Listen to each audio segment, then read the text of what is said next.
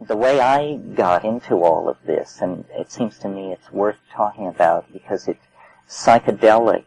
The word has, in a sense, been too narrowed. It's a kind of secret faith having to do with perception of the world, I think. I mean, I feel that I was psychedelic long before I knew anything about psychedelics, because what I was interested in as a child was nature and complexity, but not simply nature and complexity, but a certain visual suggestiveness of mystery. So I was like a beetle collector and a butterfly collector, and it was this pursuit of iridescence was actually what it was. And then years later, when I studied psychology and the brain, I read Sherrington's definition of consciousness as an iridescence upon matter, meaning an effect, but when you shift the point of regarding slightly, the iridescence disappears. And I was, it's hard to even explain to myself, let alone to a room full of people, how much I cared about this kind of thing. I mean, how is it possible for a 9-year-old child to hold the image of one insect continuously in their mind for months as in almost a mystical epiphany because of how it looks, something about how it looks. And then, as I broadened my interest as a pre-adolescent child, I got into science fiction. And as I look back on it now, I see it was simply that it broke down barriers, conceptual barriers about what was possible, and that it was setting me up for this position vis-a-vis the input of the world, which was that I would entertain any idea but believe in nothing. And this is, I think, a very if we're trying to actually talk about a psychedelic canon, this is a very central part of the psychedelic attitude toward the world, to entertain all possibilities, but to never commit to belief. Belief always being seen as a kind of trap. Because if you believe something, you're forever precluded from believing its opposite. So you have run a line down the center of the cognitive universe and divided things into the believable and the unbelievable. Well, if you know how a child lives in fantasy, and how fantasy then gives way, and gave way in my case, to science fiction. This is a kind of pre-psychedelic mindset that many, many people of my generation were experiencing as they came up through the Eisenhower years, which were spiritually a complete desert. But in these pulp magazines, beneath the surface of consciousness, notice throughout this month how much of what is important to what we're talking about goes on in the non-sanctioned corners of the culture. Pulp literature, cults, unsanctioned gatherings of friends, rock and roll, all of these areas where the emotional content of the culture is allowed to come to rest are somewhat off limits. Into adolescence, this cognition-breaking, iridescence-pursuing thing came directly up against Eros, which was, a complete new dimension for the goggle-eyed terror of the science fairs to be plunged into, which was myself. And, women, sexuality, social signaling, intense emotion, all of this, and everyone experiences this. In a sense, sexuality is the built-in psychedelic experience that only a very few people manage to evade. Because, we may like to think that we are rational animals, but for purposes of biology, a whole set of completely irrational programs have been built in that just can take, a professor of Indo-European grammar and turn him into a haunted figure pursuing chorus girls, or any of the other 50,000 variations on that theme.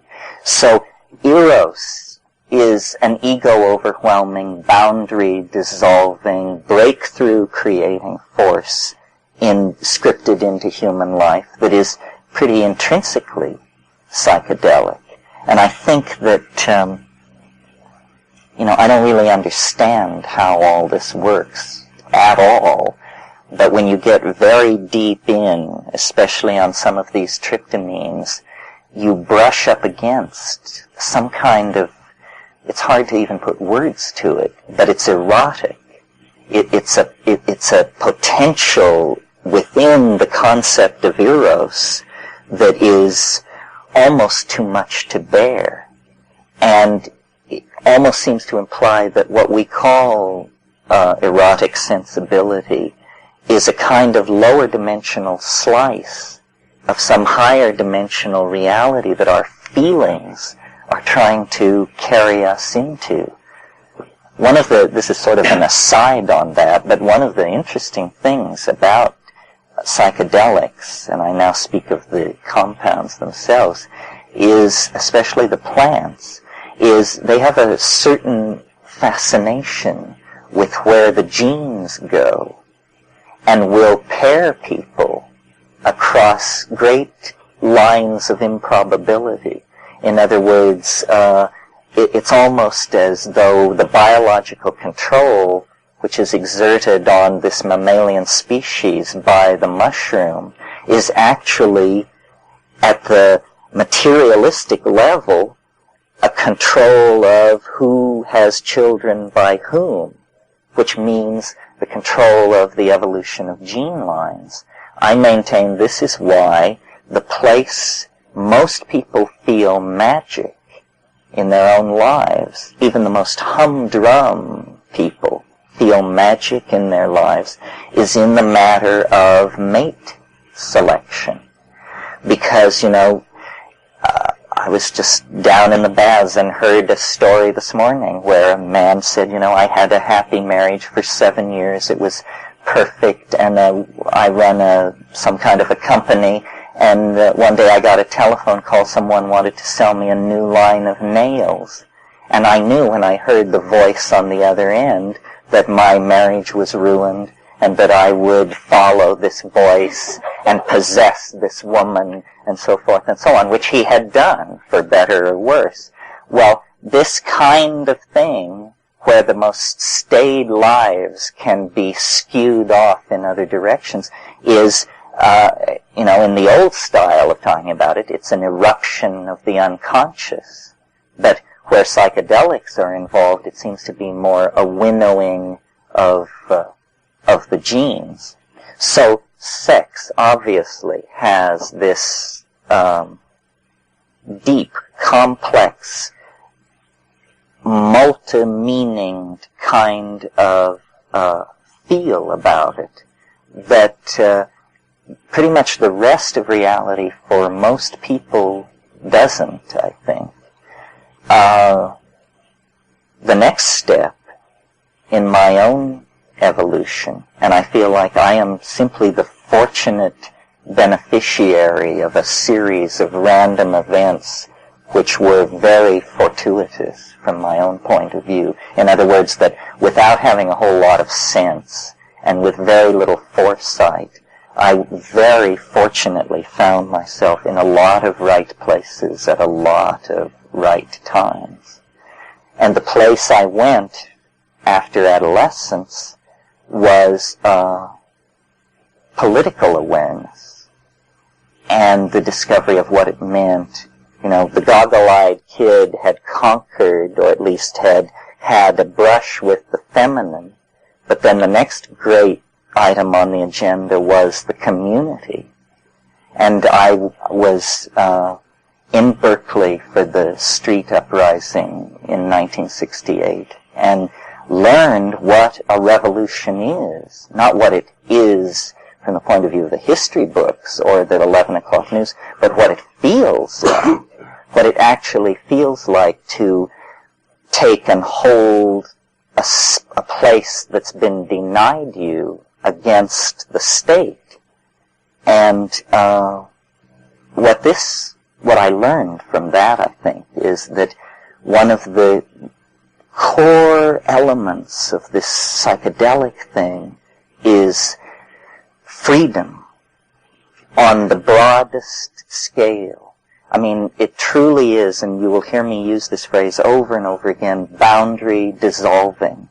And that's almost, for me, synonymous with freedom. This is what we want to do. We want to dissolve boundaries between the rich and the poor, the feminine and the masculine, the living and the dead. All boundaries do dissolve in the psychedelic experience. And the social metaphor that captures this is revolution. Revolution is an eruption from the unconscious. It is not a reasonable thing. It has a logic of its own. It's as though the overmind reaches down into the mechanics of political process and says, no, it won't be that way. It will be this way. And, as you watch this thing in China unfold, the revolution that I went through was child's play. But the revolution going on in China is about consciousness. I mean, God, the notion that, people were selling John Stuart Mill in translation in Tiananmen Square like hotcakes brings a tear to your eye. I mean, it's incredible. And as I said on Friday, the psychedelic dimension lies directly ahead of us. It is permission for cognition, permission for revolution and resolution of the contradictions that have emerged out of 500 years, 1,000 years of practicing culture in this particular way that we've been doing. It just doesn't work.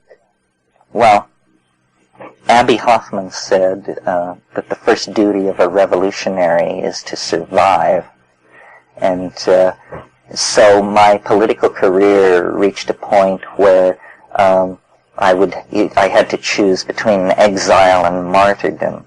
Hope that you should be so lucky, because both choices are heroic, you see. But I chose exile, which brings me to the next of these psychedelic metaphors, or these psychedelic styles that have nothing to do with the compounds, and that is travel.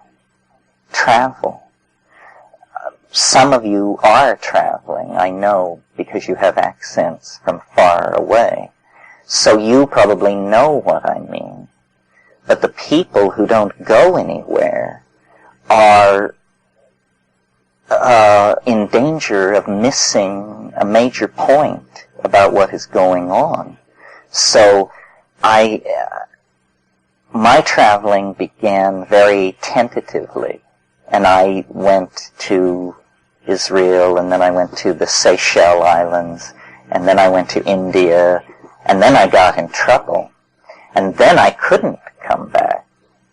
So then I had to be who I said I was, because I had essentially been making a tour in order to return to Berkeley and slay women with my tales of daring do.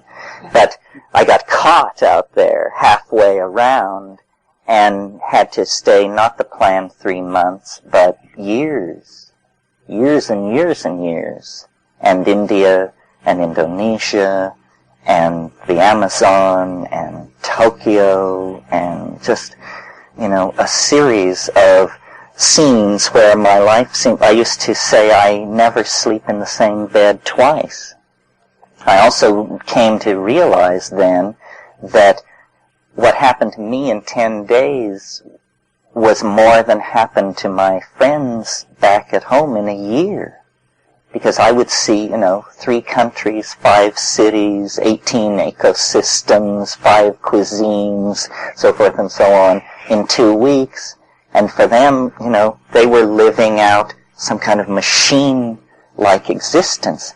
Nothing is as boundary dissolving as, except psychedelic compounds, as travel.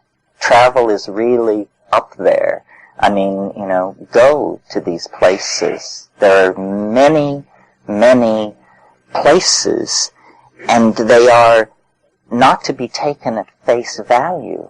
They are parts of your own psyche. They are syntactical intersections of intentionality and cognition.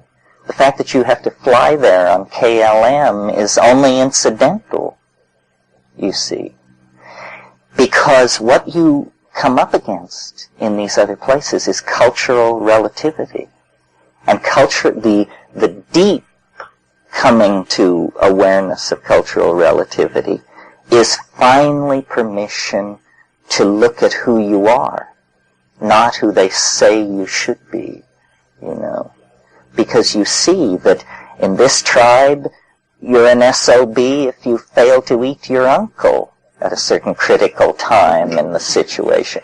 And in this society, you're an SOB if you don't own a condo in Carmel. So, how seriously are we to take all this?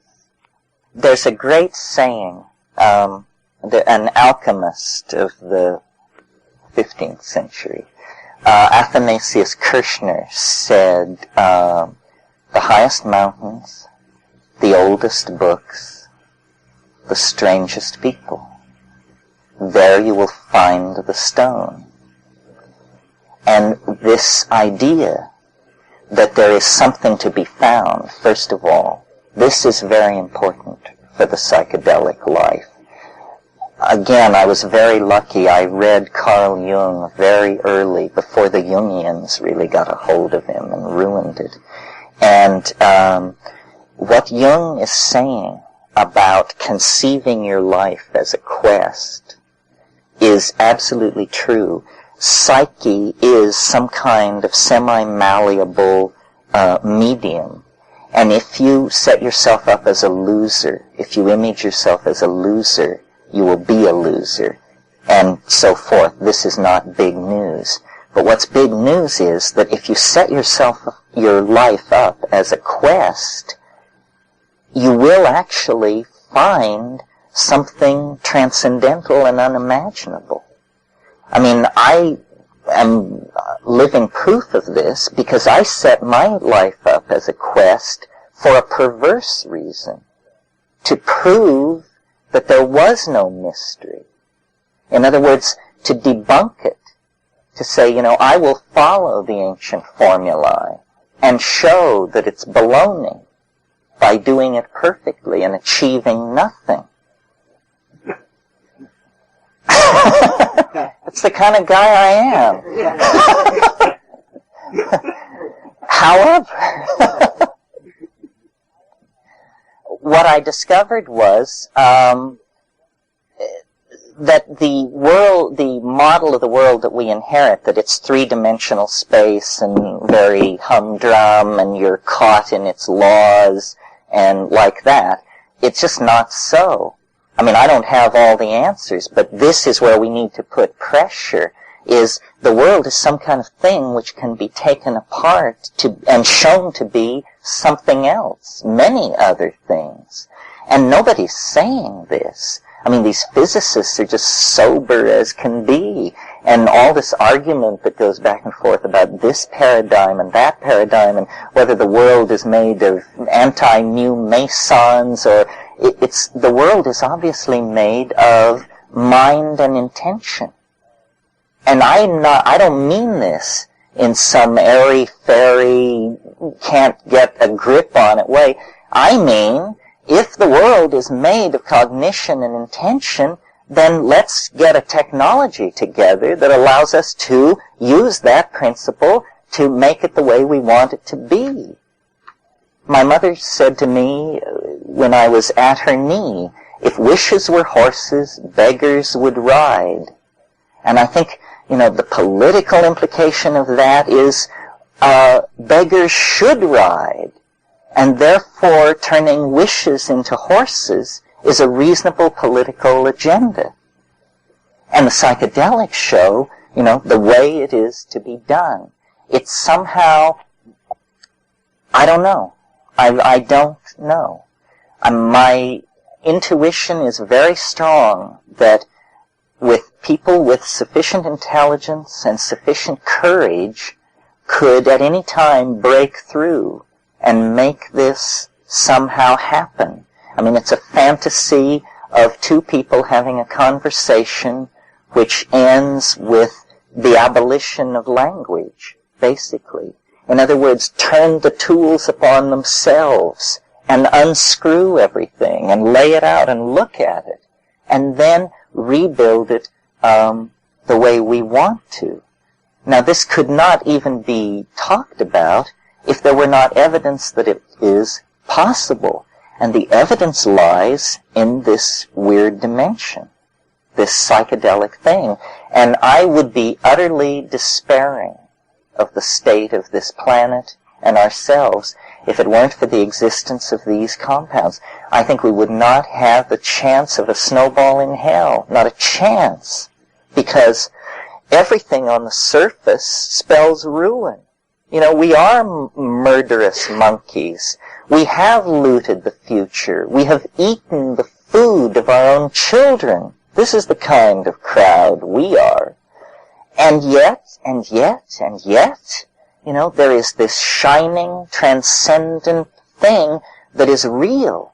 And this is what I hold against all the priests and gurus and rishis and roshis and geishas and babajis around, is they don't explain that what they're talking about is real. I don't even think they know that it's real. Perhaps they're just, parasites on an idea. But it is real, and it is possible to manifest it. The problem is that we are so perversely committed in the way we invest energy. I mean, a modern, well-equipped fighter plane costs $75 million. The United States government orders them in lots of 500 at a time. Do you know what $75 million would do to consciousness research in California? The cost of one fighter plane? I and the people I know and the people they know could deliver the millennium for that kind of money if, the law stood back. Because what we're talking about is a correlation of data that has gone on now for 400 or 500 years. Botanical data, chemical data, human data, anthropological data, data about language, data about complex systems generally, mathematical models, dynamics, chaos theory, so forth and so on. These are the tools out of which an understanding of the dynamics of mind can be created. And creating an understanding of the dynamics of mind is the way out of the political logjam. No amount of haranguing and preaching is going to do it. It requires a breakthrough to the mechanics of ourselves. That's what it basically comes down to. That we must see ourselves as potentially salvageable, reprogrammable, and worth saving. And I think that because the psychedelic experience is not bound in history, but in a way is a morphogenetic field amplifier of our species. I mean, if you think of the Sheldrakean model of morphogenetic fields, and then imagine that they cannot be detected by radio, they cannot be detected by any electronic means, the field is too subtle. But if you imagine that mind is a quantum mechanically indeterminate and delicately balanced enough system that it can actually resonate to the presence of the morphogenetic field, then you begin to have a theory of what the psychedelic experience is. It's the experience of the transcendent dimension of every object. And every object has a transcendent dimension, more than one. I mean, it has a dimension which extends into the past, it has a dimension which extends into the future, and it has a dimension which is orthogonal to any of these, that is the internal horizon of its own transcendence. Now, this kind of talk is Whiteheadian talk.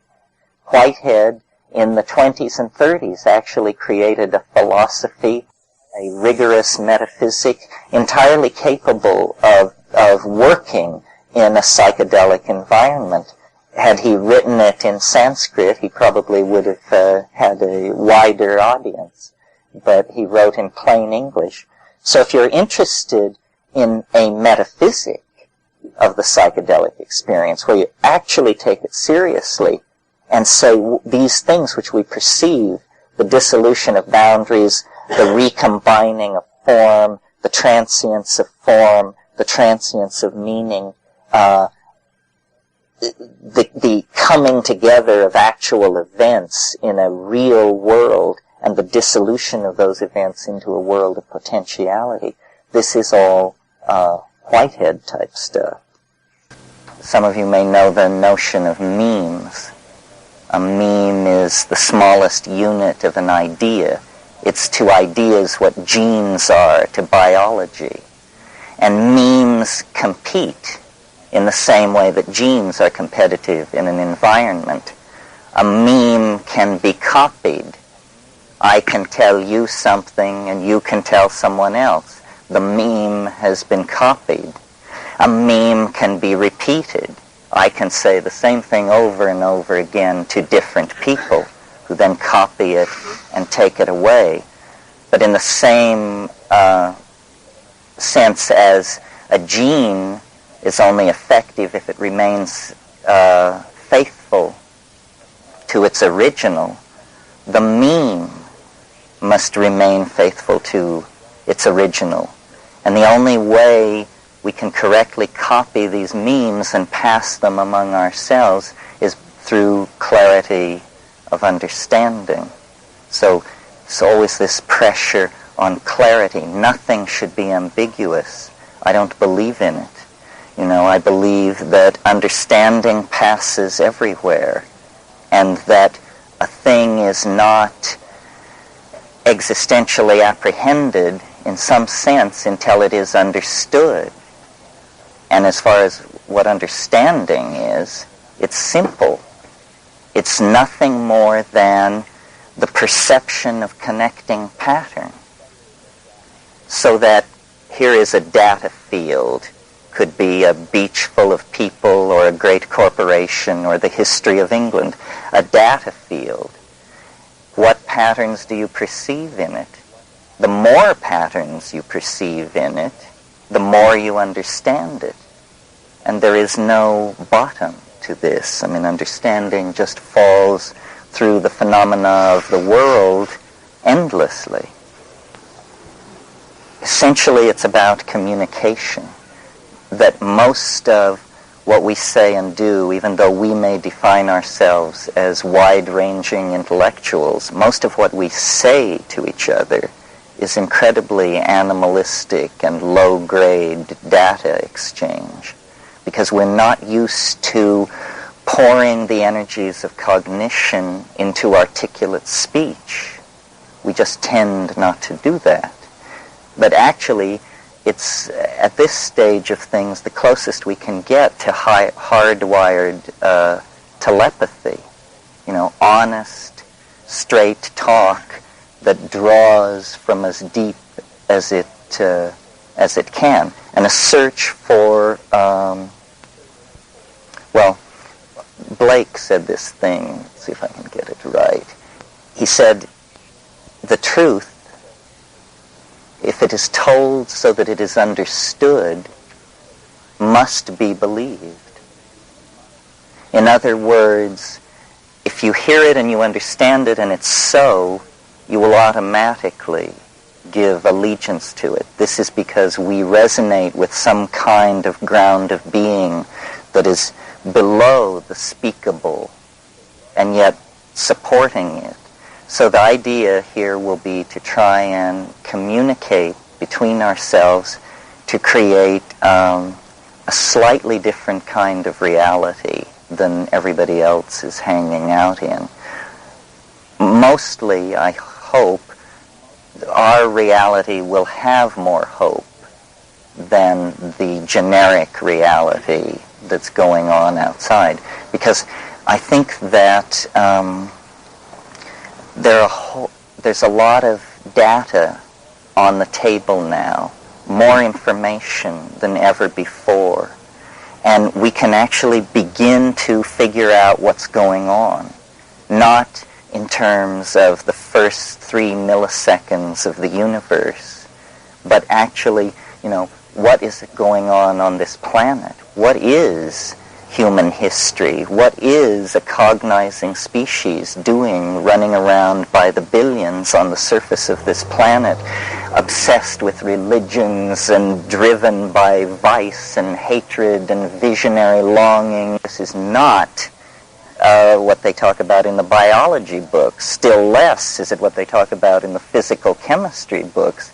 And something has torn loose on the surface of this planet, and we are embedded in it, and we are it, and it is sweeping us and all life on this planet into some kind of apotheosis, some kind of shit-hit-the-fan situation where all the hopes and dreams and fears and obsessions are going to be held up to some kind of transcendental inspection.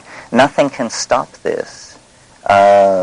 Perhaps, it could have been stopped in the 12th century or the 6th century, but now technical processes, population growth, information transfer, destruction of the environment, the great dying is well underway. And the question is, does this make sense? And an even more cogent question, can it be made to make sense? In other words, can we come to, in the situation of a planet sinking into chaos, and somehow run around and punch some buttons and close off some areas and salvage something? Can meaning be salvaged? Or is the process that has gone on over the last, you pick a number, but it's in the billions of years, essentially meaningless, dumb show and absurdity? The really freaky thing about this, I think, is that it's not clear, that it seems to rest in the domain of human decision, that the universe is not at all what we suppose it to be, and that we are in effect presented with a 3-dimensional, 4-dimensional, 11-dimensional koan, a labyrinth, a puzzle, a kind of conundrum which has to be cut through. And it's all done in the mind. The whole apparent world is actually syntactical in nature. This is what they don't tell you in the philosophy departments or the physics departments, that the universe is made of words, and that there has to be a speaker and there has to be a hearer. Photons, quarks, anti-mu, that's not what it's about. That is a linguistic model that floats above the bedrock of syntactical connectedness that mind travels through to create networks that it interprets meaningfully. That's what's really going on. So, looking at this situation years and years ago, knowing and feeling what I've essentially just said to you 25 years ago, I've always been a skeptic. I mean, I've always been sort of on a downer, cynical even, and take things apart and belittle them and see how they tick. It's just it's a male, rational style, scientific style. And the assumption behind that is that you can reduce the whole world to something which is non-threatening and neutral somehow. But a weird thing happened on the way to completing this program, which was I discovered something which it is my intention to try and share with you. I don't know, it's many people have made this discovery, but I can only speak for myself. So for me it had a very intense and kind of transformative immediacy. And this was, I discovered that in the realm of the so-called transcendental. I was raised Roman Catholic, and in the process of cutting that loose, switched to Latin for Sanskrit for a while, and I've had a lifelong interest in the transcendental, but basically from a debunking point of view. In other words, not for me sweeping up at the ashram, not for me the ambiguities of Babaji. I mean, and in India, the tack which I always took with these people was, what can you show me? Anything. Because talk is cheap. God, if I don't know that, who does? So a line of patter is completely non-convincing. Well, it's not to be found in those traditions. What I'm trying to say is that when I put pressure on the spiritual domain, the only people who could deliver were shamans with a history of use of hallucinogenic plants. And an awareness of this came to me, say, as early as 1967, and I began to pursue it. At first I pursued a pharmacological basis behind Tibetan shamanism. The pre-Buddhist shamanism of Tibet is called Punpo, and I went there thinking that their art could not possibly be what it is unless they had access to hallucinogenic plants and were using them. Well, I was, 22 years, I didn't know anything. I didn't speak these languages. I had no notion of the task that I was setting up for myself. But later I went to the Amazon basin, and there is extant and thriving a rich shamanic tradition of hallucinogenic plant use, and they can just convey you into astonishing dimensions. And it's those astonishing dimensions that will form inevitably the focus of what we do this month, because we need to run it as a headline. It goes something like this. Scientists discover nearby hyperobject in alternative continuum. It's that sort of thing. It's that by pushing the psychedelic experience, we can satisfy, and let me define pushing there. I mean putting a great deal of research pressure on the tryptamines. By pushing the hallucinogenic psychedelic experience, I think we could fairly quickly satisfy ourselves, if the legal climate were different, that the Freudian model won't do, the Jungian model won't do, and that in fact all psychological models will fail, and that what we're dealing with is something quite of another order. And I am not one to reach for, the metaphors of spirit with the connotation of moral opprobrium and all that. But there is a dimension which is accessible to each and every one of us. This is the primary thing about it. It's accessible, that is so appallingly, titanically, and bizarrely different than the continuum that we're currently residing in, that it seems to throw doubt on the entire effort to understand the world as it's been carried out over the past 1,500 years. In other words, there is an object in this mental space which, as culture-creating creatures, we are attempting to colonize and invade this cultural space through the concrescence of language. In other words, through exteriorizing our ideas as tools, we are invading this cultural domain, and the psychedelic tryptamines, and very recently discovered, by the way. I'm doing a book for Bantam, and I have to go through the whole history of these things, and to my amazement, the indole hallucinogens actually were never studied. LSD was invented in 1938. They put it on the shelf for 5 years. Then the guy took it, Hoffman. He said it's a hallucinogen, but the war was raging. That was 1943. It didn't actually make its way into the journals until 1947.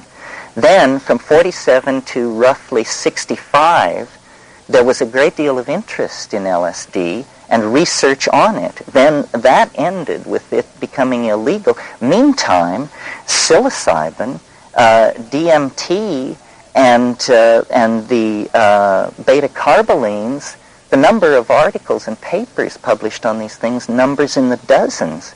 In the case of DMT, it's under 10. We're talking now human experiments, not rat slicing and physical chemistry, but actual human data. So what we inherit out of the 60s, one of the ways which we have been disempowered that we didn't even know, isn't this fun to learn a new way that you were disempowered that you didn't even know, is that the LSD experience was made the paradigm of the psychedelic experience. And it was placed at the center of the phenomenological mandala. And then all these other compounds were sort of related into it in terms of doesn't last as long as, lasts twice as long as, that sort of thing. When you think about this alternative reality and the exploration by drugs with psychedelic drugs, and then the pervasive problem with other sorts of drugs in the society, and it cuts very close to the core of ourselves as creatures. I mean, we are addictive animals. We addict to everything.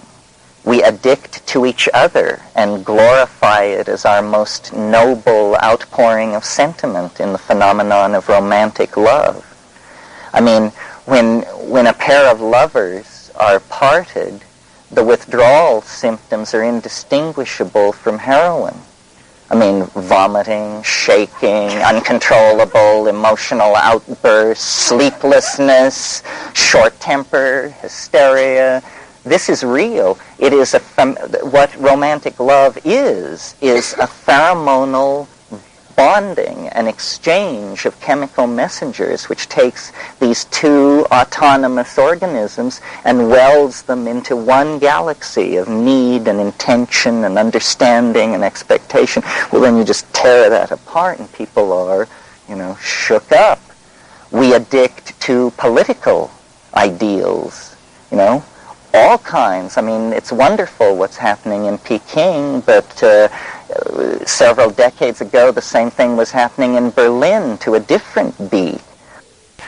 People find an idea and it works, and all barriers appear to be movable and all goals attainable. We addict to things. This is like magpies but then through media trained to propel ourselves into ever more extensive relationships with objects. We invent money, which is kind of a multi-transformable drug. It stands for everything, everything you ever wanted, and you can addict to money. Nevertheless, what I will argue during this month is that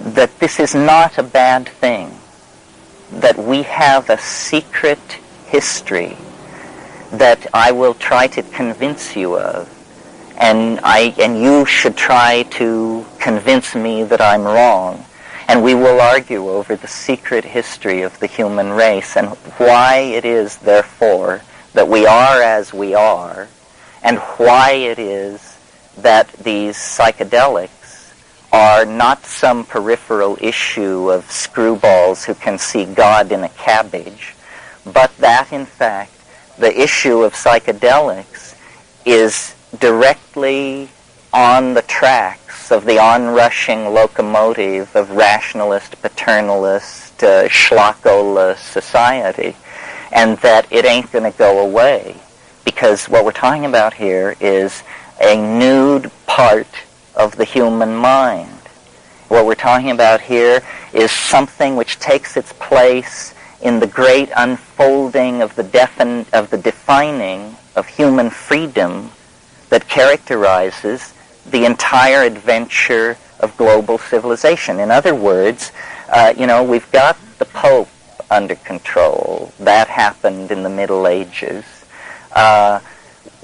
Slavery has now been generally embraced as a bad thing to be into, and we've gotten that on the books as a bad idea.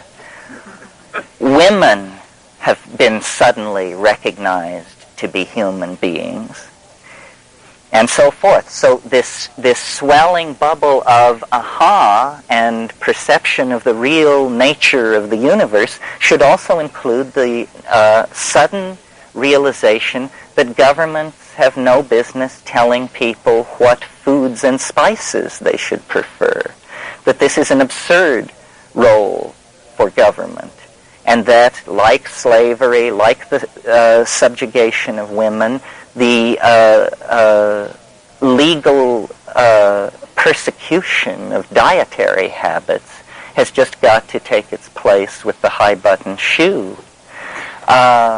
And we will talk a lot about the consequences of this. What does it mean? Because you see, what the government would have us believe, and perhaps believes itself, although I doubt it, is that we would return to the beast. That's all. We would just shoot junk and toot blow and flop around in ruinous orgies until hell froze over. And they, wiser, sterner, more disciplined than ourselves, represent the edifice of moral authority. This is a I'm doing it for your own good trip, see? And actually, this is all hypocrisy, and we will talk about that, the roles of governments in the promulgation of drugs and drug cartels, and how, this is what I learned doing this book for Bantam, is that drugs have always been there and have always been manipulated by governments. I mean, this is almost what money was invented for, was to do dope deals. And, I'll show you what I mean as we get into it. But I want to return for a minute to the transcendental object, because that's the part which gets me off the most. It's taken me a long time to believe what was actually happening, in that I always said I could believe it if I read it in the newspaper, but I can't believe it because it's happening to me, or it's happening so near to me. But I just, it hardly now seems to matter. And what we just have to do is to try and talk frankly based on our the experience which each of us brings to this about, the thing. How much of it have you seen? Well, what do you think? How does it cast its shadow into your life? What is it?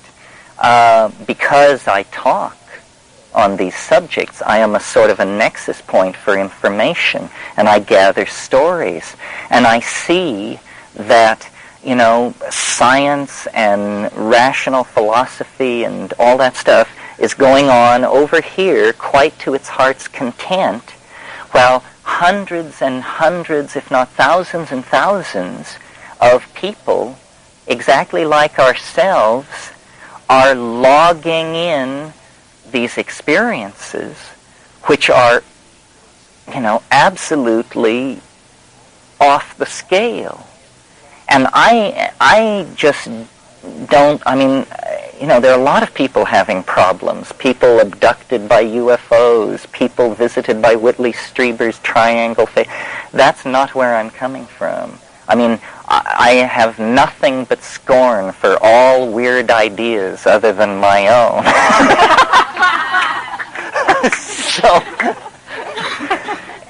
And the reason I tolerate my own weird ideas is basically because of what I've gone through. I would never believe it if I hadn't seen it. There's a wonderful story, and I have no love for Christianity either, but I'll tell a Christian story. This is what I got out of the Gospels. Christ appeared several times in the upper room after the crucifixion to the apostles. The first time he appeared, the apostle Thomas was not there. And so then Thomas came after the visitation, and they said, the Master was here. He was with us. And Thomas said, bullshit.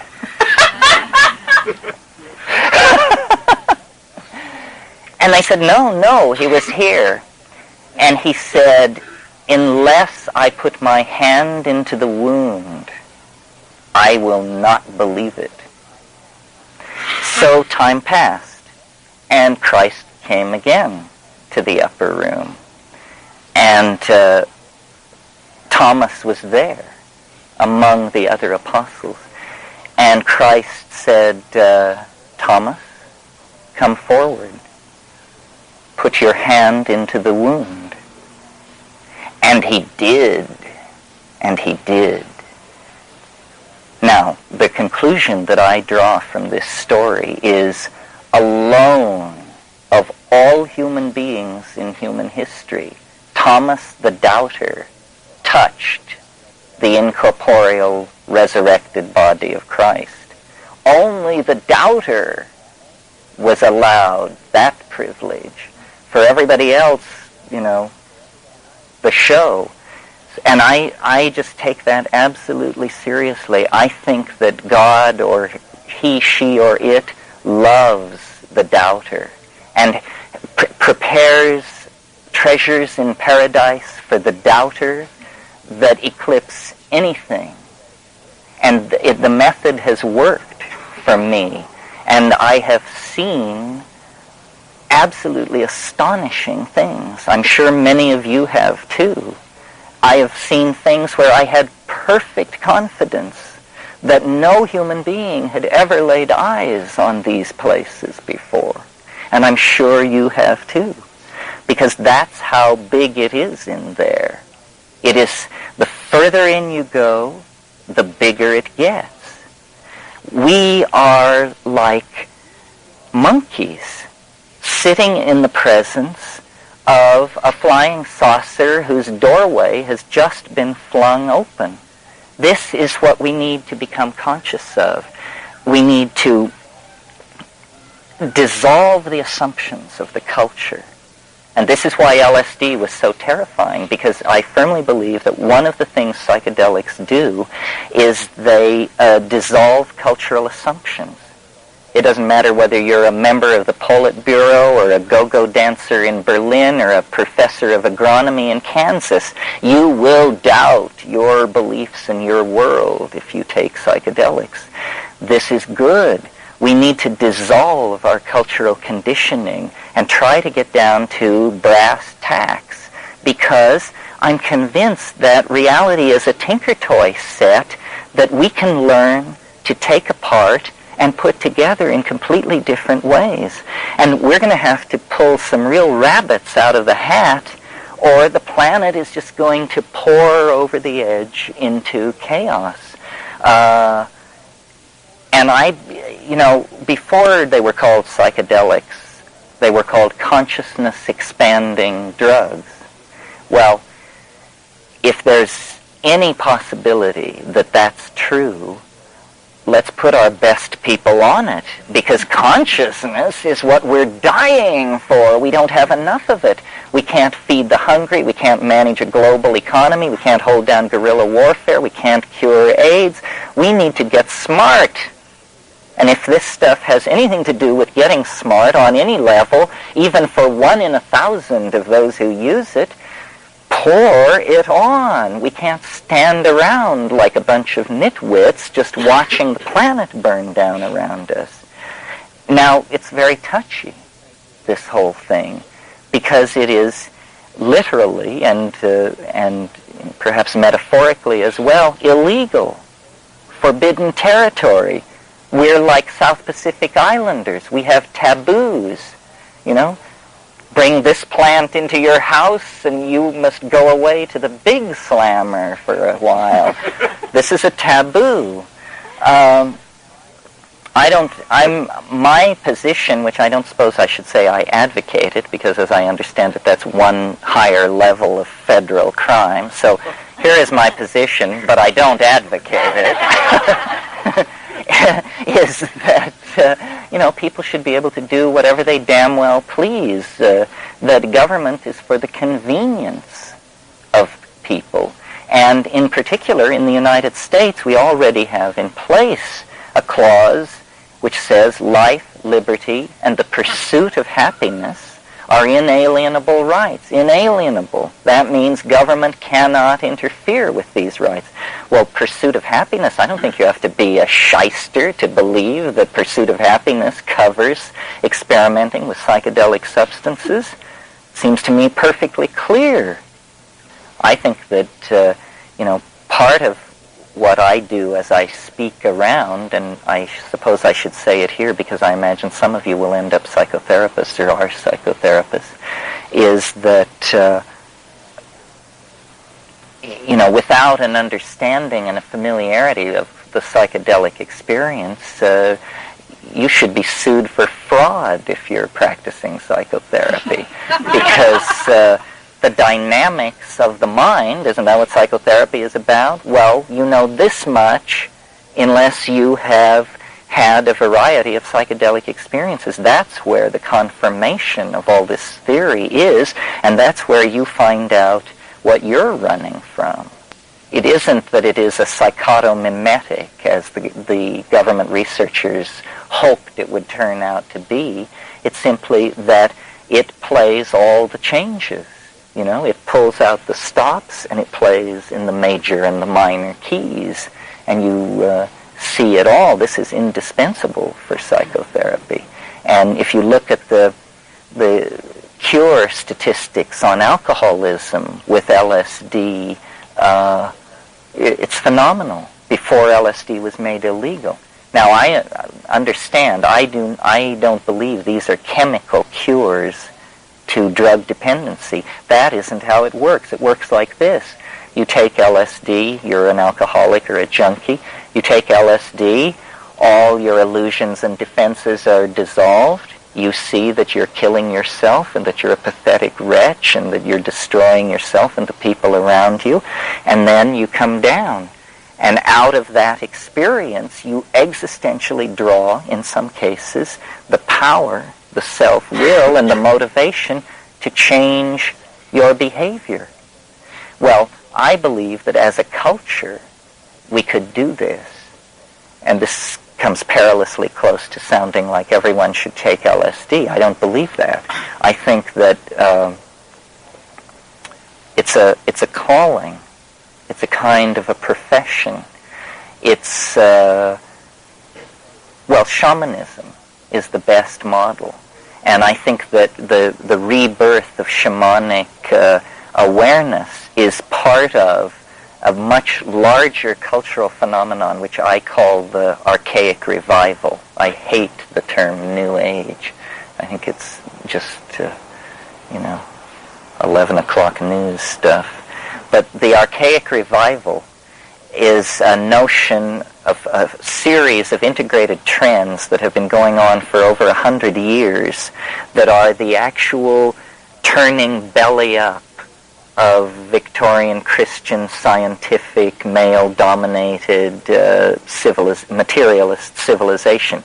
It begins with phenomena like pataphysics in the 1880s in France, and surrealism, and Freud, and Jung, and abstract expressionism, and even the Nazis had a piece of the action because of their understanding of how ritual and propaganda, and Goebbels was the architect of the German archaic revival, and LSD has a part of it.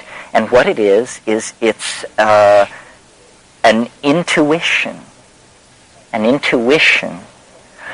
that to save ourselves from what we have done, we must reach far, far back in time for a stabilizing metaphor, not as the Renaissance did back to classical Greece and Rome to create classicism, which of course all happened in the 15th century, but further back to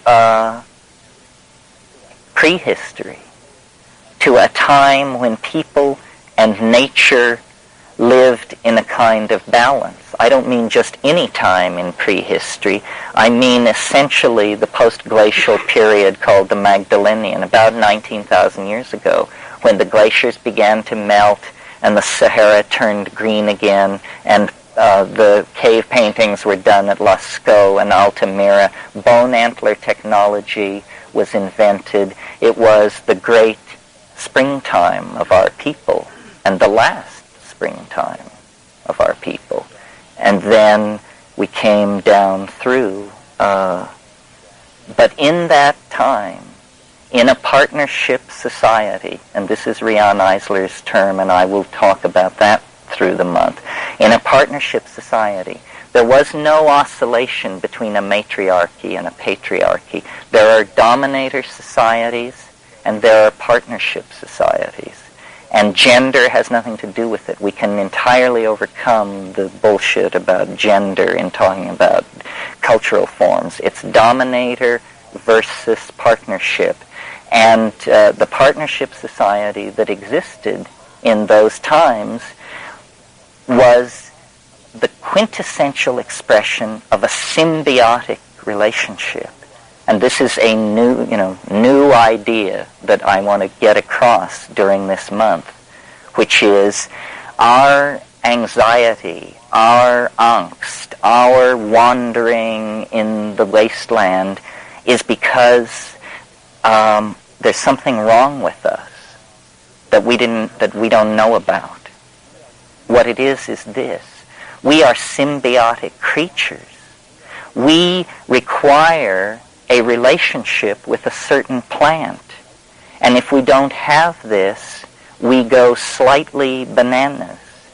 And this symbiotic relationship was disturbed about 12,000 years ago. It has to do, and I will go over it in more detail downstream, but it has to do with periods of drought in the African continent that forced people into the Middle East, and to where they were no longer able to access this plant. Then begins what we call human history at the 11,000 BP point, at places like Jericho and Çatalhöyük in southern Anatolia. What's happening with human history is a perhaps not even articulated, but nevertheless restless, driving search for substitutes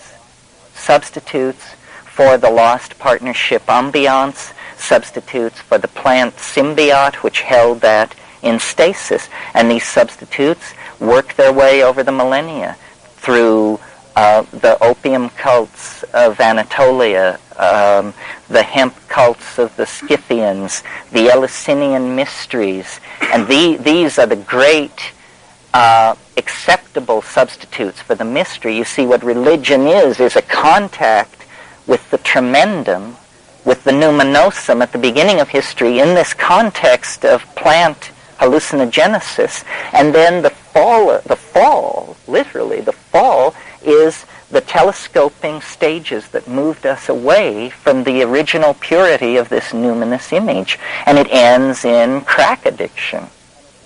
It's all about substances. This is why we frantically search the universe for what my friend Leo Zeff used to call the perfect high.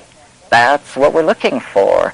We can't help ourselves. Whole cultures are doing it. And they don't think of it as a drug. They think of it as an epiphany, a religious system, a set of sacramental buildings, or a city organized on a divine plan. But what they're trying to do is restore order. And they can't do it because, like the romantic lovers parted, the partner is not present. The completing anima image is simply not there. And so we are restless, violent, neurotic, repressive, migratory, destructive, self-negating, so forth and so on. I think that we're coming to the place where we can actually begin to take an idea, like what I just said, and amass evidence for and against it, and try to then cure ourselves. In a way, I'm trying to carry out a kind of Jungian analysis where we realize that we are all the children of some kind of very damaging thing which happened in prehistory. And it's plain as the nose on your face. It's just that we are so traumatized we do not see it. I mean, look at the story of Eden, which is the central datum, the central mythologium of our culture. It's a story of substance abuse and the consequent punishment that follows upon that, because Eve eats of the fruit of the tree of life. And it says in Genesis, if they eat of this fruit, they will be as we are. In other words, it was specifically the issue of consciousness expansion, and Yahweh, the jealous God, the volcano God of a dominator culture, and said, no, you're not coming into that inner sanctum. But she had eaten of it anyway. So there was a parting of the ways. Well, this parting of the ways, I believe, is a metaphorical description of the breakup of this symbiosis in Africa and the fall into profane time, the withdrawal of the bride, really. I mean, in alchemical terms, or in terms of the Jungian marriage of the anima and the animus. And we are now, I think, in a position to at least talk about this as a possibility, because this thing which was driving these religions on the plains of Africa was a tryptamine hallucinogen. It was specifically a mushroom which was occurring in the dung of the early cattle that were just at that stage being domesticated. Well, the experience which that mushroom induces in us is no less overwhelming and transcendental and incomprehensible than it was to those people 15,000 years ago. We have nothing up on them. In fact, we may be in a worse position to understand it, because our language is now carrying a millennia-long legacy of paternalistic, egocentric, materialistic, and empirical biases They may have possessed languages that far better commanded the true modalities of the transcendental object than do our languages. So the archaic revival is an invitation to historical humanity to view itself as a kind of prodigal son and to abandon the wandering in history, the peregrination in history, and to return to the archaic fold with what has been learned. And what I will suggest to you that has been learned is the purification and rational analysis of the sine qua non of the whole shtick, which is the hallucinogenic compounds. In other words, human history is a dipping into matter, a kind of Faustian pact to come away with what the shamans of archaic times were approaching by a natural means. Well, let's see. It means I've talked for about an hour. Are there questions?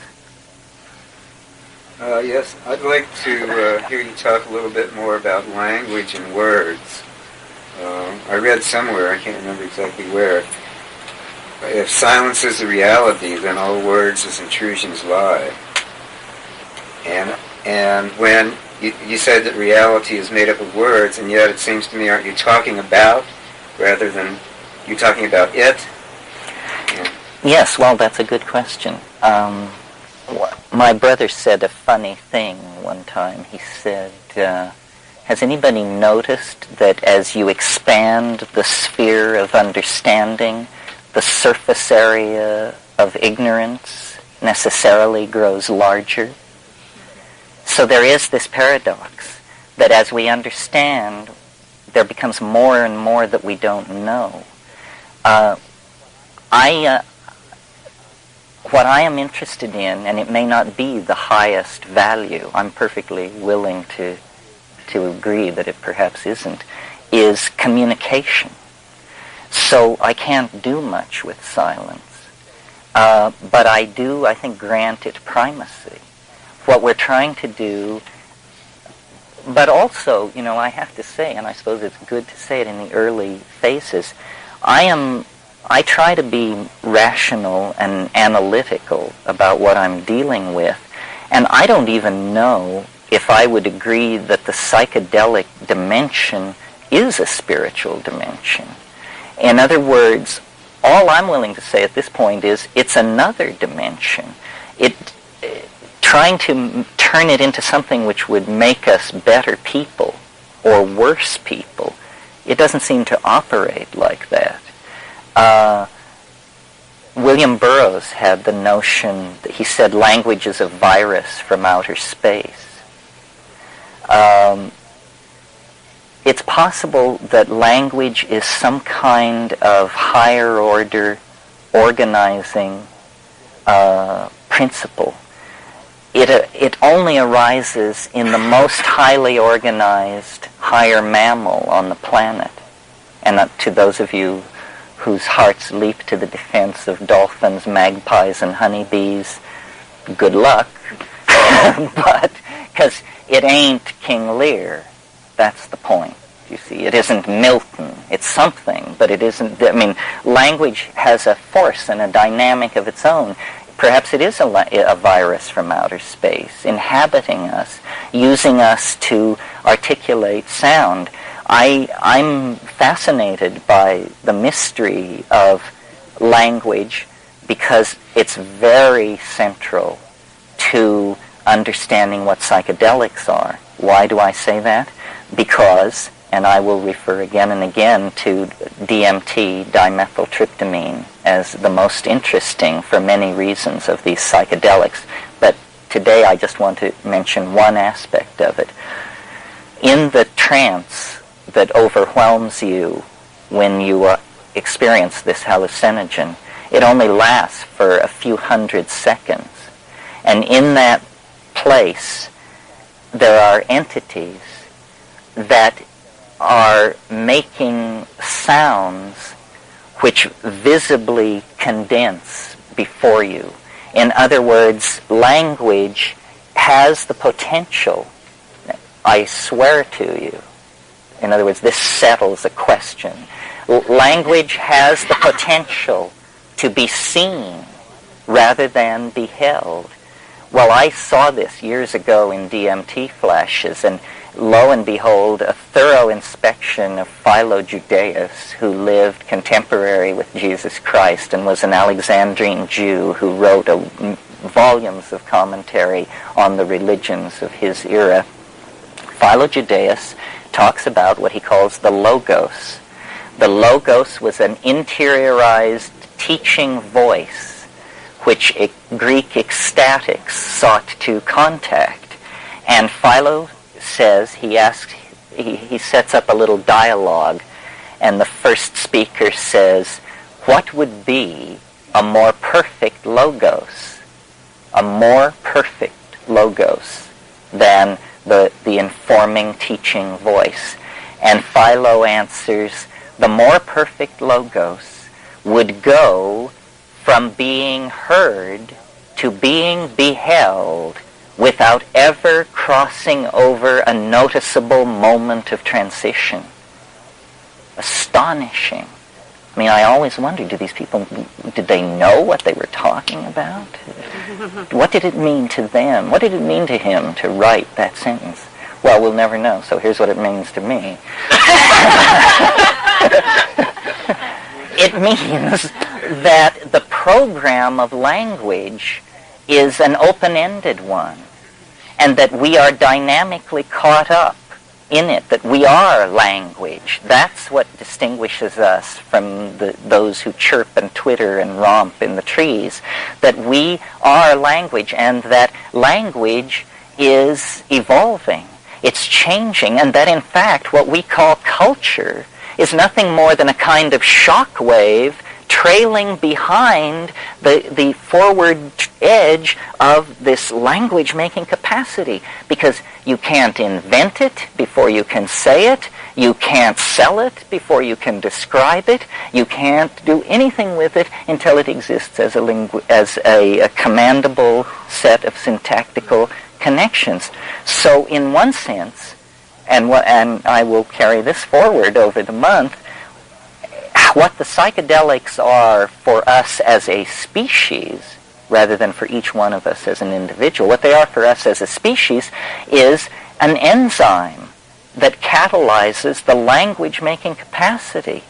What is an enzyme? An enzyme is an organic catalyst. What is a catalyst? A catalyst is a chemical agent which causes a chemical reaction to proceed faster than it ordinarily would without being consumed. The catalyst is not consumed. So I think that the astonishing proliferation of cultural effects, languages, religions, ontologies over the past 40,000 years out of nothing, because before that human organization was, it was dull back there for 1 million or 2 years. There was, so far as we can tell, no material culture at all. Now, you may wish to defend that it was wonderful, but you will find you have no evidence for it. But suddenly, after staying stable for 1 million years, the human brain size doubles almost overnight, and there is this cascade of cultural effects. I maintain that it has to do with pastoralism as a behavioral habit, bringing these proto-hominids into contact with psilocybin as a dietary element, and that psilocybin specifically catalyzed certain qualities of the human organism that worked to its evolutionary advantage, such as consciousness. Can you imagine a more multi-purpose, mutational, adaptational change that would serve you well than being able to think clearly? If a flatworm could think clearly, evolutionary horizons would open before it, or any other organism. It's like a super non-specific immune response. You can handle any problem. Give me a problem. I'm a thinker. I can handle it. So the catalysis of language, well then, it only ceased 2,000 years ago at Eleusis, when triumphant Christers stomped out paganism wherever they found it, and all of these mystery religions were driven underground and forgotten. And it has to do, there are other factors, such as the botanical scarcity of decent hallucinogens in the European ecosystem, but, details which we can talk about. But the point is, 2,000 years is all that we've been away from this. And in that 2,000 years, we've elaborated the most lethal set of assumptions and cultural conventions ever brought forth. I mean, war, before people used to knock each other on the head, but in the hands of these unstoned dominator types with this linear linguistic bias, which then is totally reinforced by the printing press, you see, it's a suicidal cultural style. Well, one of the things that I think happened in the 60s that supports my case, in the wake of LSD, you see a tremendous enriching of language, endlessly sneered at by those who don't talk that way. But, it introduced the notion of the vibe, the ego trip. These are worthwhile concepts. The bummer, the flashback. These are linguistic pearls that, crystallized out of that experience. And I realized in the Amazon, hanging out with these ayahuasqueros, these people using ayahuasca, which is a different strategy to make DMT happen, but it ends up with the DMT happening. Their songs were not to be listened to, but to be seen. And people would say, "How did you like my song last night?" And people would say, "You mean the blue one or the yellow one?"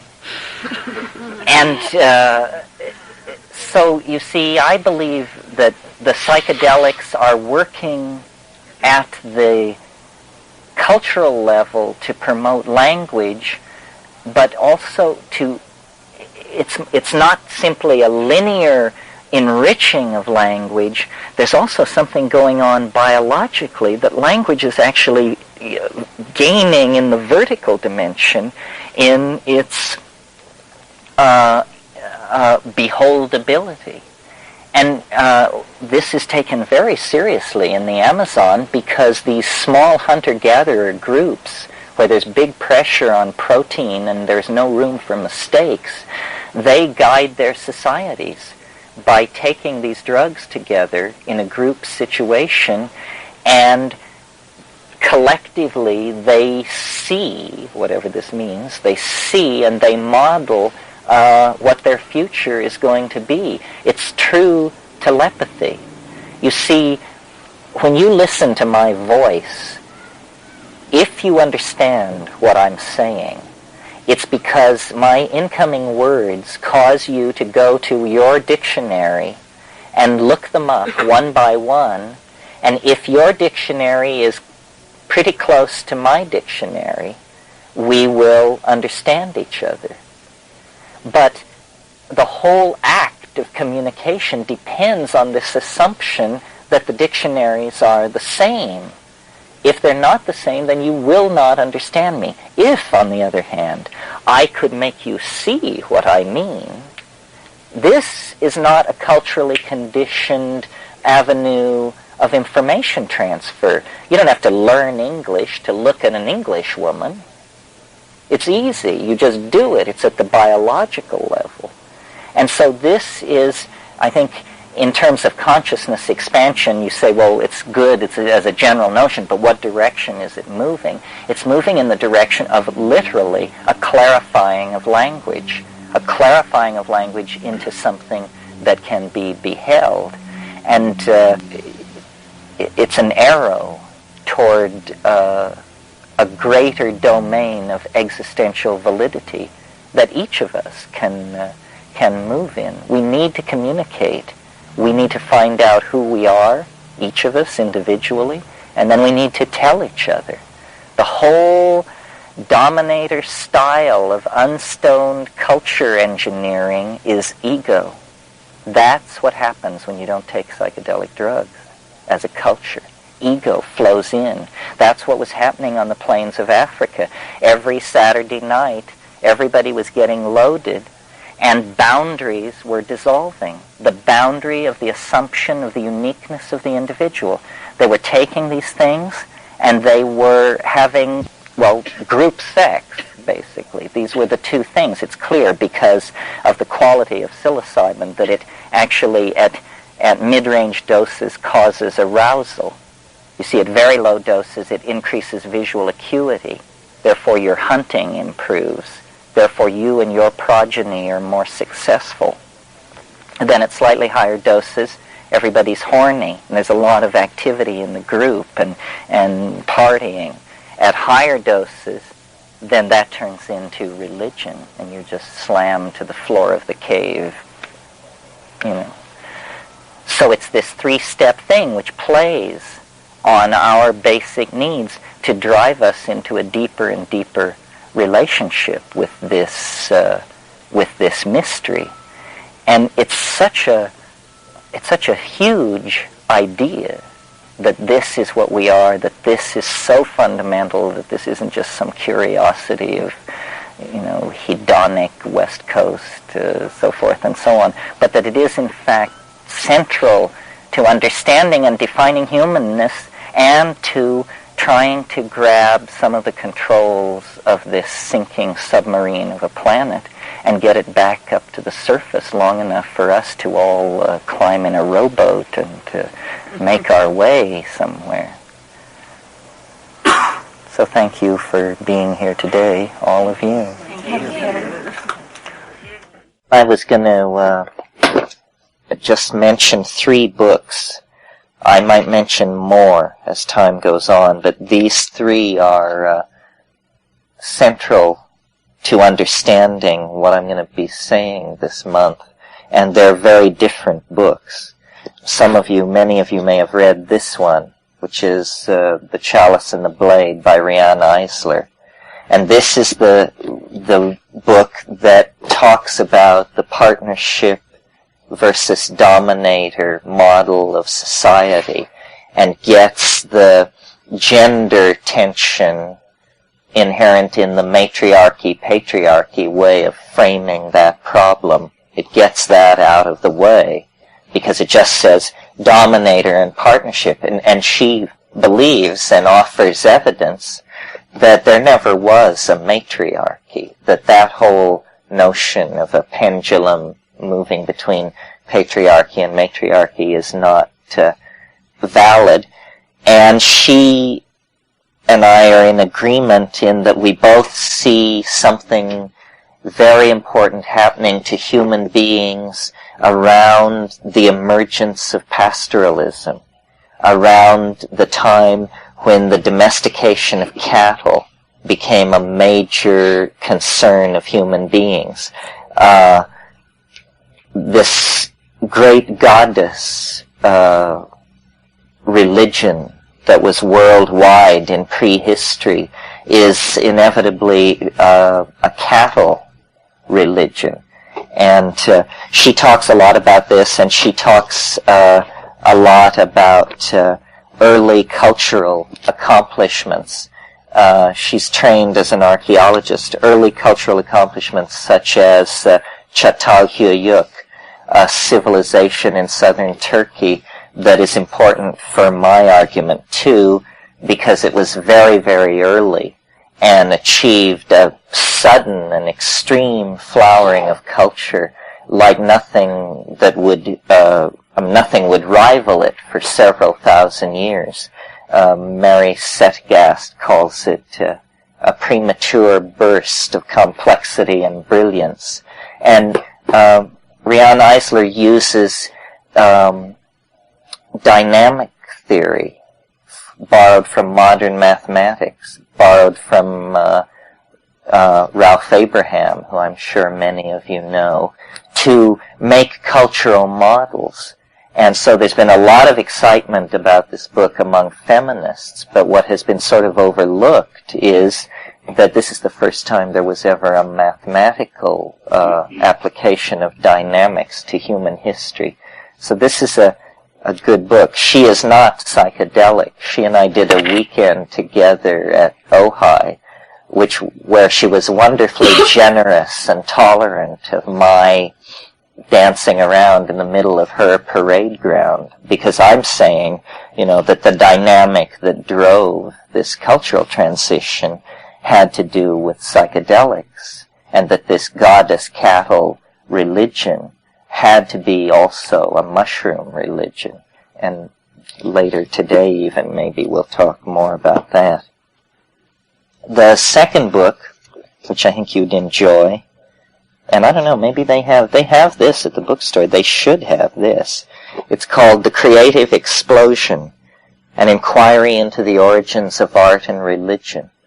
Now, notice that both of these books that I've recommended contain long passages about sudden outbursts of creative brilliance on the cultural level. This is very interesting to me because this is this stuff called novelty that we talked about a little bit yesterday. And tracking these outbursts of brilliance and complexity in cultures and in our own lives is the way we confirm for ourselves the existence of this topological manifold over which probabilistic or previously thought to be probabilistic events are flowing.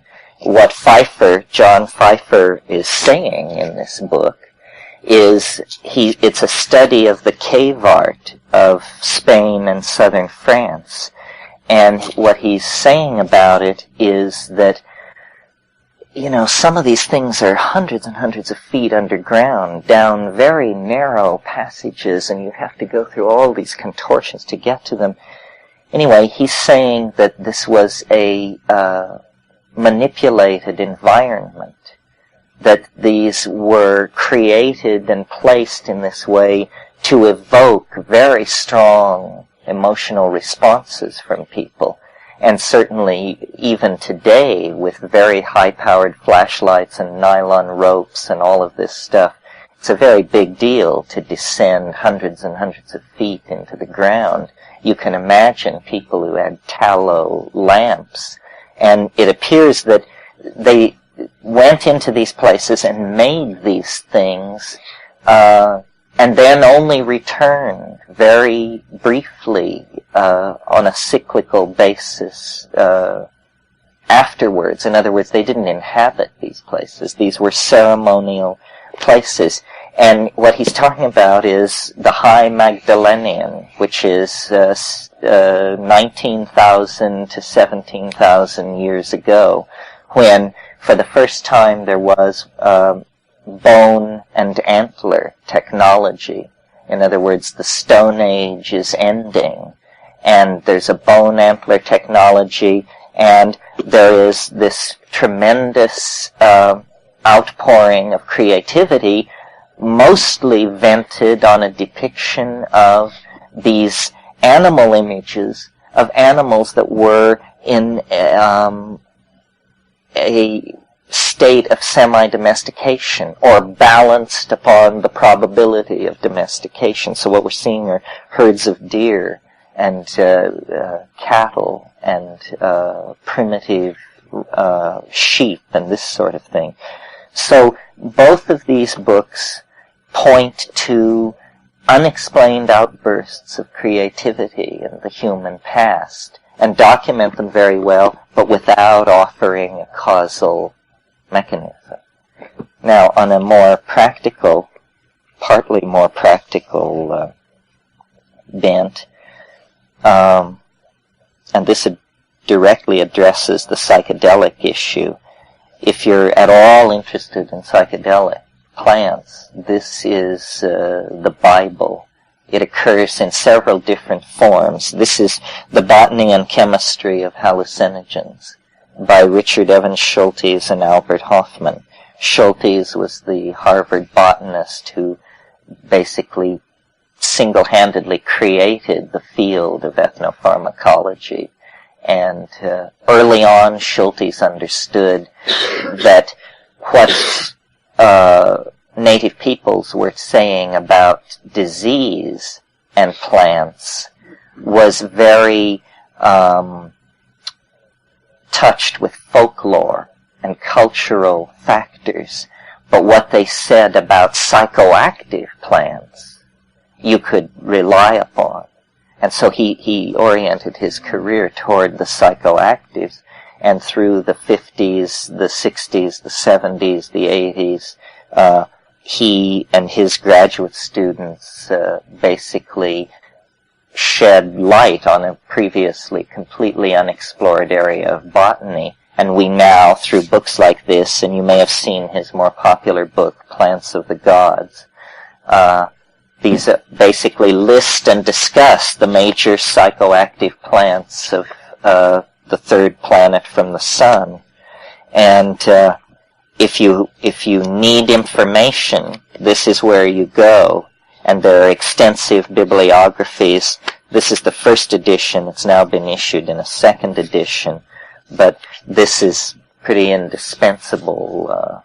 Then there are a few other books too, but this is the one to start with. Well, so that's just sort of business. People should be directed toward books that then expand the basis of what's being said. Does anybody want to say anything about yesterday?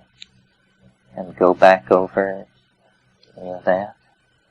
I thought I would talk a little bit today about, see, the way I imagine this happening is that if there's nothing else going on, then there are facets to this thing. And they may not even appear to be connected to you at first, but I will just then choose one of these facets and talk about it. So a facet that was brushed on yesterday that needs to be really brought forward and understood clearly is, it kind of comes under the general banner of the feminine. But from several different points of view, I want to talk about how the psychedelic experience reflects on and relates to the feminine. First of all, a lot of this has to do with how I think of the origin situation. I think everything was set then. And women, I think, well, it happened like this, that there was specialization in these early proto-hominid and hominid populations. And it generally divided along the lines of that the women, because they almost always had babes at breast, were more collectivized and more traveled less. The men hunted, and the women kept the children and all that together. And the women were gatherers. This is the important thing, that the women were gatherers, and that what they were gathering was food, and what they were gathering was plants, primarily. So that, I'll show you something here. This is a description of a plant. You see, before the era of color lithography, botanists had this need to be able to exactly describe and differentiate plants one from another. So here is just a bit of a description of a plant. The plant is Methysticodendron armonesium, and this is what is called the taxonomic description. Tree, up to 25 feet in height. Leaves membranaceous, dark green, very narrowly ligulate, apically acuminate, basically long attenuate, marginally commonly subundulate or undulate, 20 to 26 millimeters long, 1.3 to 2 centimeters wide, minutely and irregularly pilose on both surfaces. Flowers up to 28, usually about 23 centimeters long, apically 10 to 13 centimeters in diameter, very strongly sweet-scented at sundown, Calyx spathacea, green, Papriaceous or membranaceous, 2 to 5 fid with acute teeth, 3/5 as long as corolla, very minutely pilose. Corolla divided 2/3 to 4/5 its length, usually with 5 lobes, but often 4 or 6. Membranaceous, white, spathulate or subspathulate, rhombidiiform, long, acuminate, and circinate. That's half of the description. Now, the point of this is the need to describe a plant puts tremendous pressure on language to accommodate itself to difference. That's what they're doing there. They're attempting to create a word picture that will make it possible to tell this thing from any other thing. Well, women who were gatherers in this early situation were under tremendous pressure to elaborate a vocabulary of visual distinctions. You know, you eat the thorny one, not the smooth one. You eat the one with the leaves that have the crinkle on the edge, but not the one with the leaves that have the furry underside. And this kind of need put on real pressure for language. Men in the hunting situation had, strangely enough, the pack signaling repertoire that we came down from the trees with is pretty sufficient for a pack hunting situation. In other words, you have 40 or 50 barks and yells, and you can direct a complex hunting operation. You don't have to have this tremendous stress on adjectives, you know. And then the major stress in hunting often is stoicism and silence. You know, I mean, it's not a rappy undertaking. And to this day, you know, it's thought to be a sexist observation, but when you go into villages of native people, I mean, they always speak of the chattering of the women. And this is true. I mean, women chatter a lot about the details of ordinary existence. This is what they are heavily linguistically programmed to be into, is the details of ordinary existence, and especially in this matter of food. Well, where the way in which the mushroom fits into all this is that when the African continent began to dry up, this happened over a very long period of time, and it wasn't just a gradual phenomenon. There were glaciations and there were interglacial periods. But generally speaking, over the past 500,000 years, Africa has experienced a progressive aridity. And this forced our remote ancestors down onto an evolving grassland situation. Simultaneously with all these changes going on in the proto-hominids, a lot of ungulate mammals were evolving in this sudden, rich grassland environment. And in the dung of these particular mammals, the psilocybin-producing mushrooms found a suitable environment. They are that kind of mushroom which is called coprophytic, means likes dung. And the mushrooms used in the Indian cults of central Mexico are not coprophytic mushrooms, with one exception. They are ephemeral, deep forest mushrooms, an indemnified community of species that seem to have evolved there. But the exception is in the genus Stropharia, where you get these coprophytic mushrooms, Stropharia cubensis, and its conspecific species, and they appear wherever there are cattle of the Bos indicus type, which is the cebu, the humped white cattle. This is a very primitive form of Asian cattle, probably the nearest living relative to Bos primogensis, which was the prototypic Ice Age cattle. So the mushroom occurs then in this situation, in the manure. Well, the pressure on the environment for protein is intense. And I saw myself in Kenya, tribes of baboons on the veldt, and they would go over and examine cow pies and flip them over looking for grubs underneath them. So it's in the repertoire of the behavior of these apes to associate these things. And the mushroom presents itself as a completely startling phenomenon in the natural environment. I mean, I've seen them in pastures in the Amazon the size of small dinner plates and on stalks 11 inches high, So we're talking a hefty piece of protein. The question is, can you eat this thing? And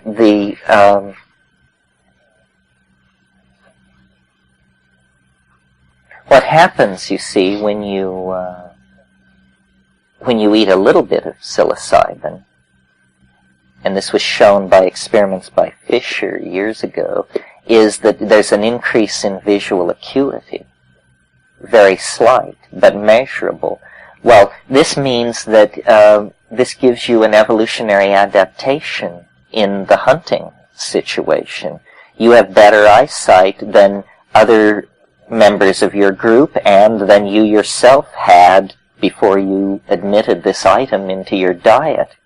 Well, this is a self-reinforcing situation on a scale of thousands and thousands of years. Very quickly, those not availing themselves of this quote-unquote artificial augmentation to sensory clarity will be bred out because there's just no percentage in poor vision. At slightly higher doses, the psilocybin causes sexual arousal. Well, again, you don't have to be an evolutionary biologist to understand that the number of successful copulations that you complete has a direct bearing on the success of your reproductive strategy. And these are all numbers games, I mean, those who fuck more have more children is what it comes down to. So if a certain dietary item is causing sexual activity, well then we're going to see more and more of the children of the people who indulge in that dietary item. And this can be very unconscious, you see. And then the third thing is, of course, that at yet higher doses it gives way to this mystical tremendum, or this entry into hyperspace. What this has to do with the feminine is that I think the women would have been the gatherers of the mushrooms. The women were the keepers of the reproductive mysteries anyway. This cow cult that got going, it's very clear to me that from the point of view of a pre-literate person, the mushroom comes from the cow. I mean, you can't explain it any other way. It has no seeds. I mean, this was puzzling to people up until the 16th century. They couldn't figure out where these things ever came from. They were accustomed to the notion of plants having seeds, but these mushrooms which sprang up overnight just seemed mysterious.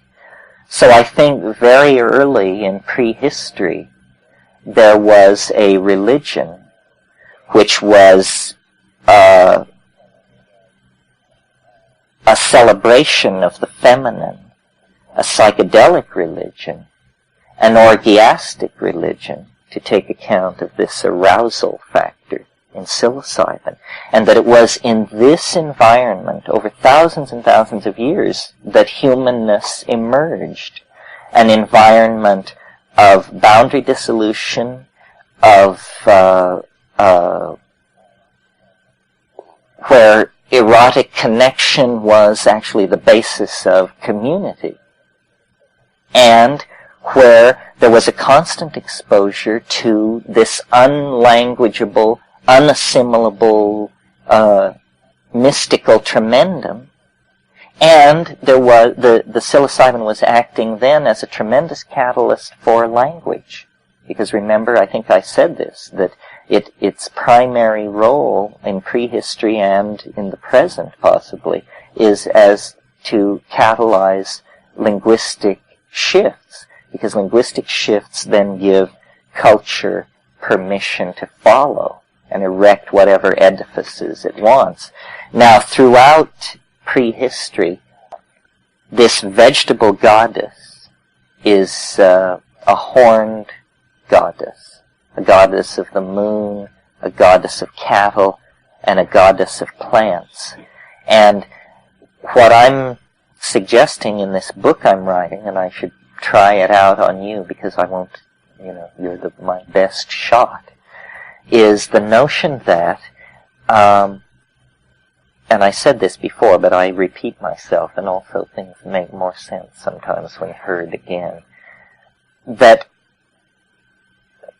the natural human condition is actually a condition of symbiosis with this hallucinogen, this particular hallucinogen, that the mystery of who we are and the mystery of why we are so bereft and why history and why all this malarkey is because things went on 15 to 25,000 years ago that we have repressed and never faced the implications of.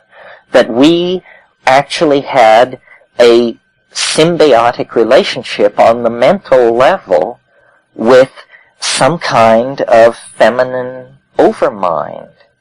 And, never mind all the questions which this raises about where is it, what is it, how does it do it, but just that the Gaian process is more than a process. It is a self-reflecting intellect of some sort. How can we pass judgment on this? What do we know? The Earth is 5 billion years old. Intelligence may come in many forms. Self-reflecting awareness may come in many forms. But what seems clear is that there was a dialogue with this other, and there was balance, and there was wholeness, and there was a way of being which, it was paradisical. That's why we are so haunted by the loss of it. That's why all of our ontologies are the story of how something was taken from us, something was lost. And it's nobody's fault, exactly. I mean, it really has to do with the processes of the planet. That this partnership paradise that arose as we came to consciousness in the cradle of Africa was dependent on the continuation of this extremely rich grassland environment, which was, in fact, a transient phenomenon. So that by 8, 10, 12,000 years ago, visible pressure was being felt by these populations in Africa. And you see, each time there has been an interglacial period over the last 100,000 years, human populations and in the older strata, proto-hominid populations bottled up in Africa have radiated out across the Eurasian continent. But only in the last interglacial, 20,000 years ago, were those people leaving Africa true pastoralists. They had flocks. They had skin tents. They had a religion. They had language. We know this. I mean, there's just no doubt about it. Before that, they were nomadic hunter and gatherers. So this relationship to the mushroom and the relationship to the cattle, actually the first payoff was an entirely new order of civilization. The symbiotic relationship with the cow, which made life much, much easier, either fueled by or fed into the symbiotic relationship with the mushroom, which gave more successful hunting, better sex, and religion. So there were all these factors feeding into this situation. Now, when these people got out of the Middle East, got out of Africa and settled in the Middle East, it was a much dicier situation. And if you know anything about Middle Eastern archaeology, in Palestine there is a great puzzle, because before 9,500, it's virtually empty. This is the interglacial. Ice reached as far south as Sidon in Lebanon, and this area was all frozen up. But as the glaciers retreated, suddenly there are people at Ain Sabah and later at Jericho and at several places, and it's always been assumed that by archaeologists on basically chauvinistic grounds that this must have been an outpost of old Europe, the Balkan, Yugoslavian area that Maria Gimbutas has written so much about, because these people are so advanced. They're called Natufians, and they appear very suddenly in the archaeological record, 9,500. 1,000 years later, they build Jericho, which is at that time the most advanced city site on the planet. And but before they build Jericho, their habit of building was under rock escarpments. And this is the same style of Neolithic building that existed in the Tassili Plateau of Algeria. So, in the absence of much archaeology to support either side, I think it's reasonable to think that these people may have come out of Africa. And in fact, there is some evidence of this, because there is what's called burnished Sudanese ware 4 is found in these Natufian places. And burnished Sudanese ware 4 comes from deep in what is now Ethiopia. So there was at least trade, and I think based on, and the people who write about all this have commented on the African motifs, because while we don't have much art from Jericho, these people 1,000 years after Jericho, by now it's 7,500, they build Çatalhöyük in southern Anatolia, and this is truly a science fiction civilization. It's freakish. It's 7,500 BC. The pyramids lie 3,000 years in the future. So what about that? Well, we don't know, but one of the questions that will remain unanswered in this month is why. Why is there this synergy between the plants and the human beings? Is it chance? Is it just that this is how it works out, and now we are self-reflecting enough to be able to unravel the threads that went into the confluence of influences that created us? Or is it plotted somehow? And this is then the extraterrestrial gene theory. Is this thing somehow strewn in our way? Because you see, I don't buy any of the extraterrestrial intervention theories that have them landing on the White House lawn or projecting images into the minds of people who live in trailer courts, or all these things they're accused of doing. The one thing I grant extraterrestrial intelligence is great subtlety, and probably a long time scale to do whatever they want to do. It's possible to reach a point of deconditioning. It's a kind of reconditioning, but it's also deconditioning, where it seems obvious that the planet must be monitored. It is, after all, such an interesting planet. It seems that if anyone could monitor, they would. We've already now, through the probes we've sent into our own solar system, seen about 33 worlds. And they all fall into various classes, and not one comes anywhere near to what we are. We are what astrophysicists have given the charming acronym, we are a whore. A whore is a water-heavy, oxygen-rich world.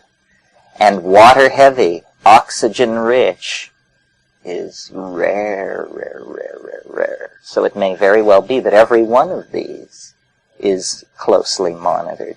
Well, once you allow that notion, then the presence of the psychedelic genes, the psychedelic activator in the environment begins to look more like a sort of biogenic engineering. It is curious that what these psychedelics do on a scale of the community is they release new ideas.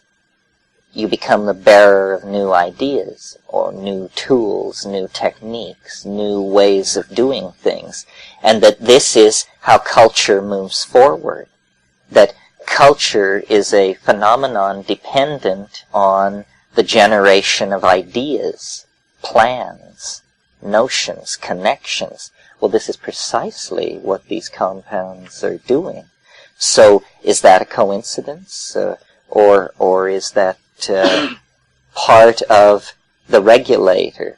Are we, in fact, somehow managed towards some point? And then the question becomes, of course, for what? And then, it devolves into the realm of science fiction. I had a professor once who had a fairly grim view of things, and his notion of what human history was all about was that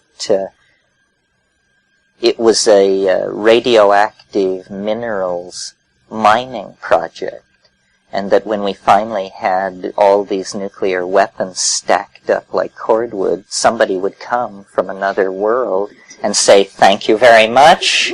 This is what we wanted, and you've done a good job." And, that all of human history was simply to get people to stockpile plutonium for somebody else's very good reasons. Well, I don't think it's anything quite so Jack Armstrong-ish as that, because what I sense in the mushroom is a tremendous heart, a tremendous, it's well beyond all of that. It's an emotional, intellectual, feeling-toned kind of thing. But is it a benevolent galactic monitor? Is it the beating heartbeat of Gaia? Is it this entelechy that I spoke of at the beginning of the hour that is somehow the sum total of process on the earth? Or is it possible that I have been remiss in my assessment of the capacity of human beings, and that this is nothing more than us? It doesn't seem to me like us. It doesn't look like that to me.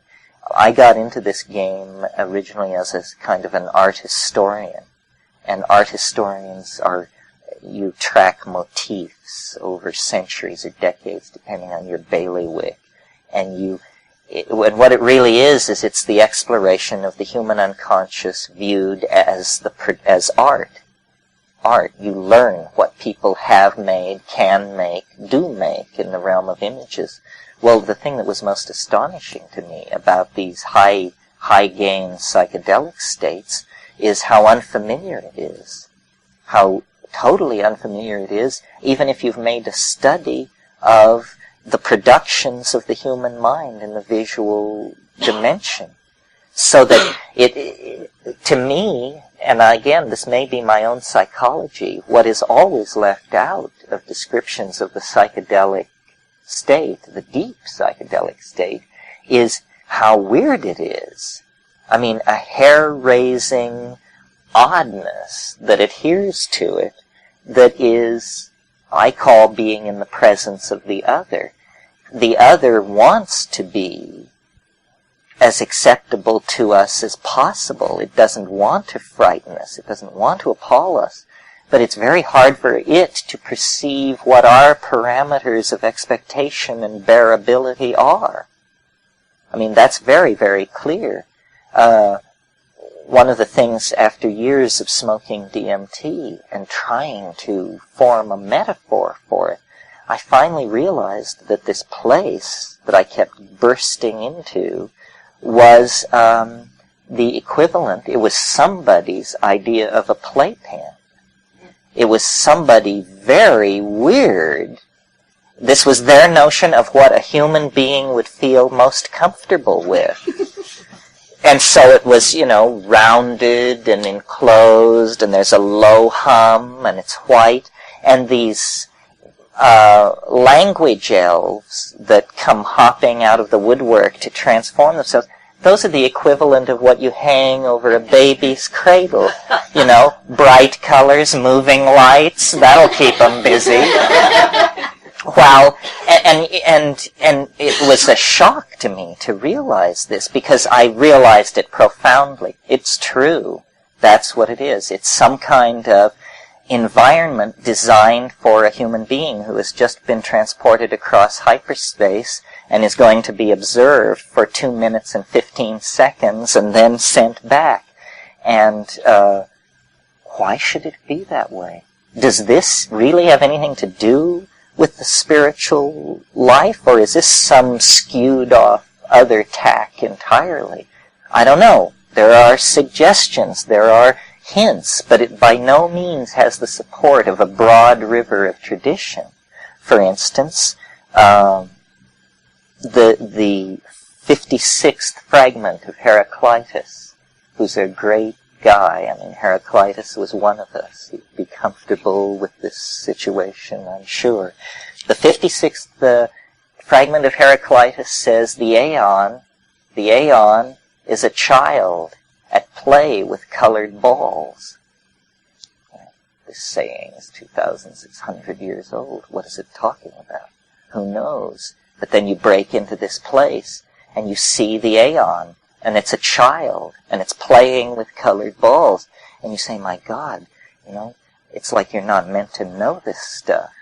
The Kabiri in alchemy are the children that are generated in the alchemical process, not the homunculi, but these are the little elves of the metals that come out of the retort and can be seen dancing in the fire. This archetype, motif, whatever it is hair-raising when you encounter it, because it doesn't look like an archetype or a motif. It looks like a little man 11 inches high, or a self-transforming jeweled basketball, or an object from another dimension. Very puzzling. The parameters cannot be known, or at least are not yet known. I mean, perhaps it's foolish to say the parameters cannot be known. We are like explorers. Anybody who goes into this psychedelic dimension, we are all going to go into the books as pioneers, because it's too early for us to be anything else.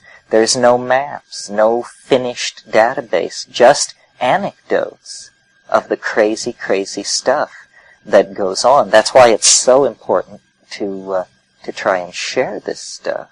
Doesn't your comparison of, it sounds to me that the DMT experience, and you've said other people have had very similar experiences with the language and the elves and all this, does your comparison with that and other hallucinogenics help you draw a conclusion as to maybe this particular one is more off the wall and more... No, I think it's a place that you approach by different strategies, because a high dose of psilocybin will eventually put you into a place where you have to say, my God, I can't tell it from a DMT flash. And a high dose of ayahuasca will eventually carry you exactly to the same place. The difference is that the DMT, the only way you can evade the DMT is mechanically. That means only if you take too small a toke will it fail. If you can take a big enough toke, it will deliver the goods. While with the psilocybin mushrooms, with the ayahuasca, you have to be a navigator. You have to know how to tack and breathe and descend and level and maybe a little mantric flash and dash. It's trickier, but with the DMT, by God, it has you if you get enough of it. They used to say of during the Mughal dynasty, they used to say of the city of Isfahan in Persia that it was half the world because of the beauty of the vaulted ceilings of its mosques. Isfahan is half the world. Well, DMT is half the world. It's just, I would be totally despairing if it didn't exist, because it holds back the premise of the mundane. The premise of the mundane is shown to be ludicrous beyond belief and not worth a moment's trouble. It's just ruled out of bounds, The world is, I'm sure you've heard me say this, the world is not only stranger than we suppose, it's stranger than we can suppose. I mean, think about that. It is stranger than we can suppose. And when you sit down with a notion like that and let it sit in, you realize that any conservative habit of thought is totally skewing you away from the quintessence of... and it's personal. That's the other thing. The world isn't this unbelievably strange thing which is out there. The world is this stranger than we can suppose thing which begins from the core of us out. That means nothing need be taken for granted. It can be taken apart. It can be put together many, many ways. I mean, I really, a short definition of Tantra, you probably all have some notion of what Tantra is, but a short definition of it is, it's the shortcut. That's what they say in India. They say the premise of Tantra is that a single being can attain enlightenment in a single lifetime. That's the premise of Tantra, that in a single lifetime you could attain enlightenment. Well, imagine if you took that seriously, how much more engaged you would be with the problem of figuring it out. Because what if the only place you can figure it out from is a living body? And so you get 80, 90 years in a living body, and if you haven't figured it out by that time, well, then you're dead, and that's it. But during that time, you had a crack at the big one. There was nothing holding you back from figuring it out, and then transcending such absurd notions as life and death and here and now. So it's like an opportunity. You get to walk out on the court, they pitch you the ball, and you have a chance to make an 80-foot set shot. And if you don't, into the bin with that one.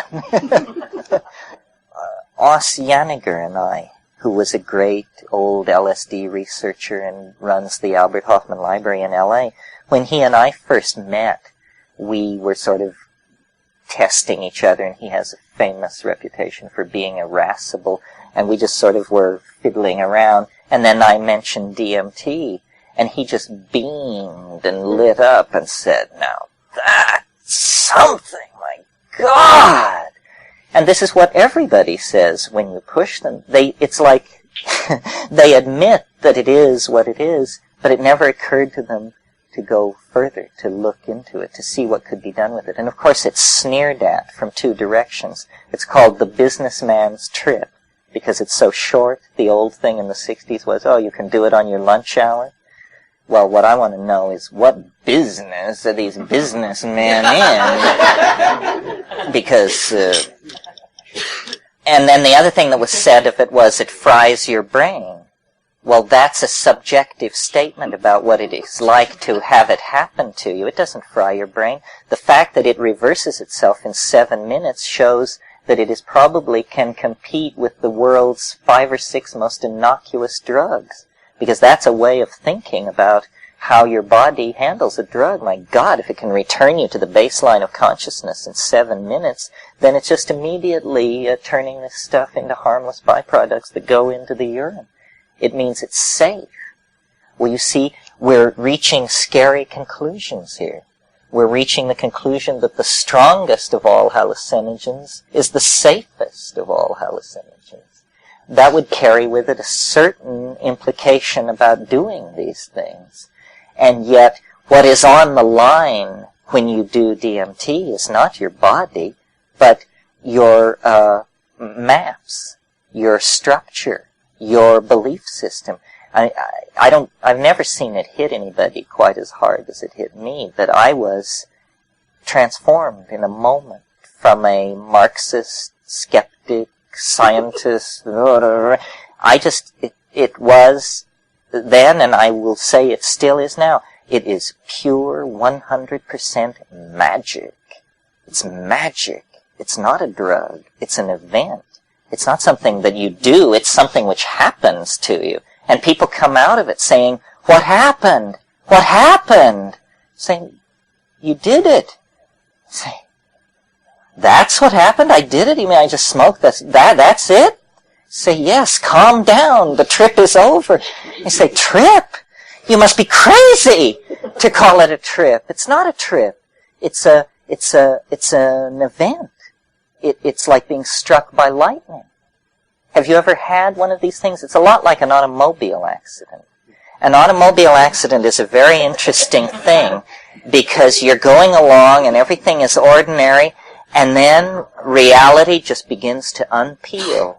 It just begins, and you have this very, oh my God, I can't believe it. And it continues to go on, you know. And you say, wow, it's really happening. It's exactly like that. You know, I mean, it's a collision with another modality. I have, on DMT, made sounds, the intensity and purity of which immediately convince you that no human being could do this.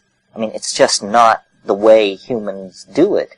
It has this synthesizer steady. I mean, I'll bet the wave is absolutely flat down as far as you care to look into it.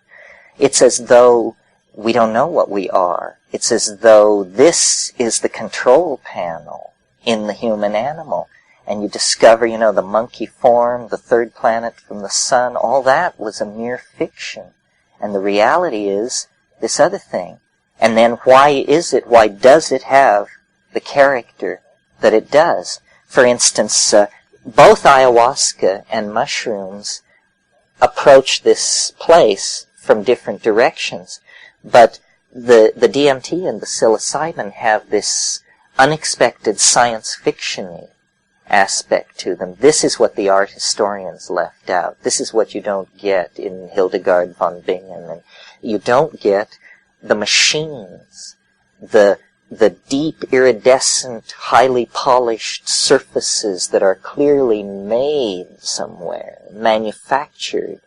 You don't get this cosmic viewpoint where the history of the solar system and the local history of the galaxy is being called upon to validate what is being said. In short, why is it so cosmic? It's different from ayahuasca. Ayahuasca is a heart-opening, earth-centered, earth tones, pastel, flowing water, organic form, fish in the river,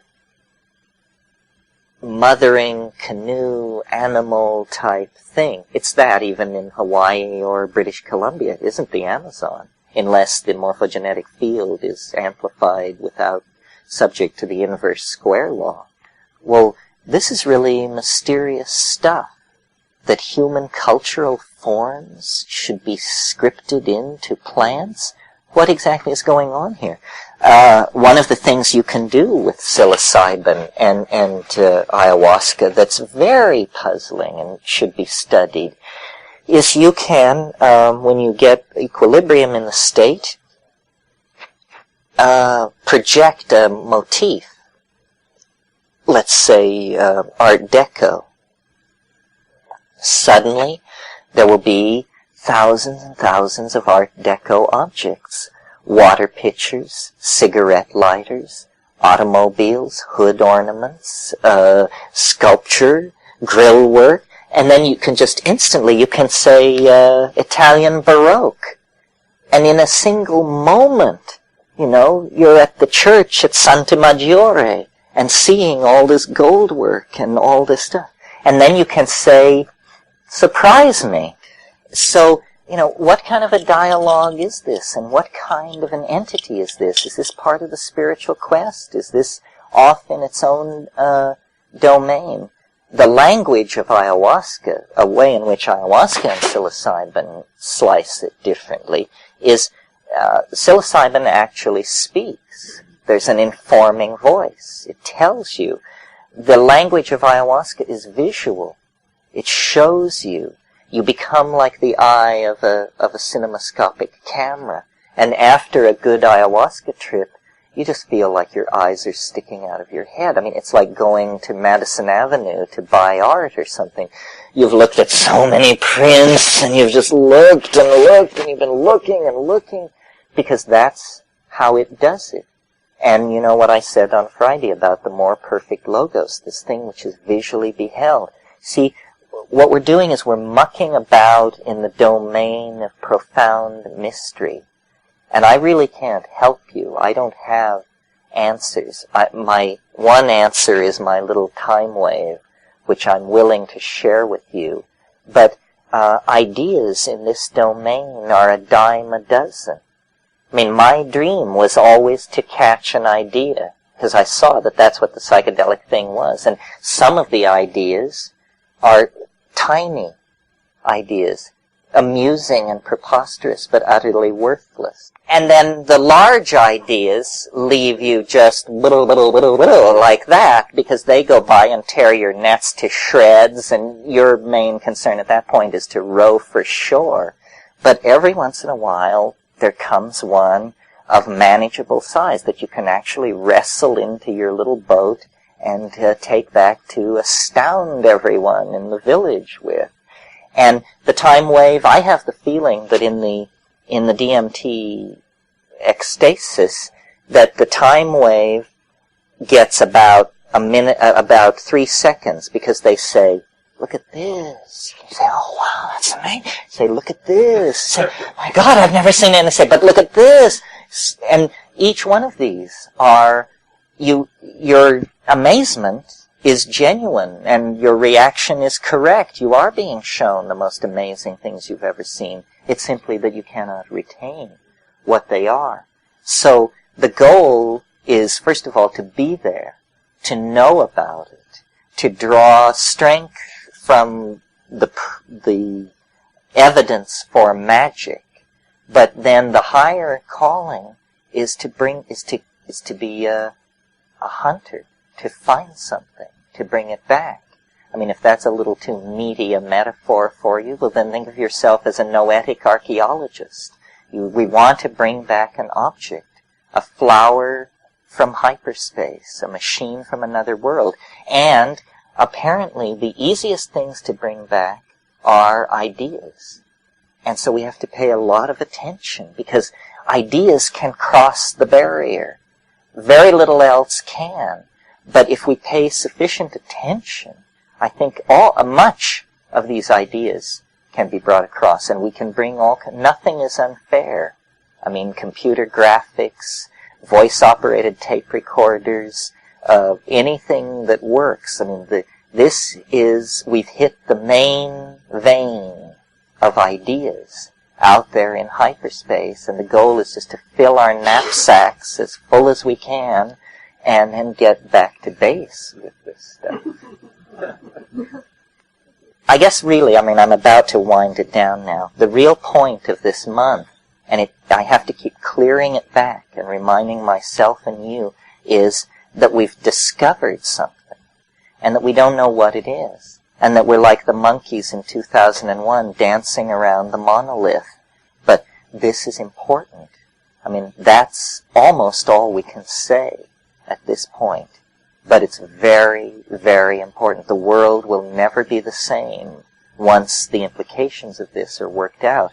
And since I believe a lot of its impact is going to be in psychotherapy, and I see you guys as probably many of you will be psychotherapists or doctors, you're going to have an impact and be involved in this.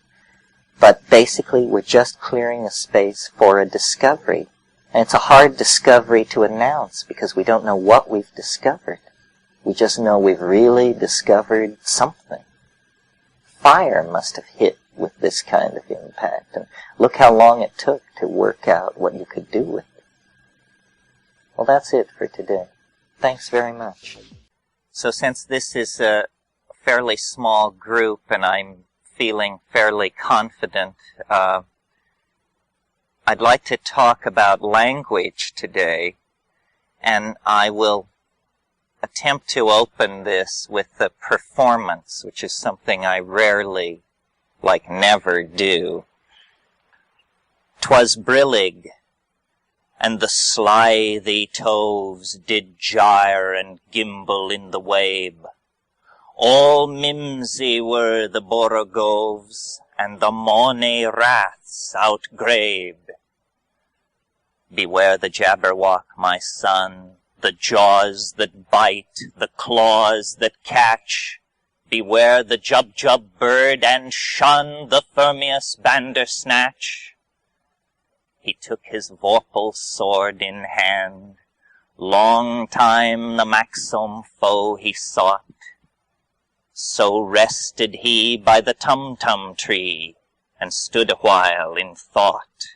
And, as in uffish thought he stood, the jabberwock with eyes of flame came woofing through the tulgey wood, and burbled as it came. 1, 2, 1, 2, and through his vorpal blade went snicker-snack. He left it dead, and with its head he went galumphing back. And hast thou slain the jabberwock? Come to my arms, my beamish boy. Oh, frabjous day, callooh, calais, he chortled in his joy. 'Twas brillig, and the slithy toves did gyre and gimble in the wabe. All mimsy were the borogoves, and the mony raths outgrabe.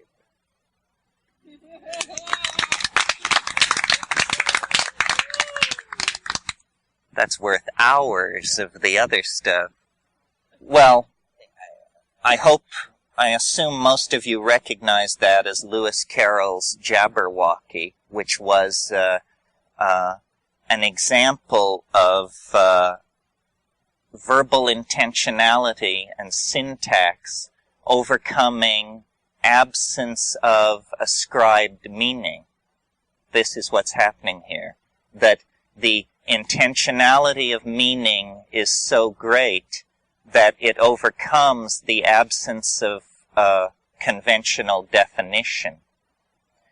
And we've been talking a lot in this section about language and the origin of language. And we've also been using language in a fairly free and in some cases unusual and in some cases outrageous manner. So that's what I meant when I said it made sense to examine the tools. We are particularly neurologically outfitted for the production of small mouth noises, rapidly modulated small mouth noises. We can do this, I've proved it myself, for hours at a time without exhaustion. And what is going on there is that rather than the rippling of plumage or the rubbing of hard body parts against each other, since we don't have any hard body parts to rub against each other most of the time, communication in our species has taken the form of neuromodulation of small mouth noises. Now, these small mouth noises are transduced into acoustical waves, a physical phenomenon which moves from point to point in ordinary Newtonian space. The acoustical pressure wave strikes the ear. The ear conveys the particular unique signature of that arriving acoustical wave into, for what of a lack of a better term we have to call the mind. And the mind takes this acoustical signal and compares it with an imprinted dictionary built up out of experience. It does this very, very quickly. The speed with which the dictionary is consulted and each arriving word is identified, its syntactical class understood, and its intentionality in the domain of meaning recognized is very, very rapid. It represents the most rapid sort of intellectual activity that we undertake as human beings. Thought is a similar phenomenon, but it is an interior dialogue, and God help us, let's hope we understand our thoughts better than what people say to us, because in the case of our thoughts, we are both the one communicating and the one communicated to. Language is this double-edged adaptation of the human animal. It is obviously a multifaceted, multipurpose, adaptive advantage in all environmental situations, because if you can image and linguistically process evolving situations, you have a leg up over an organism which is hardwired for reaction along the line of instincts. Yet, in the domain of cognition, it's almost as though language has exceeded its usefulness, because someone said language was invented to lie. Well, perhaps that is too cynical, but certainly language obfuscates reality. It cannot help but do this. It does it in the following manner. A child born into what the psychologist William James called a blooming, buzzing confusion. A child born into the blooming, buzzing confusion attempts to isolate complexes of activity, complexes of color, sound, and tactility. And the nurturing parent provides names. This is a kitty. This is a bird. This is a blanket. What is happening here is that the blooming, buzzing confusion is slowly being tiled over by an interlocking and seamless set of names and syntactical structures, which literally then stand for reality. They stand for reality. So unless you're the kind of very fortunate person who speaks many, many languages fluently and has a sense of this relativity of the intent to communicate, you are barred from realizing the context dependency of your own language. And we all are like this. This impressed me very much in the Amazon, because the first time I went to the Amazon, I knew nothing about botany, and it appeared to me largely to be green. And when I returned some years later, having made a fairly thorough study of the taxonomic families of tropical plants, it was a vast, intricate, fascinating domain, because I had terms for all these exotic floral forms, leaf forms, seed expressions, morphology, you see. Nature's expression in the world of form is called its morphology. Morphology is the science of form. Well, form has, we tend to think of it as a Platonic concern. After all, aren't the forms somewhere in a Platonic hyperspace? Aren't they somehow above and beyond the machinations of language and perception? Well, they are if you're a Platonist. But when we look at natural form, the enterprise of science has been to attempt to describe natural form. This is essentially a program to be carried out within the domain of language. And this has been entirely overlooked by the philosophy of science, so far as I can tell. I mean, the world is not made of anti-mu mesons and quarks and photons and electromagnetic fields. Reality is made of words. Reality is made of symbolic interlocking linguisto-mathematical constructs. Everything beyond that is pure conjecture. I mean, this is what you learn in Philosophy 1, the relativity of knowing, the impossibility of actually nailing down the ontos of what is presented in the theater of perception through an exercise of epistemic knowing. It cannot be done. Brain cannot fully elucidate brain. There's a tautology there. So language is something that springs from the biological matrix and the neurological matrix within us. And its major, the major theme of its siren song to us is that it allows us to know the world and to communicate it. Well, the truth is it does allow us to know the world to some degree, and it does allow us to communicate about it, but a price is paid at every step of the way. First of all, because we are concrescent entities of feeling. This is Alfred North Whitehead. We are concrescent entities of feeling, yet our language prepares us to describe a world of three-dimensional spatial relationships between solid objects. So it is not true to the perceiver, you see. There is a kind of break of faith with the world. Language betrays. Language betrays in order to mean.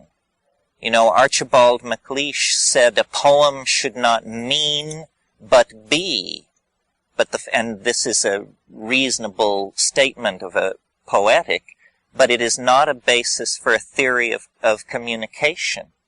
A theory of communication depends on correct mirroring of the meme that is being transmitted, no matter how far down the line it has come.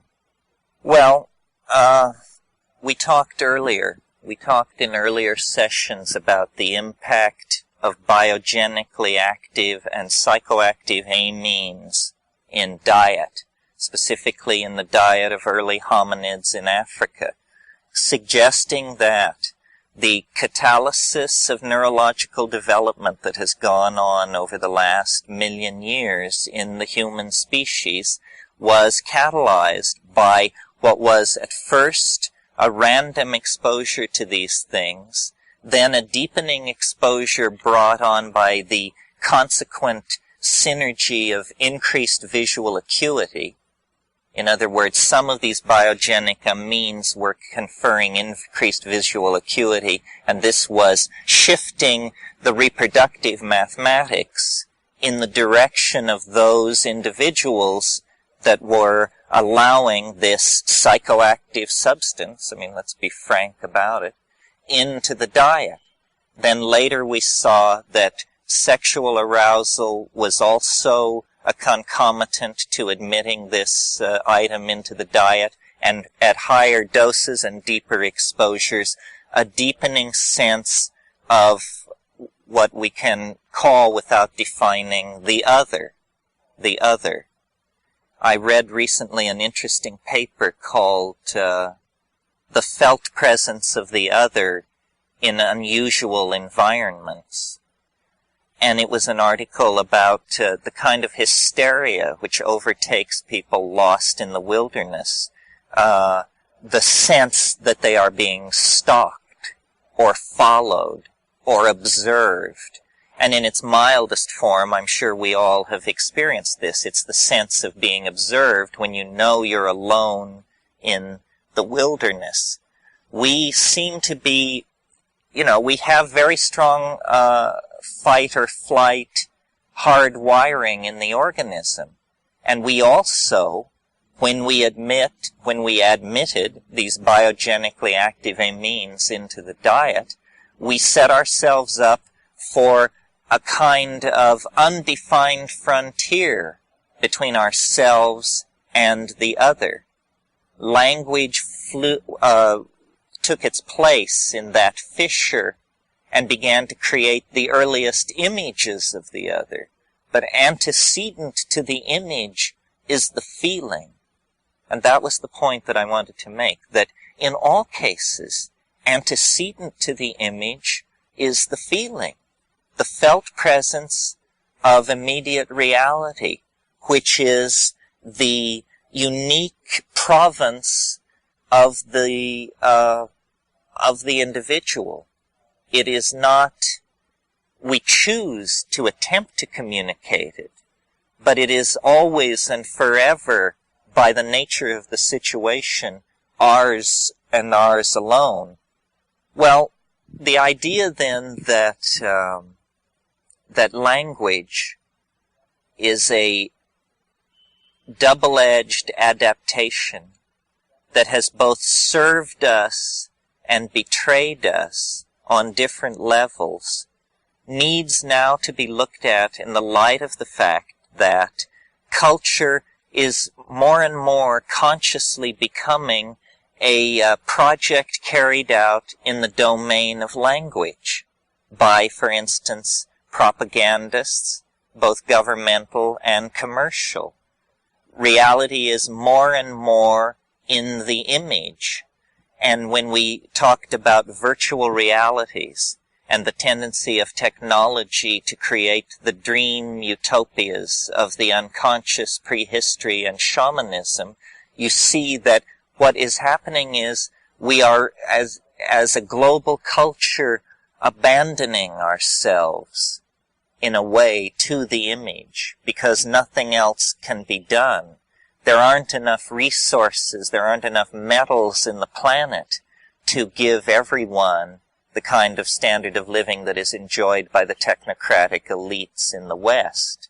So instead, there has to be this trade-off in image. Now, this is not something new. We see it reflected in American life over the whole post-war era. Because, I don't know if you've noticed, but in order to make good on the grand promise that was to accrue to the American middle class consequent upon the defeat of fascism, this utopia that was to come to be, for it to happen, it was done tackily. That was the price that was paid. Eric Jantsch said, the question regarding space colonies is not is it possible, but how will we keep it in good taste? And this was a question that was not answered by American culture in the 50s. It was essentially a suburban, modular housing, modular products, modular values, modular lifestyle paradise that was sold as the consequences of the completion of the American dream. Part of what we have been living through this period is a a hallucination of improper language. I mean, now, because of the changes going on in the Soviet Union, the fiction of our, this implacable enemy bent on putting a tank on every street corner in the world is now exposed as a cultural illusion, a fiction. And I'm not entirely persuaded that it is was simply all a horrible misunderstanding. It seems to me these illusions played very strongly into the hands of different factions on both sides. Political realism is also a coming to grips with language. You know, the French sociologist Jacques Ellul said, there are no political solutions. There are only technological ones. The rest is propaganda. Well, this, you know, people howl to the high heavens.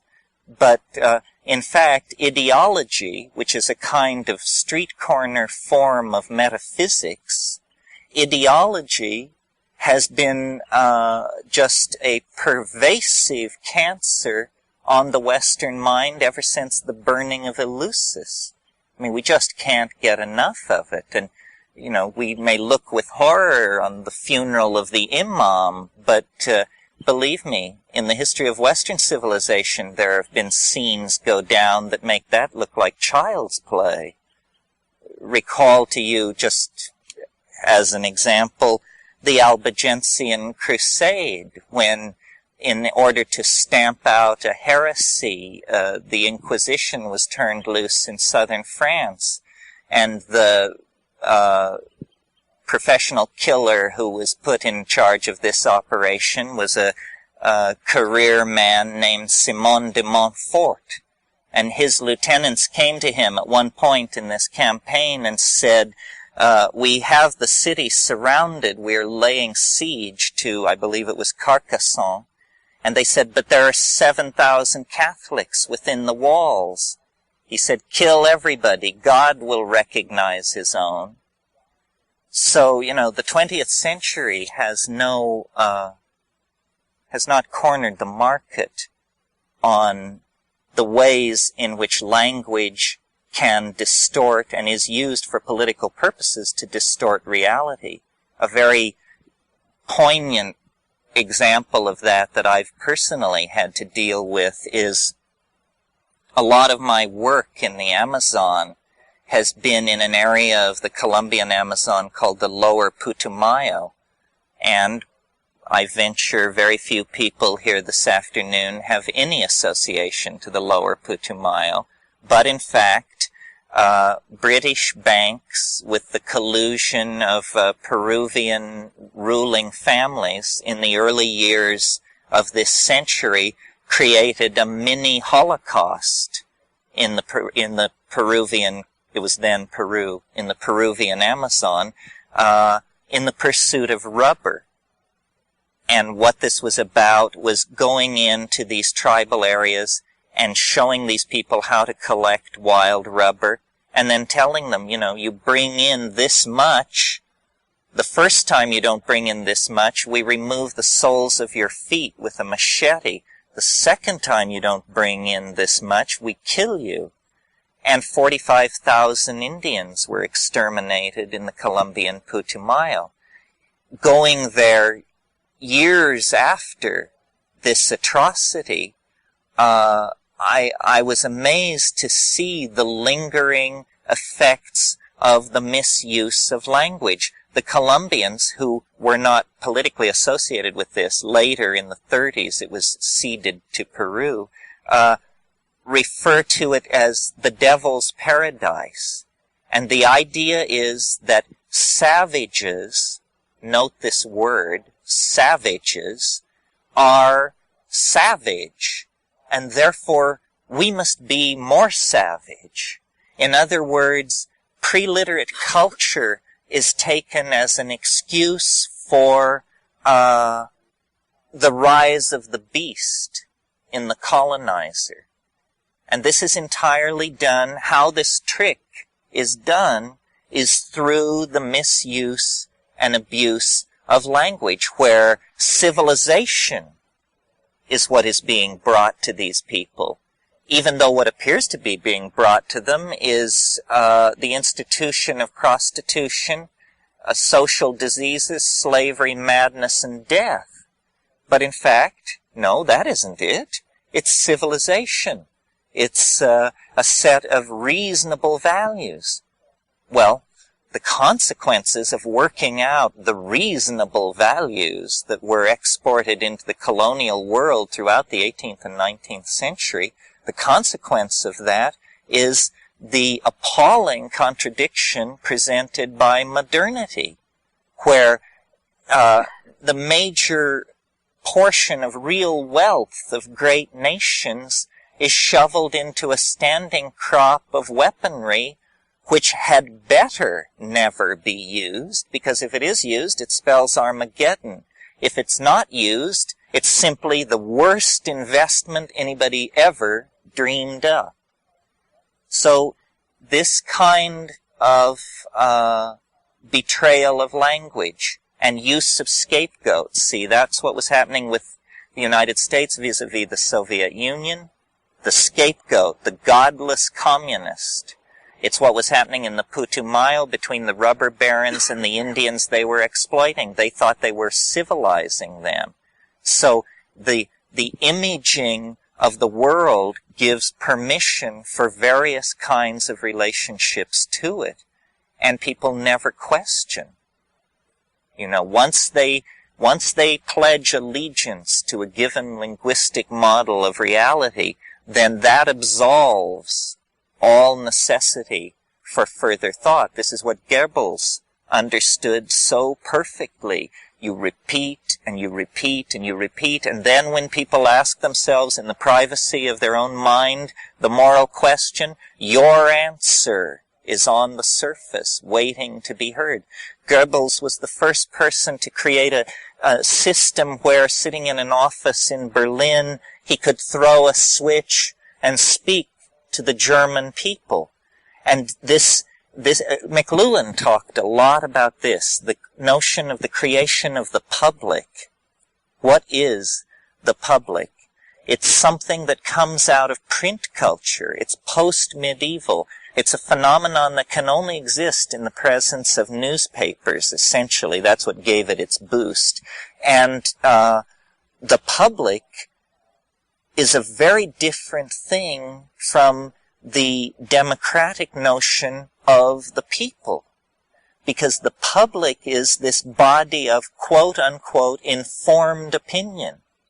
But this informed opinion is tremendously subject to whim, pressure, propaganda, and distortion. I mean, I don't know how many of you have been following, because we're so isolated here, but what is going on in China is right now totally Orwellian. Films are being watched in darkened rooms, people identified, located, dragged forward, forced to recant whatever accounts they gave of the violence. These film clips are being shown side by side on the evening news, where 3 weeks ago we were hearing that the army would never attack the beloved students. Now the army is patriotically rounding up dissidents, hooligans, bandit elements, and those who would destroy the compact between the party and the people. This is just a shift in language. Remember the scene in 1984 where the party hack is giving the speech, and midway through the speech he's handed a telegram on the podium that tells him that the enemy has changed. It's no longer Oceania. They've made peace with Oceania and have begun bombing Eurasia, the other state. And in mid-stride, he doesn't even have to end a paragraph. He can just turn the language and plow off in another direction. Well, is there any cure for this, or are we simply the prisoners each of us in our own way, of people smarter than ourselves? Well, not really, I think, because outside the domain of language is some kind of domain of authentic feeling. We have thousands of words for technological processes, widgets, and what have you. Our vocabulary of feeling comprises about 10 words. Love, hate, disgust, revulsion, obsession, like that. Yet, in the same way that we are capable of this very intensely modulated brain state that translates itself into small mouth noises, we need to be aware of an internal horizon of self-perception that is extremely rich and complicated and shifting all the time. Now that's who we actually are. That is not the top-down values of the culture that we wear like clothing. That's who we are. This is what McLuhan said when he said we wear culture like an overcoat. It's something sold to us. You go out and buy it and you try it on. If Time magazine doesn't fit you, maybe The Economist will. If neither fits, well, try the Journal of Foreign Affairs. You'll find an overcoat that fits, and then that will become part of your culture. I saw the cartoon in the New Yorker last night, the well-dressed man and his wife leaving a party, and he's saying to her, "How can we relate to people who belong to the Book of the Month Club?" You know, these are strong cultural disparities. So, to overcome culture, really, which I view as provisional and semi-toxic, there has to be a way back to bedrock, to something that is satisfyingly transcendental in an immediate sense. So it cannot be a philosophy, as far as I'm concerned. Maybe philosophies work for the more rarefied among us, and they have the consolation of, I don't know, Episcopalianism, Orthodox Judaism, logical positivism, whatever trip they've got running. But I've always found philosophy to be recreational and won't really serve. Well, so then what is there? First of all, there is nature. Nature silently attended is still a modality that is beyond the reach of the language of most of us, and of those of us who need it most fortuitously, because we have the smallest vocabulary for its description. So when we go into nature, it's a flirtation with a kind of iridescence. It's a search for, I blush to use such a word, but a lost innocence, which most of us associate with childhood. Some of us had terrible childhoods, so we just associate it with the lost paradise of Eden, or a utopia. But in nature, there is an implicate order. There is the bedrock out of which the human iridescence springs. And human culture is an extremely evanescent, transitory, and non-equilibrium kind of condition. The pulse beat of this planet is measured in millions of years. Culture is a phenomenon of the last 40,000 years, and that's generous. So culture has about it this miraculous, instantaneous, and almost intrusive quality against the background of the rest of the body of nature. But going into nature is not simply a prescription for joining the Sierra Club What going into nature means is taking seriously the alchemical faith that preceded the positivist flowering of science, and looking into the heart of matter with the expectation of encountering a mystery. Now, in the most practical sense, what this has to mean is the psychedelic experience, hallucinogenic plants. It cannot mean anything else. Now, of course, we're in the slightly uncomfortable position of having that be illegal. But that in itself should be a sufficient indication for most people that something is going on. I mean, my take on legality is essentially that of Charles Dickens, who was sort of an Edwardian anarchist, and his famous throwaway line on that was, "The law is an ass." And, you know, it's sadly true in this case. But I'm not really interested in it as a legal issue. I'm interested in it as a human rights issue, if you want to put it that way. In other words, my assumption is that in the same way that the Western mind reached a certain place where it recognized that slavery, whether it made economic sense or not, was morally insupportable, and in the same way then that a universal right to own property, if you've got the money, has been more or less institutionalized, and the oppression of women is now recognized as a kind of self-defeating strategy of male dominance. In the same way that these things have been signposts in the continuing history of human self-definition, so shall be the understanding that life, liberty, and pursuit of happiness in the age of modern pharmacology has to mean the right to control your own state of mind in the appropriate, subject to the constraints of time, place, and manner, so forth and so on. So that's enough about the socio-political end of it. What is more interesting is the thing in itself, what it is, that it is something which our cultural biases, reaching clear back to the phonetic alphabet, and to the male dominance, the fear that societies run along the lines of male dominance have of boundary dissolution.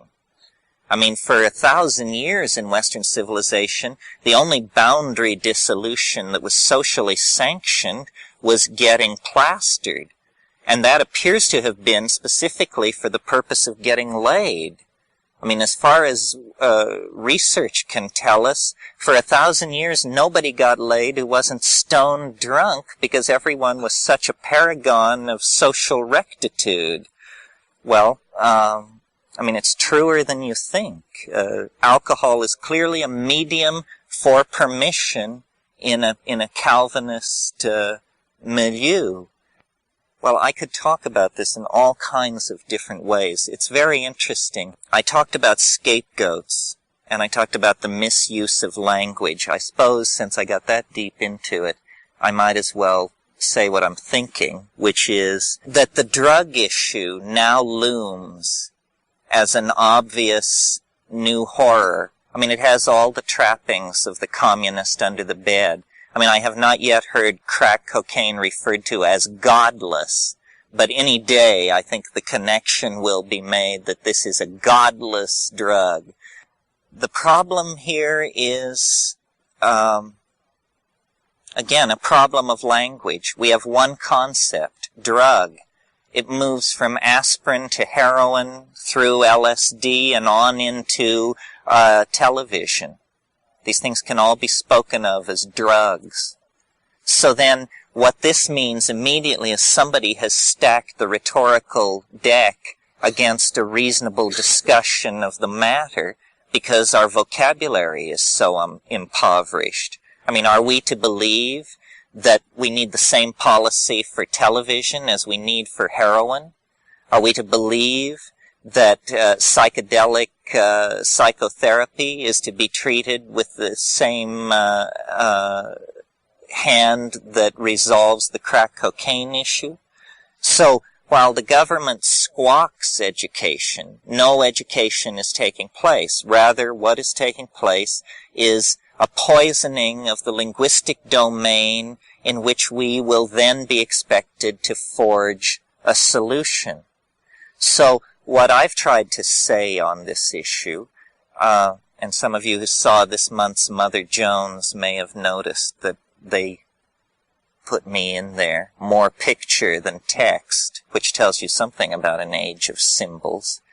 But what I've tried to say is that we need to define drugs operationally. We need to say what it is we don't like, and then we need to find out what it is that does what we don't like. Okay, what is it we don't like? I submit to you that what we don't like about drugs is unexamined, obsessive, and habitual behavior. Unexamined, obsessive, habitual behavior. Meaning, somebody's into something, and by God, if you get in their way when they're on their way to it, you're in trouble. They do not question their obsession. They indulge their obsession, and they will tolerate no discussion of it. So unexamined, habitual, obsessive behavior is extremely objectionable to all of us, I think. I mean, we call anything that we don't like, we call it robot-like, automaton, unthinking, zombie, so forth and so on. Well, imagine if our partners in the new global materialism, the Japanese, had introduced into this country at the end of World War II a drug which within a few years made such deep inroads into the American population that people were spending an average of 5 hours a day loaded on this drug. What would we think? We would think that it was a crime against a culture on the scale of Auschwitz. But as a matter of fact, we did this to ourselves. Television, introduced at the close of World War II, has become a form of electronic heroin. And it isn't even your trip. They don't even let you go on your own trip. You get a trip designed on Madison Avenue to sell, this year's model of the crapmobile or whatever else is being pushed. So, unquestioningly, and even as I speak, I'm sure there are people in this audience who are revolted at my lack of patriotism and love for an American institution of such nobility and depth as TV. Well, you know where I pulled back from TV? Really pulled back from it? It was when I made a mild knock on TV, and someone in the audience said, well, you can say anything you want about television, but you must admit that it's given our children a wonderful education concerning nature. Anyway, pursuing the theme of operationally defining drugs to give us a little more linguistic scope, psychedelics, in contrast to television and heroin, dissolve habitual patterns of activity and promote examination of motives and allow a restructuring of habit. Before LSD was made illegal, back in the 60s, very respectable psychologists such as Humphrey Osmond and Hoffer were obtaining 40% cure rate of chronic alcoholism with one high-dose exposure. Well, now understand, this doesn't mean that LSD is a cure for alcoholism. I I mean, if you think that, you don't know anything about how drugs work. That 40% cure on one high-dose exposure to LSD of alcoholism means that this person took this psychedelic, it dissolved their boundaries, it dissolved their defenses, they came face to face with the fact that they were killing themselves, and when they came down, they reached into their bowels and found enough intestinal fortitude to chop it off. Well, this is real, this is the dream of all other therapies. Now, AA achieves this, but at the cost of closing the mind. You know, a truly devoted graduate of AA does not have an open mind on the drug issue because they have been taught that opening your mind even a little bit may lead you back to the bottle. Well, they're trying to solve a personal dilemma in a context of neurosis. I'm sympathetic to that. But in the meantime, the rest of us have to try to make sense of these extremely complex issues, because the transcendent, which is what we cannot seem to find and what we are strangling for want of, lies precisely in the direction of this forbidden domain. What are we going to do about it? In other words, authentic, boundary-dissolving, internal hierophany does in fact reliably occur in the presence of these plants and compounds. But nobody knows what to do about it. We have become so accustomed to seeking the answer that even as a community, we have a lot of trouble figuring out how you just face the answer, how you come to terms with the options that are actually available. Well, I've talked about it today in a slightly more political context, because when you hang out in the baths with these State Department people, it's like a virus in the water. I mean, you find yourself raving about triage, Saudi uprisings, infrastructures. There's just no cure for it. Are there questions? Yes. So the question is about the sexuality and the relationship of sex to drugs. Tim Leary, he made a great case for sex and psychedelics. Every time they would say that LSD breaks chromosomes, he would say that it causes orgasms that last, and then he would add a greater increment of time as the propaganda war required to hold the numbers steady on both sides. Certainly sex under psychedelics is quite astonishing, although psychedelics without sex are so astonishing. It's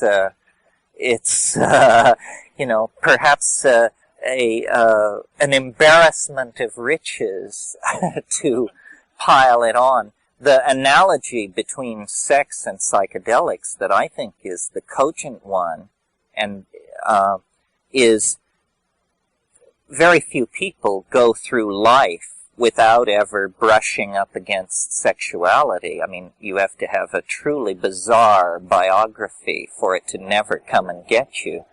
On the other hand, it is not only possible, but millions and millions of people do go from the cradle to the grave without ever having a psychedelic experience. Well, to my mind, this is just an instance of an appalling infantilism that is culturally sanctioned.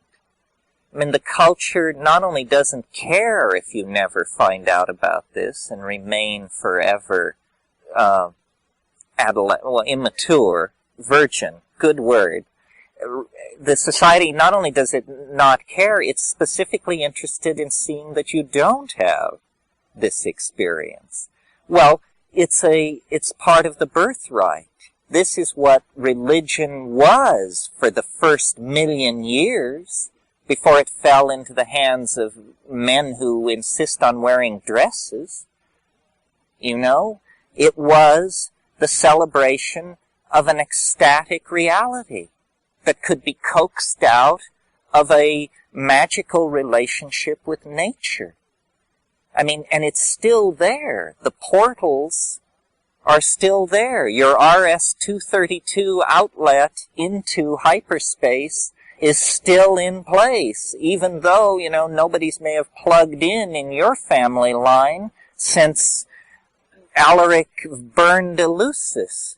Nevertheless, the hard wiring is there, the self-recognition. We are children without this, and not in the sense of innocent, but in the sense of infantile, because this is part of the birthright. How can anyone else decide for someone else that access to the transcendental reality shall be barred? I mean, if somebody somewhere in the world puts a lien on a religion, people are waving their arms in outrage. This is deemed to be one of the most fundamental kinds of interference with the dignity of the individual. Well, but if your religion involves the practical accessing of the transmundane through means sanctioned by millennia of usage, I mean, I'm not an advocate for everything that rolls out of the laboratory. I'm an advocate for things sanctioned by millennia of usage. And to have a profane government interpose itself between you and that reality, why, it's ludicrous. You just have to read your Thoreau to know what you do in that case. And if you don't have time for Thoreau, I'll tell you. You just ignore it. It's a bunch of baloney. That's a completely out-of-hand move on the part of the oppressor-dominator mentality. So, sex took me on a trip there, but I hope you liked the first part of the answer. Yeah. We can't all be Stanley. We can't all be Alfred Russel Wallace. We can't all be Bjorn Borg. So people opt for vicarious sensation. I don't know where this is going because the technologies to carry it a great distance are far advanced. This comes to a very interesting question, which boils down to, in its most cogent form, the question, is man good? Or, what is man? Because what we appear to be moving toward is a technological domain where we will be able to be whatever we want to be. And, it's a litmus test for what we want to be.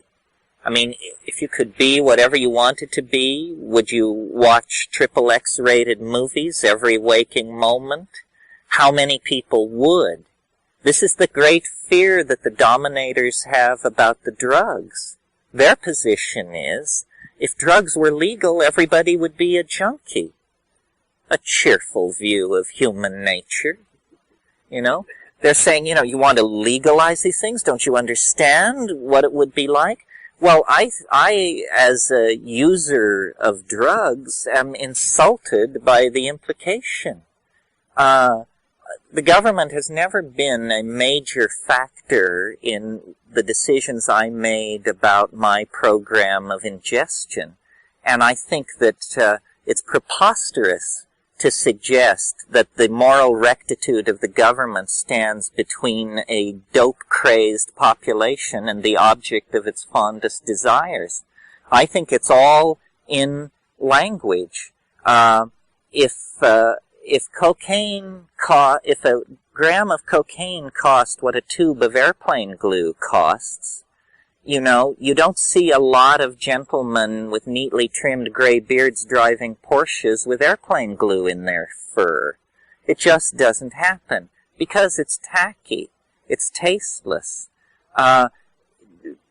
Drugs are very subject to the images in language. One of the funny things that goes on it may have changed now, but the last time I was in the Amazon, in the lowland Amazon, they grow coca, but it's not part of the huge criminal syndicates that grow the highland coca, which is much stronger.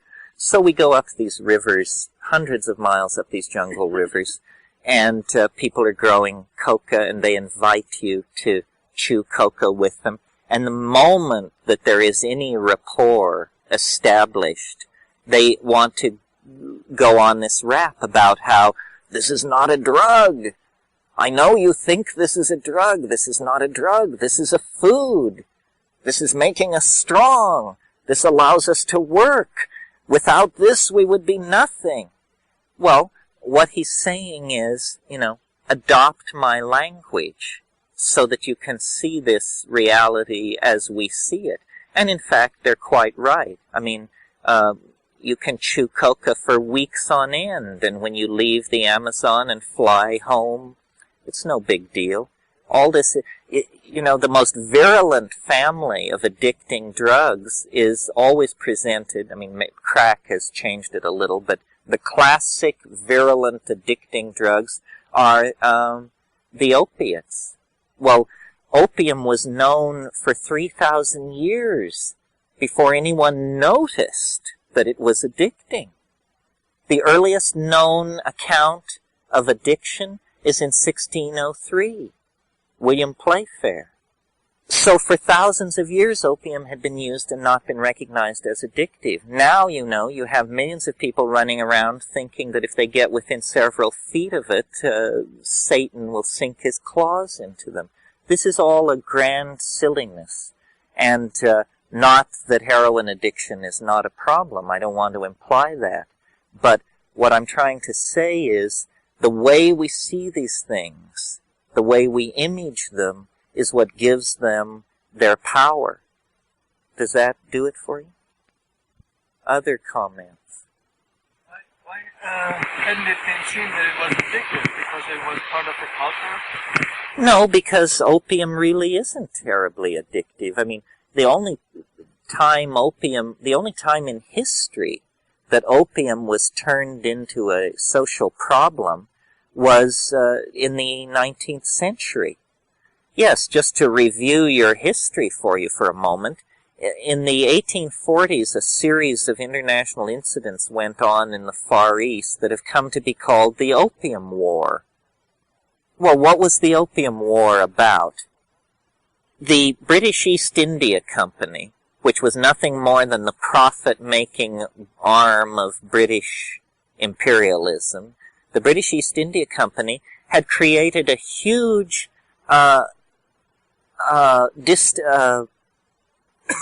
distribution system for tea. Tea was grown in Ceylon, and they had very advanced ships for that time, over 200 of them, and they had they had facilities from Aden and Port Said, and all of this was maintained at great expense for the tea trade. Well, they were so efficient at producing tea that they created an economic collapse of tea around 1840. So the board of directors of the British India Company got together, and they said, we have all these ships, tea is worth nothing, what are we going to do? And then someone said, well, why don't we grow opium in Goa, which is in India, south of Bombay, on the west coast of India. Why don't we grow opium in Bombay, and we'll sell it in China? And they said, well, that's a good idea. What does the Chinese government think about this? So they inquired, and the Chinese government told them to get lost, that they weren't interested in having raw opium sold at dockside by British traders in Chinese cities. Well, they went back to the Foreign Office, and the wheels turned, and gunboat diplomacy was used to force the Chinese to open their doors to opium. Opium had been known in China for thousands of years as an obscure item in the materia medica, but it had never been a social vice. From 1840 on, tens of thousands of tons of opium at rock-bottom prices were unloaded, produced by Indian cheap labor at immense profit to the East India Company, and unloaded in China. So we think that governments, this stance of being the keeper of moral values that is effected by government in the so-called drug war, is just another convenient foil, because when it suits government's purpose, it deals dough. Certainly, the cocaine trade could only exist with the connivance of the Central Intelligence Agency. I mean, if you don't believe that, you don't understand how it works out there, because it's just as plain as the nose on your face. I mean, where do you get $500 million in a hurry if you've got to outfit a rebel army and topple a democratic socialist government somewhere? Well, the only place you get $500 million, or $100 million even in a hurry, is you take a flyer on drugs. The original cocaine epidemic was practically promoted by the media because coke was thought to be this rather fashionable little upper. It wasn't until people had been doing it for 5 or 6 years and exhibiting signs of madness, breakdown, and physical dissolution of the middle of their face that people began to catch on that it's not such a good thing. And then, of course, crack cocaine, that was not hatched by the agency. That was just the perverseness of human ingenuity that could take a problem and turn it into a real problem. Remember the great heroin epidemics of the past after the Vietnam War? Well, you should look at the police statistics on crack. Looking at the statistics as they now stand, it's like there were no drugs before crack. Crime levels were so low relative to what they are now. Burglaries, assaults were so rare. And yet, when those events were going on, the great heroin epidemic of the 1970s and so forth, we were asked to believe, that society was being ripped apart at the seams. So it's all very relative, and it's all according to who it serves. How do you choose a drug? Is that what you're saying? No, what I would say is, there are 3 criteria to consider when you're thinking about drugs. Does it have an affinity to ordinary brain chemistry? In other words, drugs, you don't want it to be invasive. You don't want it to insult the brain. You don't want to insult the brain physically with a toxin. Well, how do you tell? Well, a very good way to tell is to ask the question, how long does a drug last? A drug that lasts 14 hours is clearly more invasive and more toxic than a drug that lasts 2 hours, because what this turnaround time to get back to the baseline of consciousness is a indicator of is how much affinity enzyme systems already present in the brain have for the incoming substance, and to what degree they recognize it, can deanimate it, dealkylate it, and turn it into harmless and excretable byproducts. So you want a drug that is that very quickly returns you to the baseline of consciousness, and there should be no hangover, no residuum. This is why alcohol is obviously, people feel like danced on something or other the next day, because this is a systemic poison, And so that's the first criteria. How close an affinity to neurotransmitters and neuroregulators does it have? Another consideration is it synthetic or natural? Now, people argue with this one because people are, in my humble opinion, quite lumpen about granting a distinction between the synthetic and the natural. I mean, they just say, well, we're natural. That's what people say. We're natural, so anything that comes out of the lab, that ought to be natural too. Well, would you mainline plutonium? I don't think so.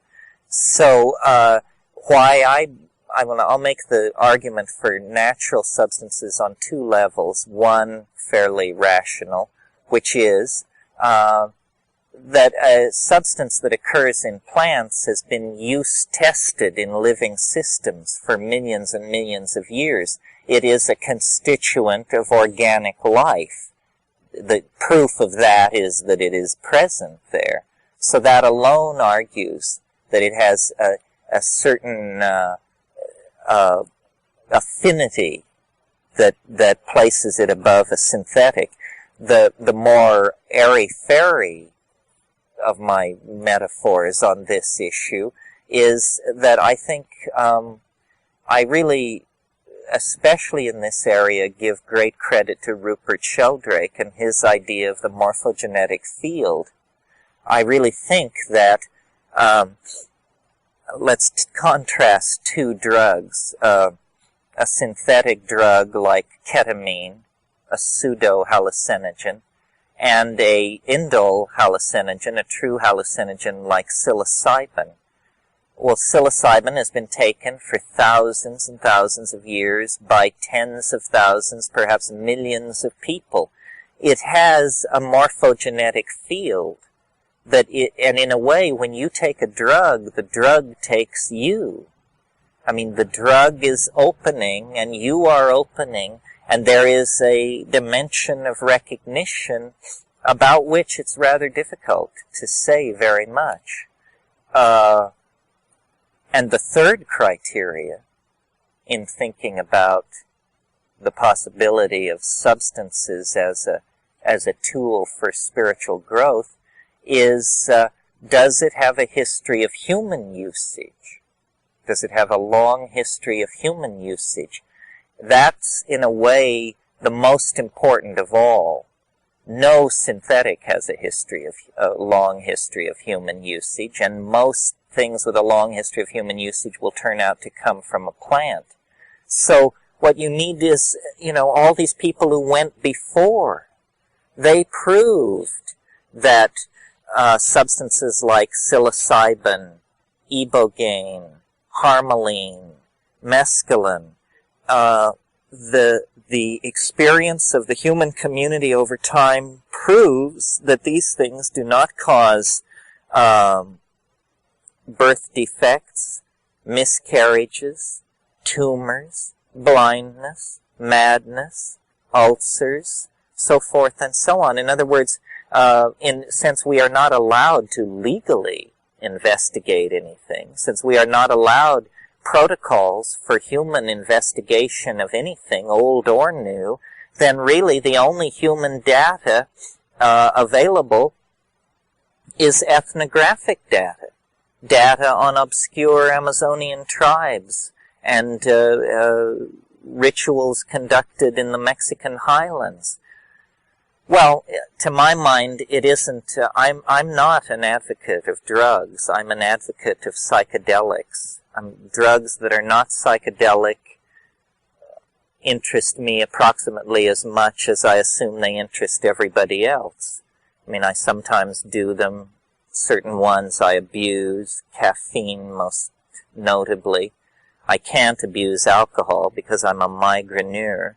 But the psychedelic thing is a special category and a special political issue. I read a book recently, mentioned this to some of you, by Arnold Trebeck, who's one of these think tank East Coast type policy formulating consultant to the government type characters, and clearly a good guy on our side, advocating legalization and meeting the objections to the legalization of hard narcotics with a number of interesting arguments. The book is like over 600 pages long. Well, when you look in the index, there's nothing about LSD, nothing about psychedelics, nothing about MDMA, psilocybin, DMT, DPT, ibogaine, STP, none of this. Apparently, they're choosing to pretend that the issue of psychedelic therapy and the issue of the spiritual dimension that is accessible through plant chemistry, it's too much even for the liberals to handle. They don't even want to talk about it. They want to reluctantly announce that they have lost the war on drugs, and then, with great hand-wringing, legalize these things with the sense that now this surely will trigger the end of Western civilization as we know it. There is no sense of a dimension of hope, opportunity, clinical breakthrough, nothing like that. Yeah. Yes, the question is language and the fact that how does what I said about language relate to what I've said previously about the DMT state, and why is it that some people come back speechless from these dimensions? I'm glad you asked this question, probably not because I'm going to answer it, but because it reminds me of something. In a way, it's answering. I see language as an uncompleted program. Language is something which wants to be beheld, but is only heard. And so there is this tension. You recall I said a few days ago that after many grapplings with the DMT ecstasis, that I had the feeling that the place you break into there is a playpen. It's an environment created by someone very strange who has a very curious notion of human psychology, and it is an environment that they imagine would be reassuring to human beings. And I've stuck with this model for many, many years, the model of the playpen, and that the elf machine, self-transforming elf machine entities were like toys. They were like attention-grabbing, colorful teaching devices to engage the attention of the human being that has just come across. Well, strange to say, the other night I was thinking about all of this, and a little piece was added. And I'll try it out on you. I tried it out on somebody who's quite sophisticated about DMT, and they said, that's absolutely wrong. That is not what it is. But undaunted, I'll try it out on you. As you go into the DMT state, there is this question about the intent of these machine elves. They're funny. They're zany, but you know how the Three Stooges cartoons operate, where there's a lot of finger in the eye and mallet on the head stuff? So in this DMT place, there is this mad zaniness, this sense of a Bugs Bunny cartoon run amok kind of thing. And people who've had this experience say, well, you can't trust these little guys, or you have to be on your toes. These are magical entities. These are not love bunnies. They're little, gnome tending toward demon, and you don't know where to draw the line. So thinking about this the other night, I tried to construct emotionally for myself a picture of a human situation that would give me the same feeling about what was going on as I have when I deal with the entities in the DMT thing. And it came to me instantly what it was and what the missing ambiance of it is that I've never included in a lecture. What's going on, I'm sure, is that the aura of these little guys is that they're sharp. They're sharp. They're funny. They're zany. But they're sharp. And I think what they are is they're traders. And the whole funny emotion that invades the DMT exchange has to do with the possibility of getting screwed. Not getting killed, not being driven mad, but being taken. being taken quite literally.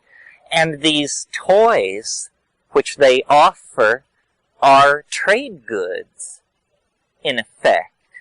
And what they are saying in that place is, what have you got? What have you got? Look at this.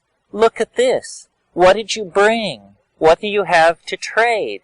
Well, the opening lasts only a few minutes, and as the dialogue is getting started, the dimension closes upon itself. But this is, I think, the lost piece of the puzzle. This realization about the trader cast a funny light on an incident which I will tell, and that will be it for today.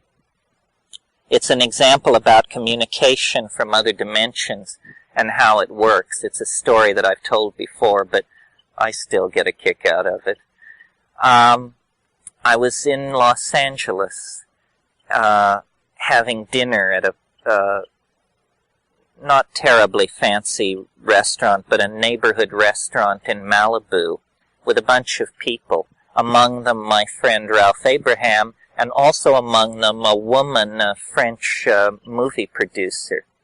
And we had been earlier at someone's house talking about psychedelics and mushrooms and what I did and what my rap was.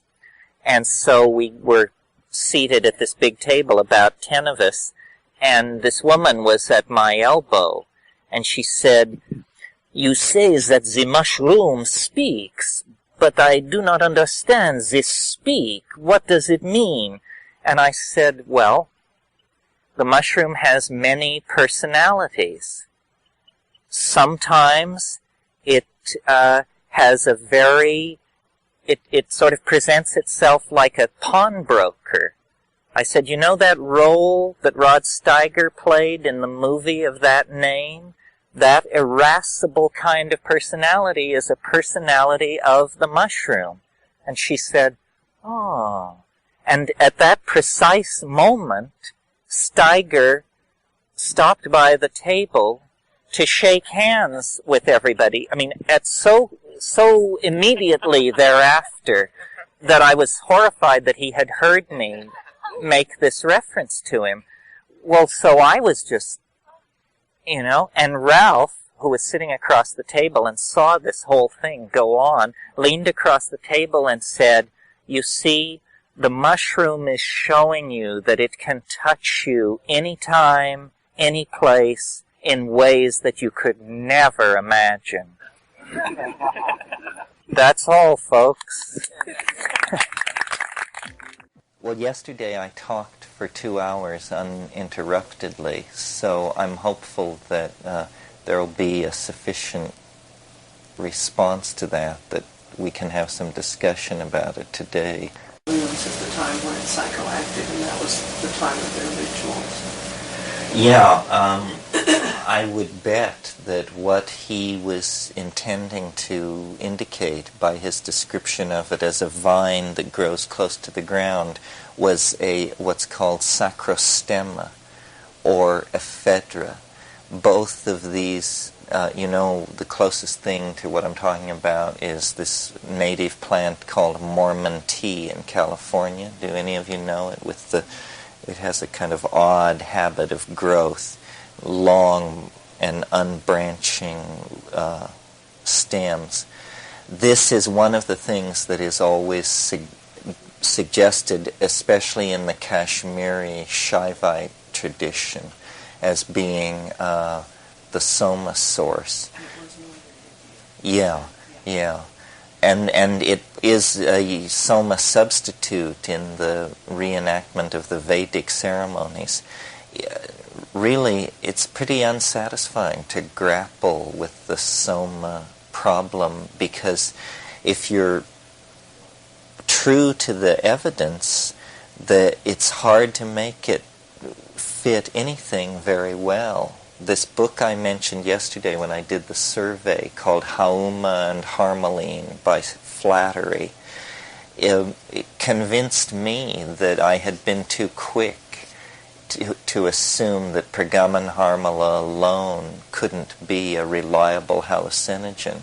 I never understood why Naranjo's patients in his book The Healing Journey reported ayahuasca-like visions when he didn't in fact give them ayahuasca, but he gave them harmaline.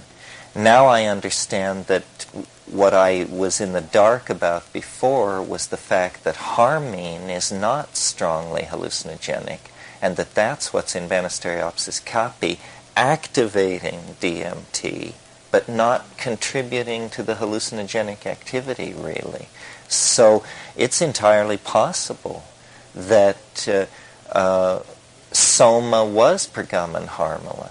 If this is true, it will be of great, and it will inspire great smugness in certain quarters, because when you check back through the Soma controversy, the very earliest suggestion by a Western scholar was a French character in 1701 who said, "It is the giant Syrian rue," which so it well may seem to be. The thing that is so peculiar about Amanita muscaria is that the active principle passes out in your urine, so that you can drink the urine a second time and obtain the intoxication. Well, this is a pretty extreme aspect to a rite. So you would expect that if this rite were being practiced by thousands of people and generating an entire literature, that this would be explicitly somewhere referred to in some way.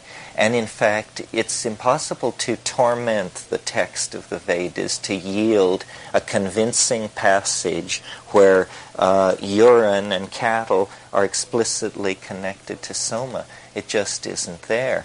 What Flattery did was he worked from this Zend-Avestan material generated by the religion of Zoroaster, that is actually antedates this Vedic material, and says that all this talk of the pressings and the filters and all that only makes sense if Pergamon Harmala is what is being used. And so it may in fact be. Some of you have heard me talk about Mandaeanism, which is this fascinating, very old cult in the Middle East. They say and said different things in their peregrinations through time, but they claimed to be that branch of original Christian intentionality that drew itself around John the Baptist. They were a baptismal cult pre-Christ, but just like 40 years before. And they then, in the diaspora, they were in Lebanon for a long time, and they eventually made their way to the swamps of Iraq and Iran, and what their fate there was, I have not heard. The last anthropology was done in the late 30s, but these people, Mandaeans, Sabians, have a mythology and an ontology of being that is very suggestive of the kind of psychedelic conceptions of the soul and the afterlife that is characterized by the harmine-using groups in the Amazon. For instance, they have the notion of the double that one meets at the end of life, that comes to join with the departing soul. And interestingly, these people have this very strongly held notion of a parallel dimension, but not with a lot of value judgment on it as to that it is a superior or inferior plane of reality. In other words, it is simply accessible and different. This seems to me to suggest that there may have been Pergamon Harmala use all across the Anatolian plateau and the Persian plain. This is where this plant is still used in Mandaean ceremonies and in preparing the homa in the Parsi sacrifice. And that's a very old religion that is pre-Zoroastrian. So, the central motif of Iranian religion is undifferentiated light. This is what it's all about. In the Tibetan pantheon, it is manifest as Amitabha, which is boundless light.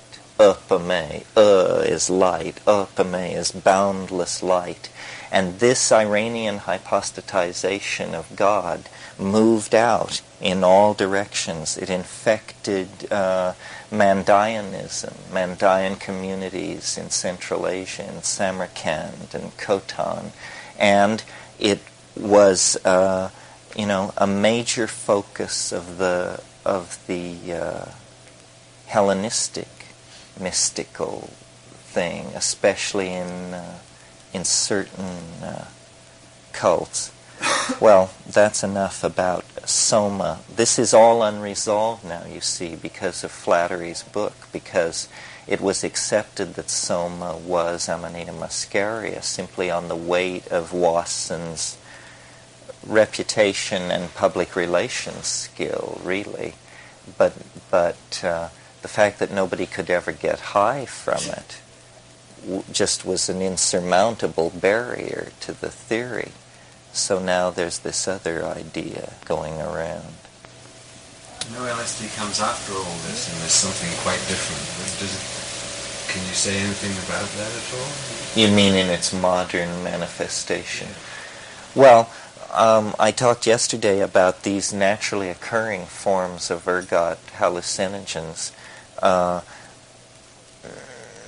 LSD was invented by Albert Hofmann, a Swiss pharmaceutical chemist. He was trying to invent drugs like Pitocin, drugs which induce labor, because these ergonomine compounds are extremely efficient, smooth muscle contractors. So they were exploring the possibility of a drug patent on a compound that would induce labor.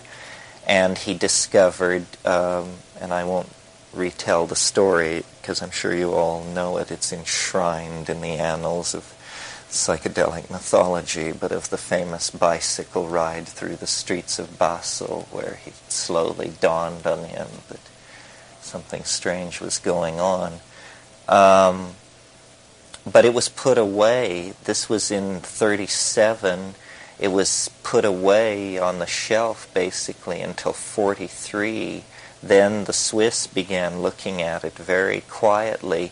It didn't begin to surface in the journals until 1947, 1948.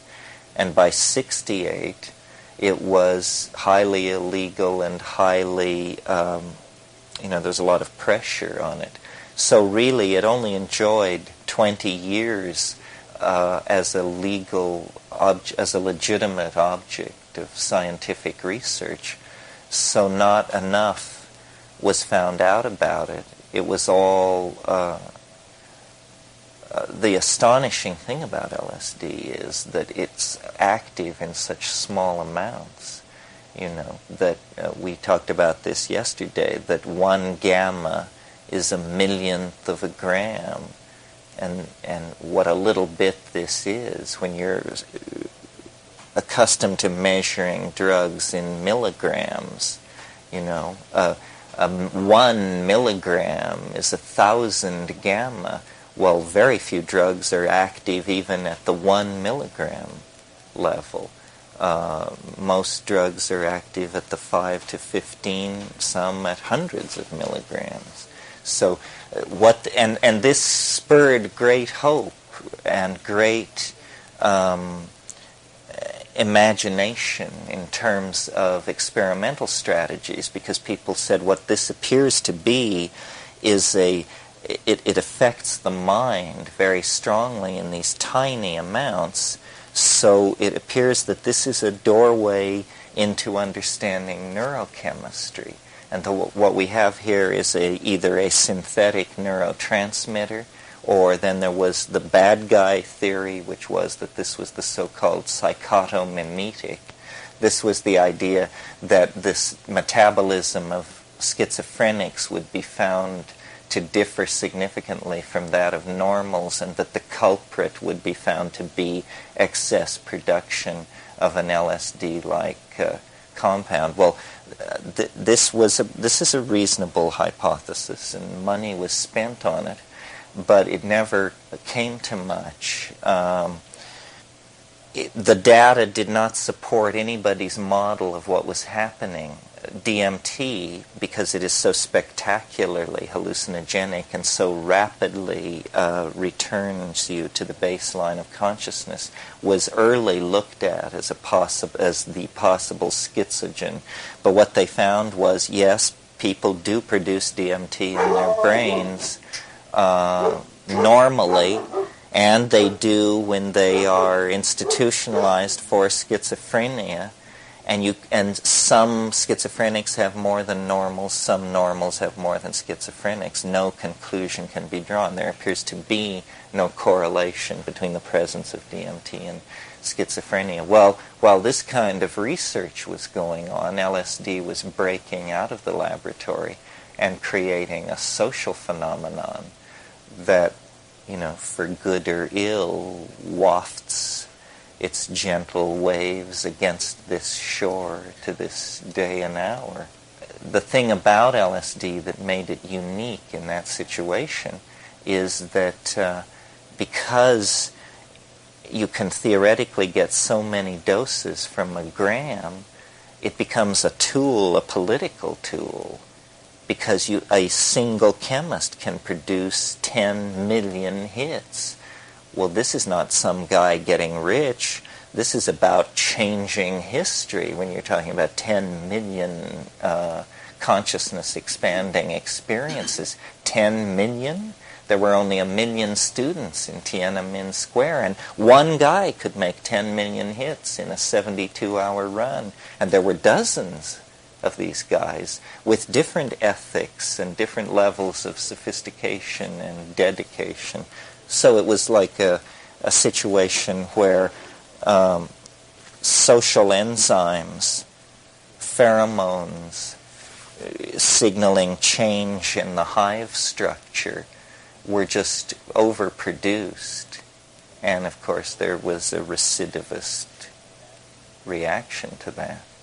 And that killed the goose as far as psychedelic research was concerned. When talking about these indoles, the thing that is important to notice that is not very often stressed is that the window of opportunity for research was so short. I mean, LSD was surfaced in the journals in 1948. By 1968, it was illegal worldwide. DMT was discovered in 1956 in Czechoslovakia. By 1968, it was illegal worldwide. Ibogaine was never studied at all and was made illegal in 1968. I mean, it never was studied by modern pharmacology. The last people who looked at it were in the 1920s. The LSD history we just covered. Psilocybin, discovered in 1953, illegal by 1968. So forth and so on. So to pretend, that we fully explored psychedelics is like pretending that we fully explored the moon. It is, in fact, a fairly apt metaphor, since the curve of exploratory energy in these two dimensions followed each other fairly closely. I mean, nobody's been back to the moon in a while, and it would take 15 years if a command decision were made today. And let's hope that some kind of coming to grips with this psychedelic option is not so hard to reach. It doesn't require the technological retooling, but it requires ideological retooling to be able to face it again. That's the thing. Yeah, it's created a social revolution, hasn't it, in a very short period of time?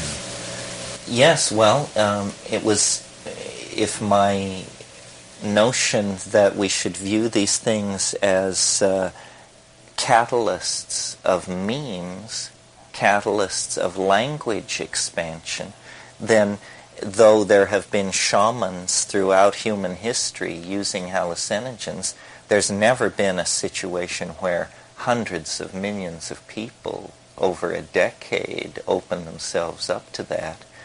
No, it really put the spin on the situation. We're still reeling from it.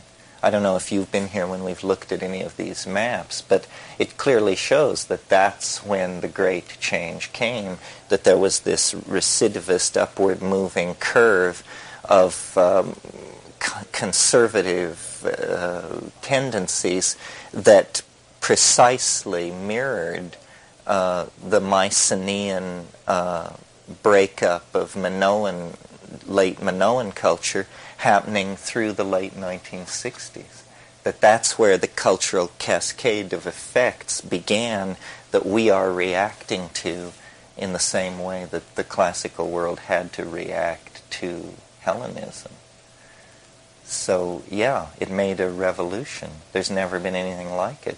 They've never stopped congratulating themselves for getting the lid back on that one, because those of us who were there could not imagine that you could get the lid back on it. It was a sobering lesson for those of us who have faith in the power of ideas, because it's just like this thing in China.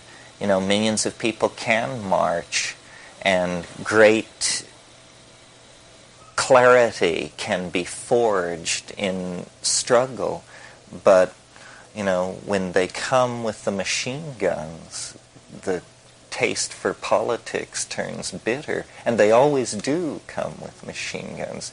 This is the thing that we seem to have to learn over and over again about the hand that governs. But again, the thing is, you see, one of the ways of modeling the psychedelic experience is to see it as that it dissolves conventional wisdom. It dissolves adherence to group values, because it dissolves all structure, because it dissolves syntax. It shows the provisional nature of syntax. Well, how are you going to hold on to an ideology when, the assembly language upon which the convention of ideology depends is dissolving before your eyes? So, and I think that was very scary, that kind of accelerated change. What I would hope is that we could turn psychology toward looking at these things and present it as an enhancement of creativity. Try and look at consciousness as a resource for want of which we are going mad, because we clearly have the technological might, the computer power, the managerial skill, etc., to straighten out the mess we're in. But what we don't have is the will. We are just, in the will department, a bunch of cannibals, and can't seem to get hold of those levers and do anything about it. Well, I think it's because of this malaise, or this shift in psychic dominance that has been allowed to go on throughout the whole course of Judeo-Christian civilization, that has suppressed experiential access to the sacred. And in the absence of this experiential access to the sacred, then you get ideology and doctrine and dogma and pontification and do or die philosophies across the entire political religious spectrum. And we're very afraid to contemplate a restructuring of society that would actually restructure our own authenticity. When we talk about social restructuring, we see it in terms often of planting trees in the Amazon, or figuring out a way to get a free market happening in the Soviet Union. Doubtless all these things need to be done, but the real immediate field where something can be done is probably in our own behavior, in our own commitment to some kind of authentic activity that leads out of this. Well, so for me that has meant trying to understand this hallucinogenic plant option, because I take life seriously as a problem. I view it as a puzzle of some sort. I believe I've seen things which cause me to believe that it's some kind of a conundrum, a labyrinthine puzzle, a fitted together thing that, if properly understood, will deliver one. And, I don't know whether it's my proclivity or my birth sign or whatever it is, but I have the faith that this is essentially an act of understanding, that it is not an act of, let us say, surrender or abandonment or fusion or it's control. It's an act of understanding that there is a way to break through and then say, aha, and I'm illuminated. I see what it is. How could I have not seen what it is? Now I see what it is. Well, the only thing which comes anywhere near these places for the common man are these relationships to these magical vegetables. I mean, it's not satisfying to just read Meister Eckhart and Hildegard von Bingen and all these people, because what their testimony is saying is that it is a birthright of us all. I mean, we shouldn't imagine ourselves as less than the best, because if you do that, you have some kind of a loser's scenario, and who wants to have a loser's scenario? Robert Anton Wilson said something like this. He said, I believe that the power elite rules the world, and I define the power elite as myself and my friends. If you don't define the power elite that way, then you have a loser's scenario, and who wants that? So think of yourselves as the ruling elite and central party command structure of the global family. Then act from there. I've been thinking about, was it you who asked the question about what should we do, and is there something to be done? And several people asked. Early on. Yeah.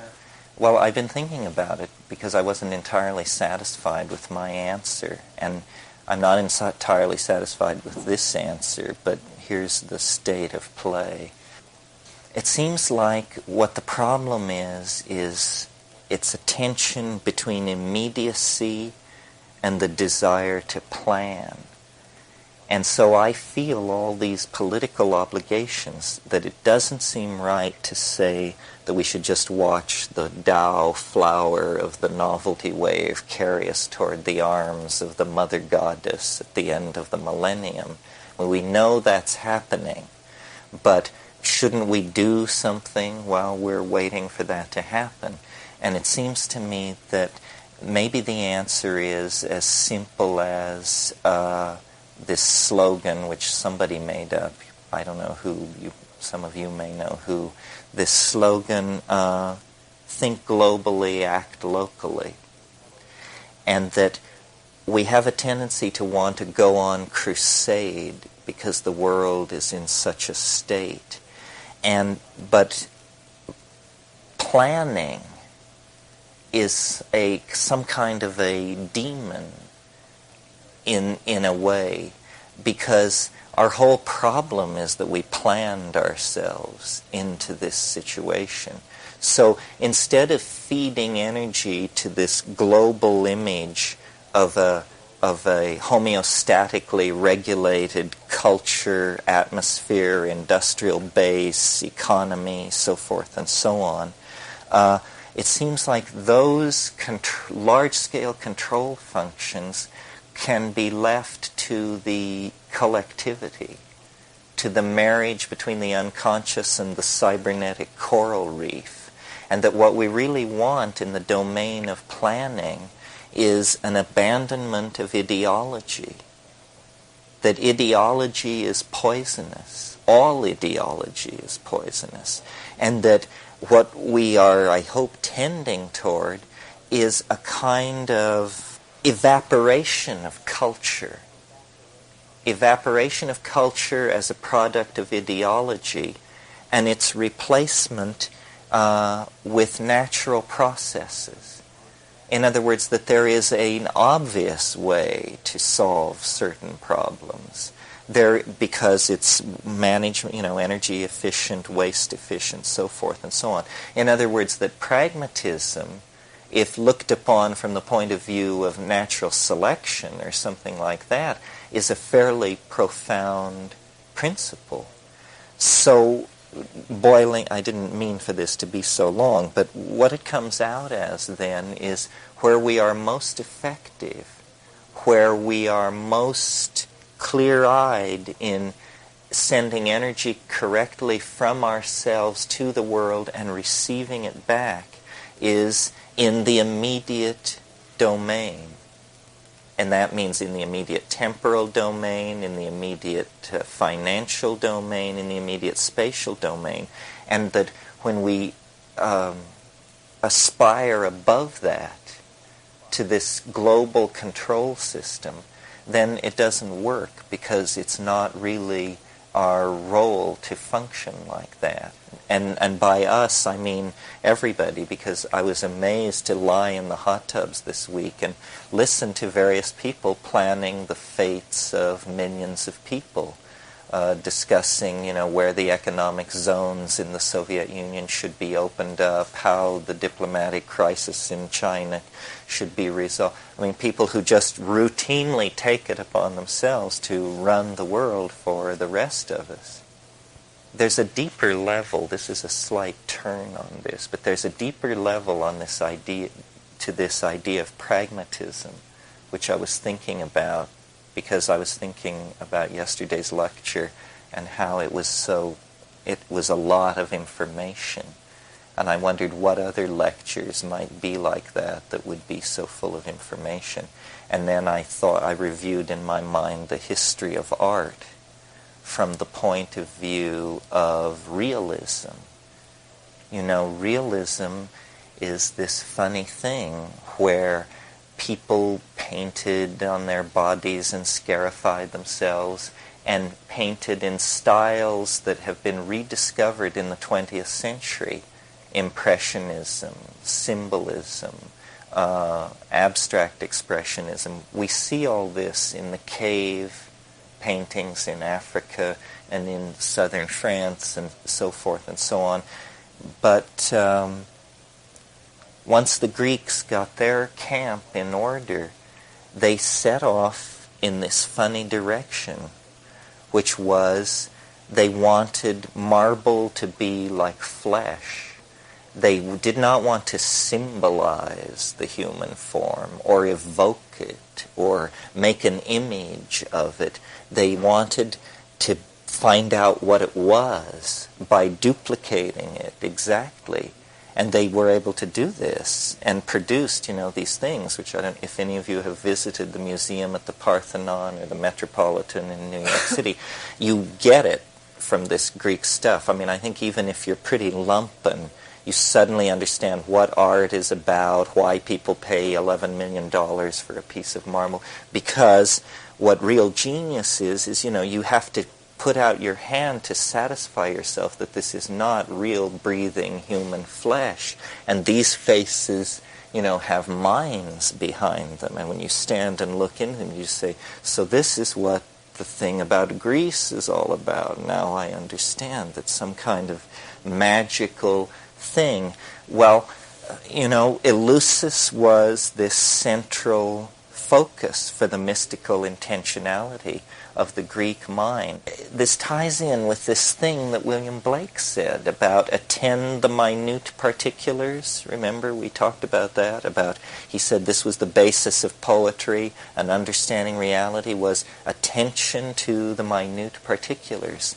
So there is a way of opening beyond symbols, beyond language, and we have we call it realism, but we don't recognize it for what it is. I mean, realism is thought of as another ism.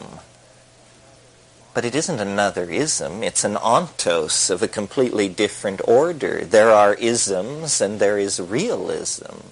And realism seeks to go beyond isms, to go beyond language, to go beyond expectation and the forward-moving net of language, and to present us with something which is, shocking and infinitely deep and beyond contravention. This is the thing. And so this thing has been carried forward, mostly in art, mostly as an intuition. It's not clear to me that it's ever been exactly articulated as a philosophy, but this is what the light of Caravaggio and the recessional distances of the brothers Van Eyck and Turner and all of this stuff, it's a going into the stuff of the world without preconception, attempting, the great discovery that shadows are not always black. Somebody had to look to figure that out, and then to embody it against the flow of all understanding. The discovery of perspective is this peculiar episode in the history of Western thought that is never discussed sufficiently. We are asked to believe that somewhere between the death of Giotto and the death of Michelangelo, European human beings suddenly understood that things got smaller the further away from you they were, and therefore created the world of pictorial space that we have inhabited ever since. Well, in an earlier lecture I told the story about how Thomas Aquinas proved his sanctity by being able to look at open books and then later tell what he had read without ever moving his lips. This was silent reading, and it was viewed as a miracle by his contemporaries because they all had to vocalize while they read. Well, this is a similar kind of phenomenon, this sudden popping into existence of the recessional distance and the whole set of understandings that allows us to navigate three-dimensional space. What is happening here? Does language make way for this stuff? Is it biological? Is it just happen to happen during the Italian Renaissance? How can a convention of painters of a courtly class become a way of inhabiting space and time for the entire population of an ancient continent? It defies understanding. What is actually being tracked is some kind of recent readjustment of the information processing values in the human brain-mind system. And these things are very close to the surface and very easily perturbed. Julian Jaynes, in his book about the bicameral mind, felt that there had been a major shift in the construction of consciousness at the time of Homer. That before Homer, people didn't exactly have egos. They were sort of like soulless beings which, when put under pressure by like a tight situation in battle, would have a magical voice speak to them in their head and tell them what to do. And they called this their demon, their familiar, their titulary animal or god, and then he felt that this autonomous function of the psyche later became incorporated into the larger structure of the human mind as the ego, and that what we use as an ego was once a god. This is the depths to which we have fallen, that we, have shackled a god into the service of managing our portfolios. it's a principle that's very old in nature. For instance, mitochondria, which are the powerhouses of the human cell, are these little enzymatic engines that were originally free-swimming bacteria that have been, through evolution, incorporated into the dynamics of larger structures and embedded there, and now their energy is all channeled to the purposes of the cell. And they have their own genetic material and everything. They are clearly relict organisms embedded in cytoplasmic material. So this principle of incorporation of the autonomous element to enrich the original structure is pretty well there. An instance of that I'm interested in is the pregnancy of language in these Amazonian tribes that are using Banisteriopsis type hallucinogens. I mean, something is trying to happen. This language is just subvisible, and the whole mystery that haunts the culture is that it isn't always subvisible. That, on good Saturday nights, when everything is clicking, they can actually drag out this stuff from another dimension and play with it. And you just wonder, the beta-carbolines are so closely related to endogenous brain chemistry, and so is the DMT that it's running on. I mean, clearly these people are rubbing up against an evolutionary interface spot, a place where human ability, human neural processing, human signal-making functions are bubbling together with the potential of a sudden perturbation to a higher and previously unanticipated state of order.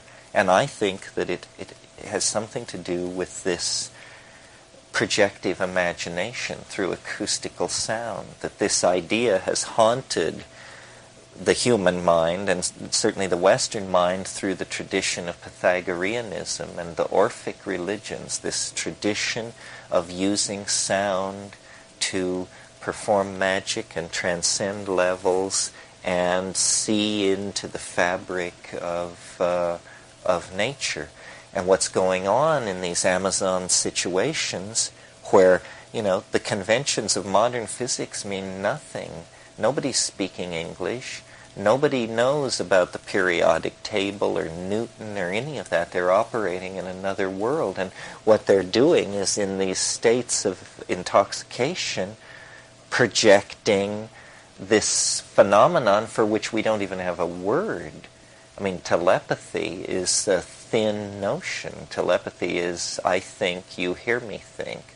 That's not what this is. This is that these people can project whole scenarios of three-dimensional phenomena that are part of a group perception that is not operating under the will of individuals, but that is somehow the élan vital, the life force of the group itself. I mean, we don't have a sociological vocabulary for this stuff. Anthropologists talk about manas and magic and, morphogenetic fields and this and that and the other hand. But this is reductionism, because the living fact of this stuff is pretty astonishing.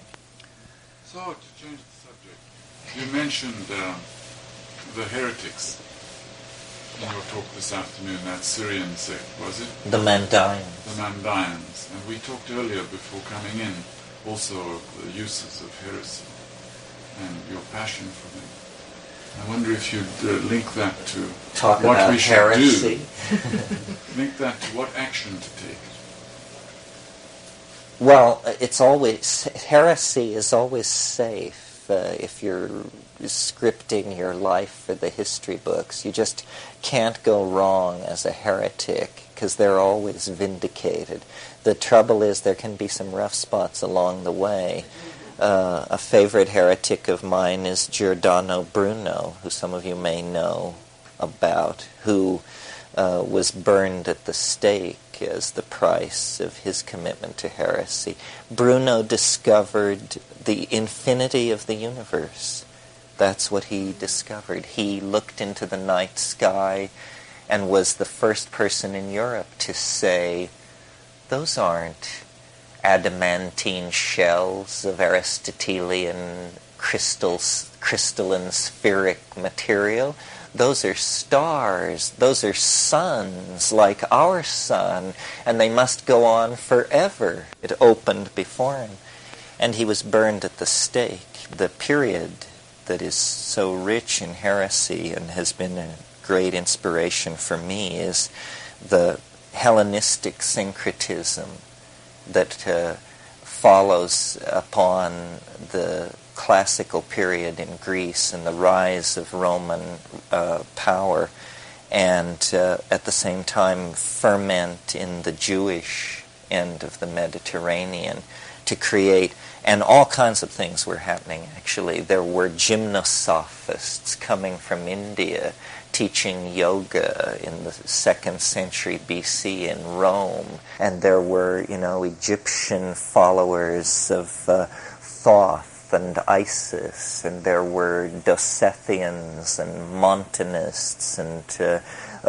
followers of Simon the magician, and these were a vast spectrum of cults ranging from Orthodox Jewish cults such as the Nabateans and the Zealots and presumably the Mandaeans that I mentioned earlier, and then there were Jewish mysticism infected with Platonic ideas, Philo-Judaeus, Apollodorus, Musaeus, all these minor philosophers were teaching. There were Pythagoreans, there were atomists, and the most interesting of these were proto-Christian, neo-Christian, pseudo-Christian, crypto-Christian sects that were competing with what eventually became Christianity. Some of you may know of this sect that did some of the Dead Sea Scrolls, the Nabateans,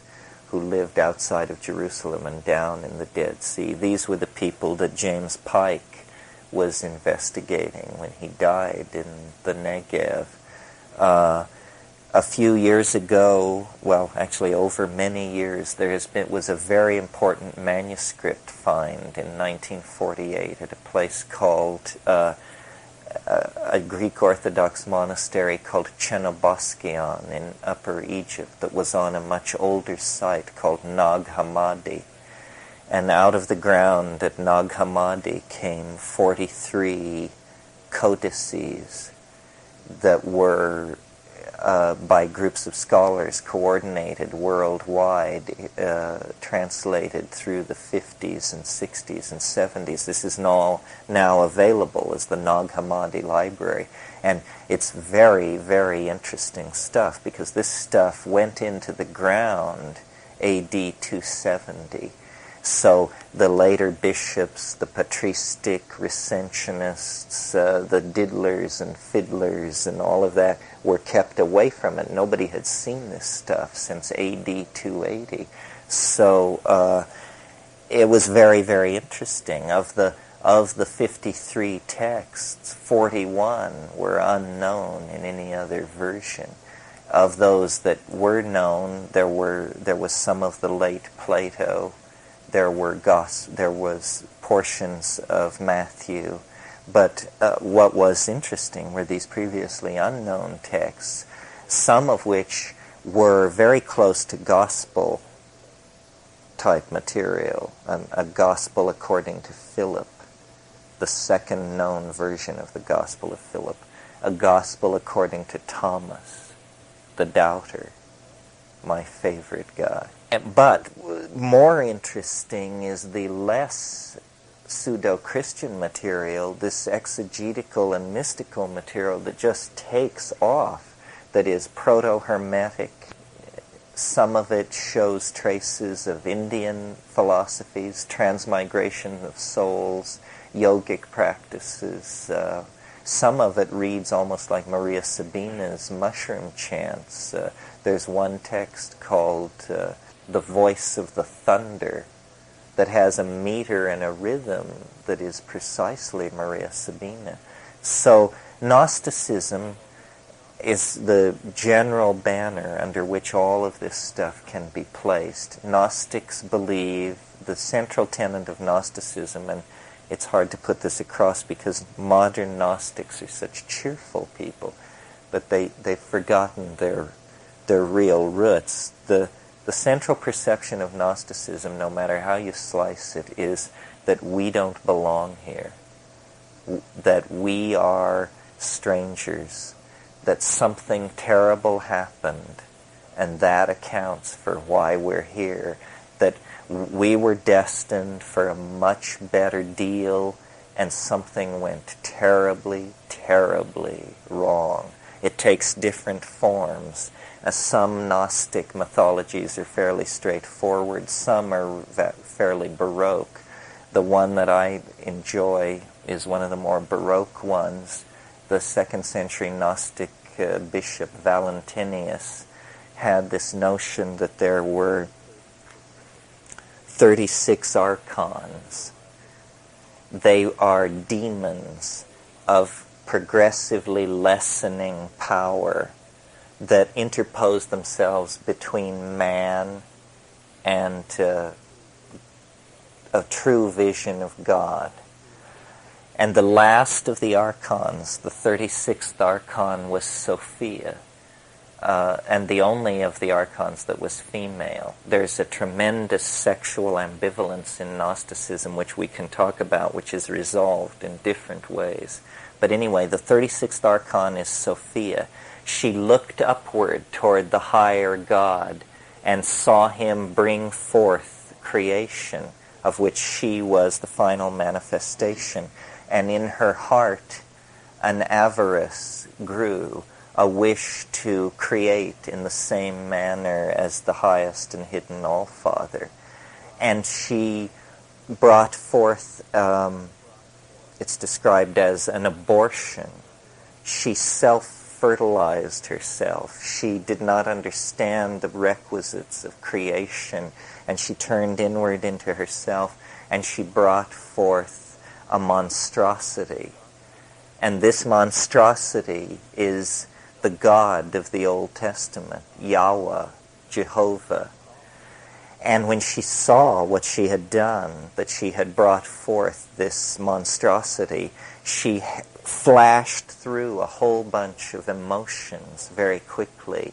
Horror, guilt, rage, fear, agony, like that. And these emotions of the errant Sophia condensed as the material world over which Ildabuath was then made Lord. So the entire material universe is seen as the condensed emotional debris of the horror of the 36th archon upon witnessing her own creation, who is then made God over this universe. Well, even though this is this really bad scene, it still nevertheless has this extremely tenuous connection to the highest and hidden All-Father in the form of what is called the scintilla, the spark, the soul spark of divinity. So then the goal of Gnostics, born into this unfortunate world, is to gather the light together, to save the light. The light is defiled by its presence in the world of material existence, and the light must be gathered. Well, so then the central soteriological concern, that means the central salvational concern of Gnosticism, is how shall we gather the light? And their whole theology then is, what is the light? How should we gather it? And once we have it, what do we do with it? And then there were various answers. I mentioned the sexual tension inside Gnosticism. It took two forms, both wild extremes. In one case, Gnostic hermeneutics reasoned along the following lines. Life is defiled, the light is defiled by the material universe. Therefore, we should withhold entry of the light into matter. therefore we must be celibate, we must have no children, and in some cases this took the form of saying, and we sanction no form of sexual union which could lead to procreation. So they were kinky in that style. The other direction that they took was extreme celibacy. Just simply no sexual contact whatsoever. And then the third option, and these options had differing percentages of loyalty as Roman society underwent exterior transformations. The third Gnostic stance was, man is divine. We are of the light, and nothing in the universe of Ildabaoth can pollute the light, for it is of a higher order, and therefore we can do anything we want. Yes, so you could be a Gnostic and line up for scourges and heavy dieting, or you could line up for total libertinism and eating and drinking anything you want and any kind of... So this was the spectrum, and this was, of course, very baffling to Christian morality. But Christianity has an incredible debt to Gnosticism. I mean, the Gospel of John and Revelations, this whole bit, in the beginning was the Word, this notion of the going forth of the Word, this is thoroughly Gnostic, and the struggle between light and darkness, the light shines in the darkness, and the darkness comprehend it not. This is essentially the Manichaean thing, which is a form of Gnosticism. Manichaeanism is a dualistic Persian religion that had great sway in Persia through this slightly later phase. Mani was its prophet. Mani was a Mandaean. His father was a priest in the Mandaean faith. Well, why talk about this so much? Well, I don't know. Permission for heresy is never a bad idea. And I think this is an important issue which is not resolved. I mean, we are all love bunnies of one sort or another. But what do you do about this thing? Are we of the earth? Is it our charge and our destiny? Or are we from another place? You can't have it both ways. This is a pretty clear division. What are we to be? Are we to integrate with nature, or are we to transcend it through an act of conjuration out of the self, which is what culture is? I mean, apparently we have made the choice, and all we're doing now is the philosophical dotting of the I's. Our commitment to technology is thoroughly Gnostic. Our commitment to... we believe that nature is something that withholds secrets from us, that we must wrest the secrets of nature from it in order to somehow complete ourselves. And, modern Gnosticism plays all this down. Modern Gnosticism is existential and capitalizes more on the idea of abandonment. They're less interested in the program for returning to the higher and hidden All-Father, and much more interested in talking about how we are abandoned by the All-Father, and therefore what a drag it is and what can we do about it. So that people like Heidegger are thoroughly Gnostic in their thinking. I mean, anybody who is not... Because you see, what Gnosticism denied was the presence of God in the world. You need to understand that it was an article of faith of Gnostics, that this is really a long way from God, that we are really off, way, way out, over, away from it. And Christianity preserves this dualism in the eternality of evil, in the idea that, there isn't a final fusion. They preserve the distinction down to the last knell of recorded time. So that's a thoroughgoing dualism.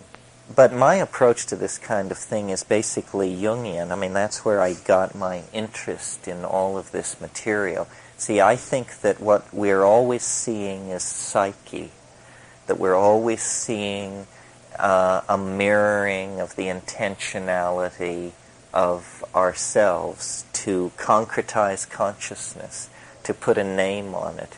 And so I have called myself at times a noetic archaeologist.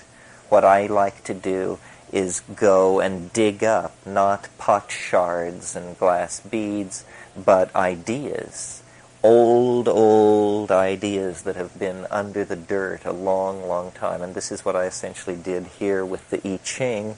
And Gnosticism is another boneyard, and alchemy is another boneyard, and the Maya are another boneyard, and ancient Hawaii is another. And I love to go into these things and draw conclusions, you know. It's all very pregnant with intention toward the person who comes to it with an open mind. I mean, everything wants to speak, everything wants to guide us. I haven't talked much about it, but I always think there are so many ways in which it's true that it would have been so much different if Aldous Huxley had guided things through the turmoil of the 1960s. Aldous Huxley was, a British intellectual, a novelist, a social critic, but even before he wrote The Doors of Perception, he wrote a book called, or an essay called The Art of Seeing. And, this was gospel as far as my mother was concerned. I mean, my mother was an extraordinary woman. I don't know how she had the intuition to be into the things that she was into. But it's this thing about seeing. And this goes back to what I was saying about realism, training the eye. What these Renaissance people and these Greek people were doing with the recessional distances and the nudes was they were really looking.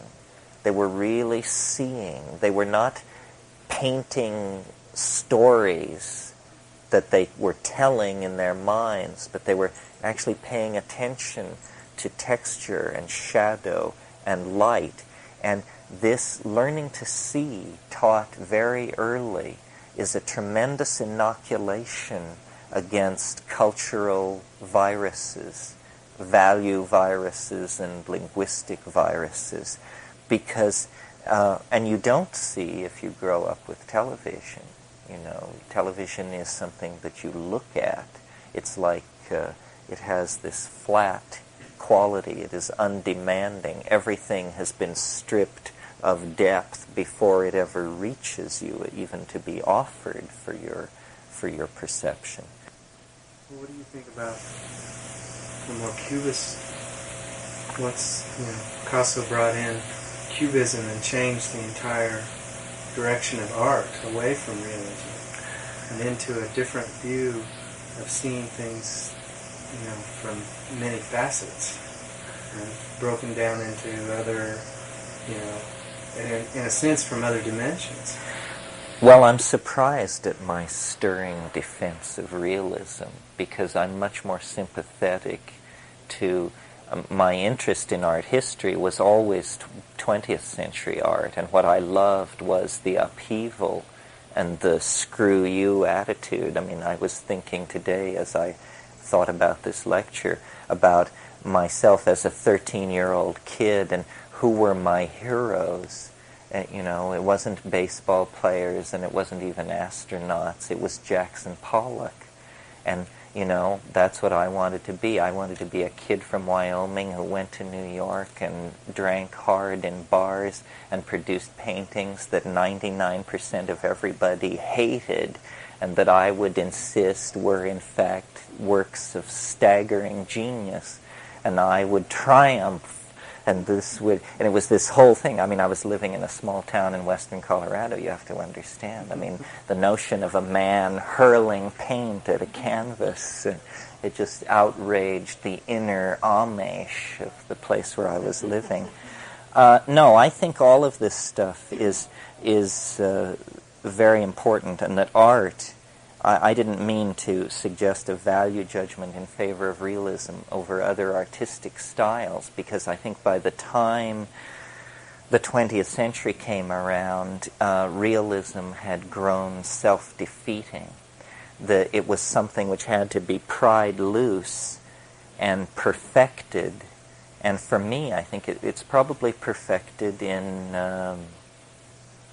Jan van Eyck, the altarpieces of the Van Eyck brothers, or Caravaggio, or, by the time you get to Velázquez and the Mannerists, something else is happening. It's like they've overshot the mark. With Mannerism, it's getting weird.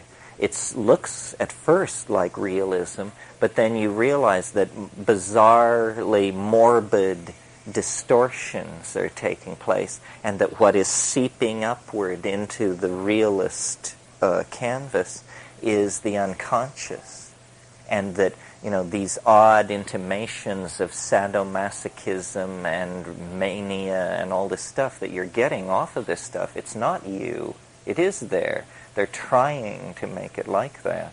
And the Mannerists set the stage for full permission to push off into then Romanticism, really. The evocation of emotion through the manipulation of image, of natural image, but it's really, the thinking is not realistic, the thinking is allegorical.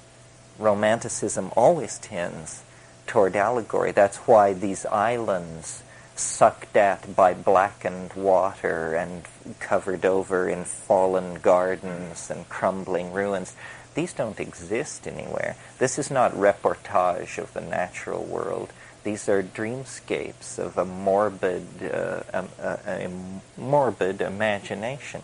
Okay, well, so then it all runs out in the 19th century.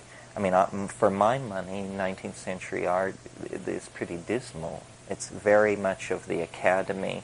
In France, you've got Watteau and Fragonard, and in England, you have, Reynolds and all of this stuff going on, until this romantic morbidity gives rise to, out of the recrudescence of that movement come people like Redon and Moreau, the French symbolists.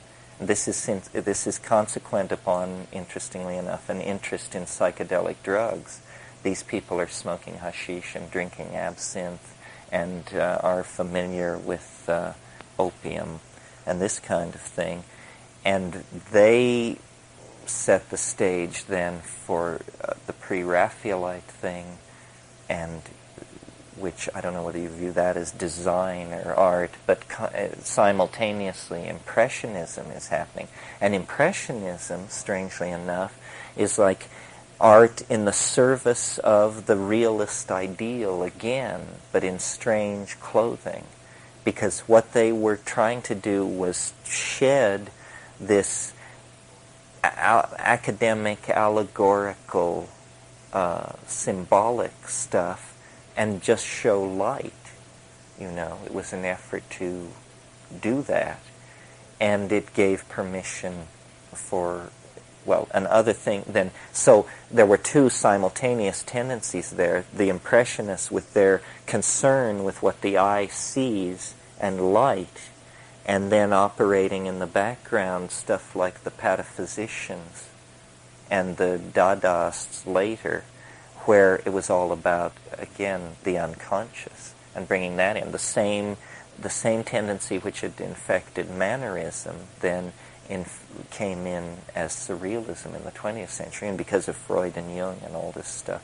So I think that the whole history of 20th century art is a reaction against morbid romanticism, which was probably a pretty good thing to overthrow.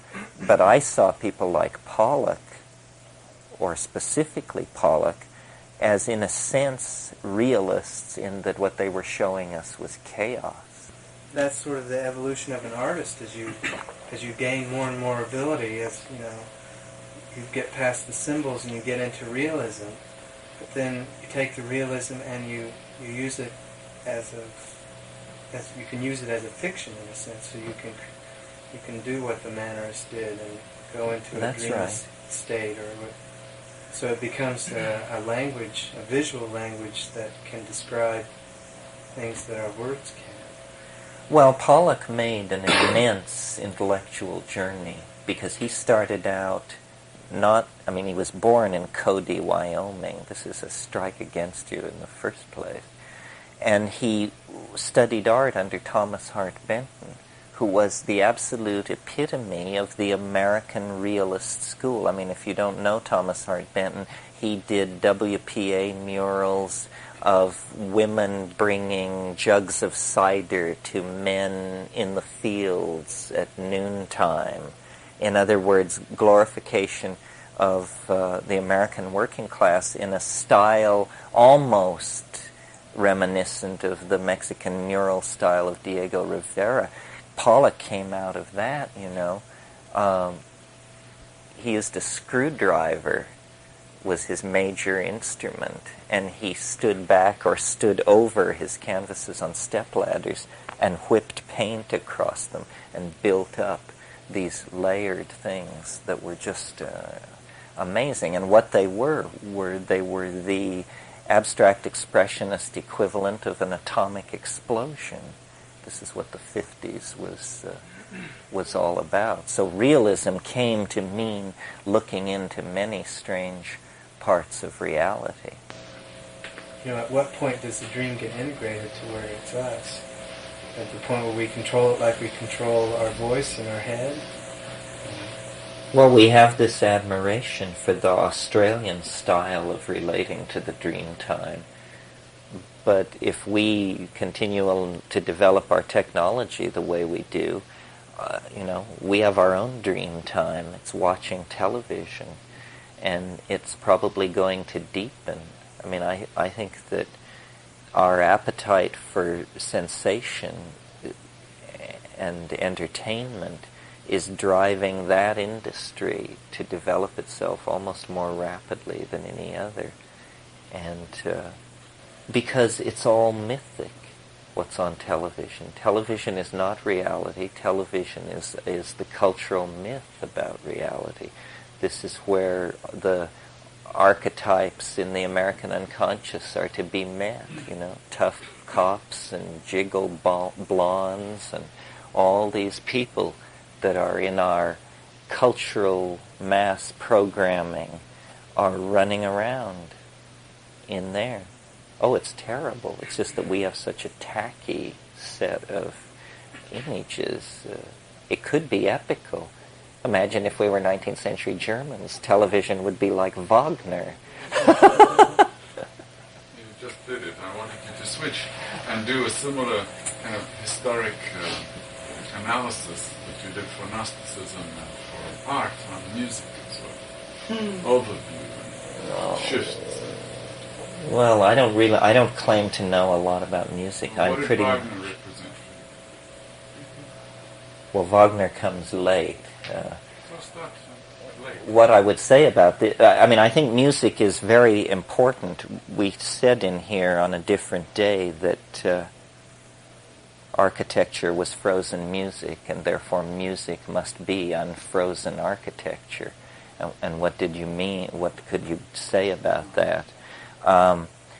This Pythagorean thing, this very old thing, this discovery of these apparently natural relationships that are very mysterious between the plucked strings, so that if you stretch gut between bone antlers and you pluck certain strings, other strings in a perceived to be natural relationship called an octave will also vibrate in harmony. This is the key concept here, harmony. People saw this, and Pythagoras, or apocryphally, what Pythagoras did was he filled glass tubes with water, and when he had two glass tubes tuned so that they were an octave apart, it was observed that the amount of water in them could be expressed as a mathematical ratio. Well, this touches on a very mysterious aspect of things that nobody quite understands, and you don't even hear people talk about it because it's so problematic. And that is this: why does mathematics have something to do with nature? Why does mathematics have anything to do with nature? Think about what mathematics is. Mathematics is the operations you can perform on numbers. Well, nature isn't, you don't see numbers. And yet, this has been the fundamental insight of the Western mind that has allowed miracle after demonic miracle to be conjured out of nature. The discovery of the curious parallelism between nature and operations performed on numbers. Well, it comes out of this Pythagorean religious mentality, which observed, these ratios and related them to the sounds and said, well, then there can be a mathematical theory of music. And then they observed regularity in other phenomena. The stars had long been observed to be regular. Well, so then they began to think in terms of regular, perfect things versus irregular, mundane things. And in this climate, Platonism was able to come into being. And Platonism makes an absolute division, between the world of archetypal perfect things and then the lower slice of reality. Music was carrying all of this along, and if you're interested in ancient music and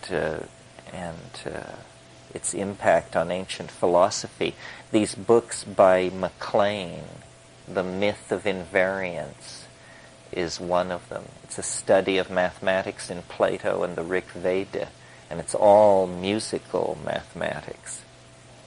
They were studying proportion, harmony, relationship. Now notice that in this situation where the string is plucked and the other strings in octaves above and below vibrate, this is a very cogent demonstration of action at a distance, something which is very troubling even in modern conceptions. But it's a very cogent demonstration of action at a distance. It shows that there need not be a connecting medium for force and activity to be transmitted across space. In other words, it is an argument for magic, for etheric influences and this sort of thing. And so then the theory quickly grew that obviously then the way to influence these things was through music, through sound, and theories of tone grew up. And the 7 planetary bodies that were familiar to the astrologers were connected to 7 tones, and then a correspondence was recognized between 7 metals, and a map of the world was slowly constructed that had music at its ultimate basis. There's a wonderful book that deals in part with all of this that some of you may know, called Hamlet's Mill. Hamlet's Mill is the story of this very old myth that occurs all over the world about how somebody has a mill, a little grinder, and somebody else steals it, and then the thief rows across a body of water with the mill in a boat, and the mill sinks the boat, and the mill is grinding out salt. And this is, in one version, the explanation for why the ocean is salty.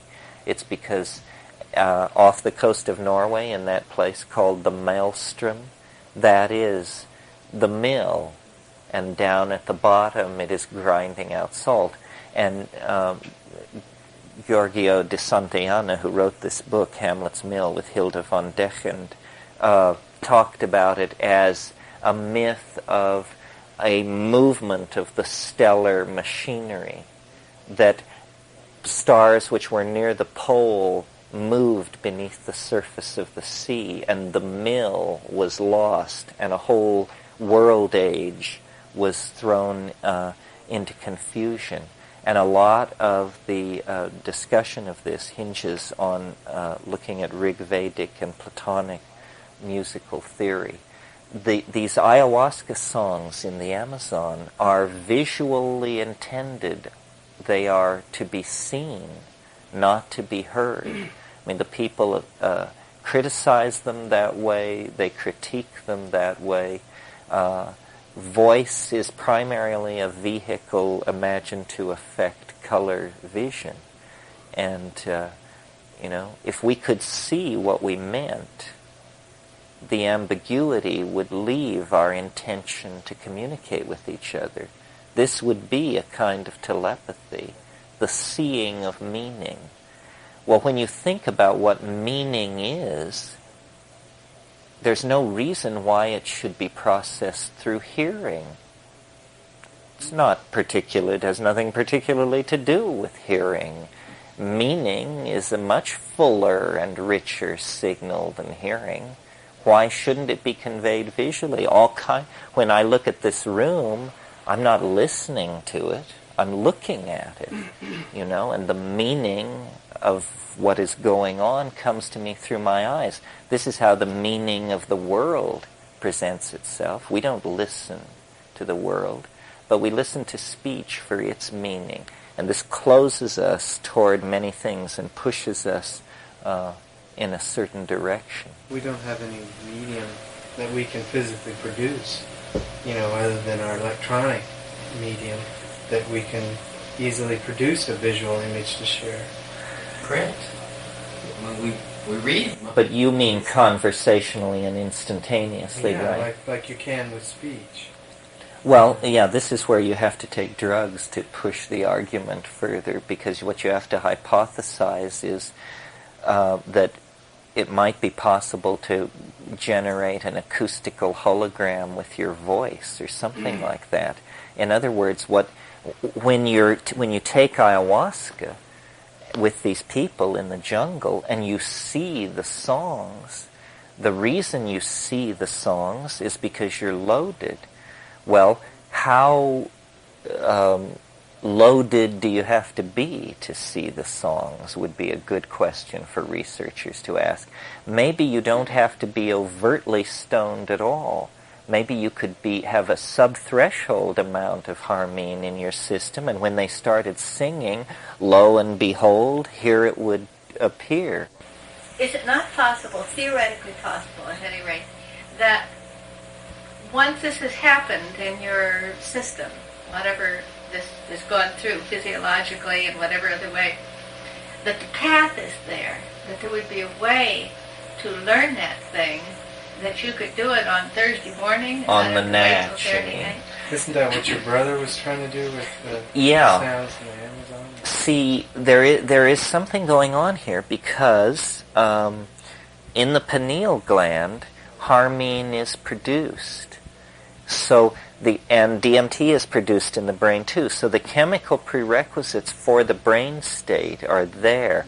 I think the first meeting we held, I talked about the fact that people who have smoked DMT then report months, years later, dreams in which they smoke DMT, and it happens in the dream.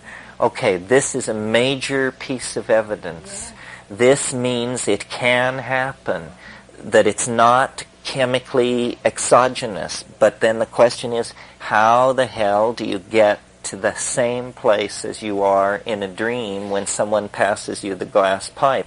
But the very fact that it can happen, and so then, so it lies very close to the level, to the level of consciousness, you see. And these people who've been in the Amazon all these 20,000 years that we've been calling primitive, while we've been inventing technology and doing all this other stuff, what they've been doing is every Saturday night exposing themselves to a linguistic catalyst.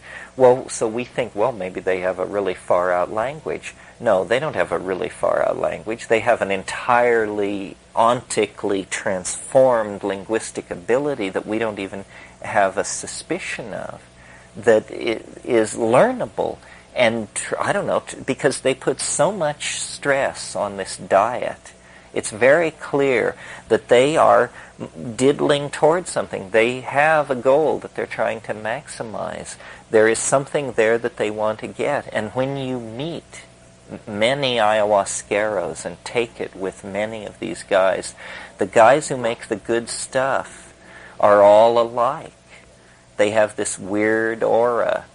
They have a voice thing that is hard to describe. But you know the concept of voice in Dune, where there was a way to just drop down a register and speak in a way that people could not resist because you set the vibe in this certain way.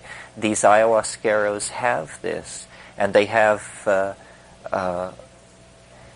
yes, it's something so outside our cultural value system that we can hardly realize what we're doing with, because how many of us would go there, and then how many of us would go there and go deep enough, and then take the drug with these people, and then be enough free of your own stuff to pay attention to what they were putting out, and then to keep it enough together to create a description that you could bring back later.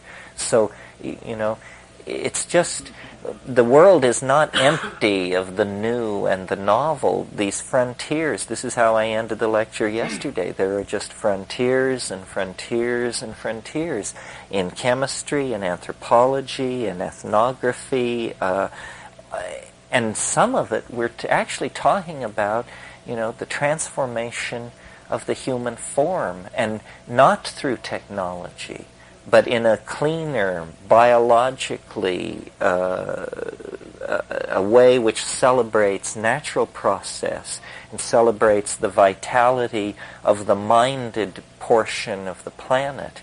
It's an attunement, not this Gnostic thing which I evoked for you, which is, you know, people used to say of my grandfather, where he'd been was so-so, where he was hell, and where he was going was paradise.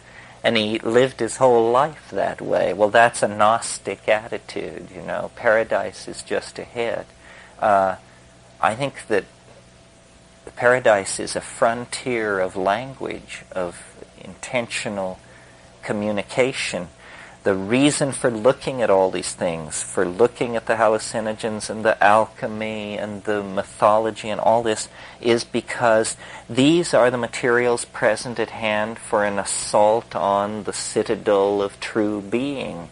You know, somewhere here there is a clue. Somewhere here there is something that we can use. It's going to be an obscure sect, a peculiar mantra, a strange drug, a bizarre plant, a forgotten teaching, a lost alphabet, something that we can use so that, you know, I've talked about the tantric nature of the point of view that I'm putting out. Tantric in the sense of the definition of Tantra as the short path, taking seriously the idea that in a single lifetime a human being might be able to go vast distances in the project of spiritual unfolding.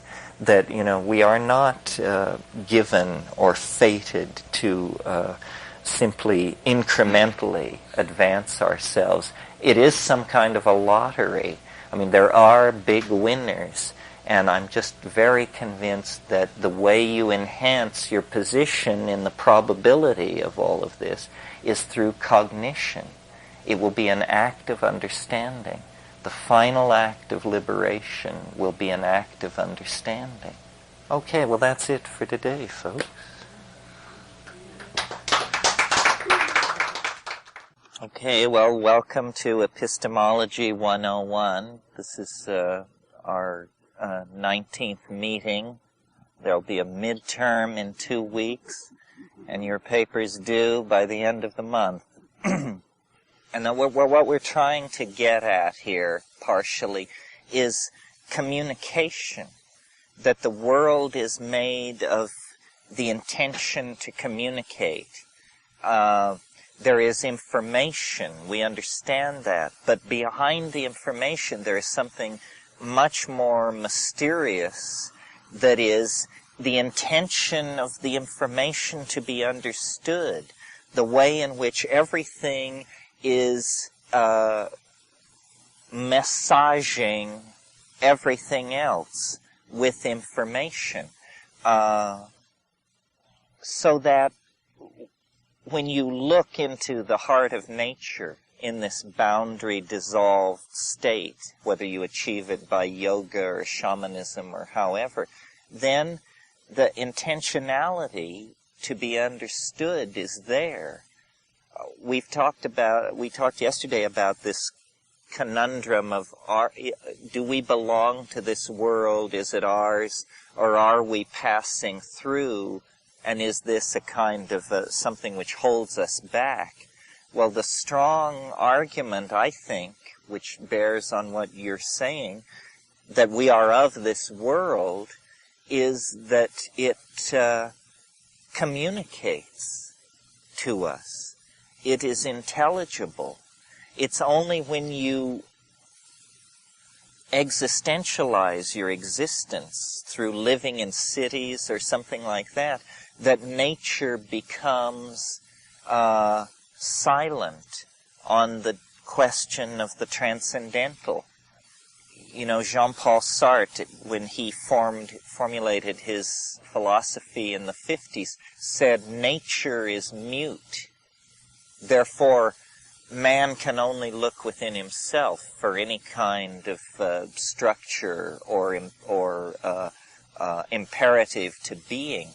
I reject that, and I think all psychedelic people must reject that, because what is being accentuated by the dissolving of boundaries into the world is the discovery then of the transcendental presence. You know, the scholastics had a notion which Kat and I used when we named our little company. The reason we named it Lux Natura, what that means is the light in nature. The light in nature. And it is literally the light in nature, the splendor in the grass. It's in the ripples. And it is affirming. It is affirming. And we are, in many cases, perversely blocked against it. The way in which, perhaps by sharing our experiences, we can begin to satisfy ourselves that the domain we journey to and from is not merely mental.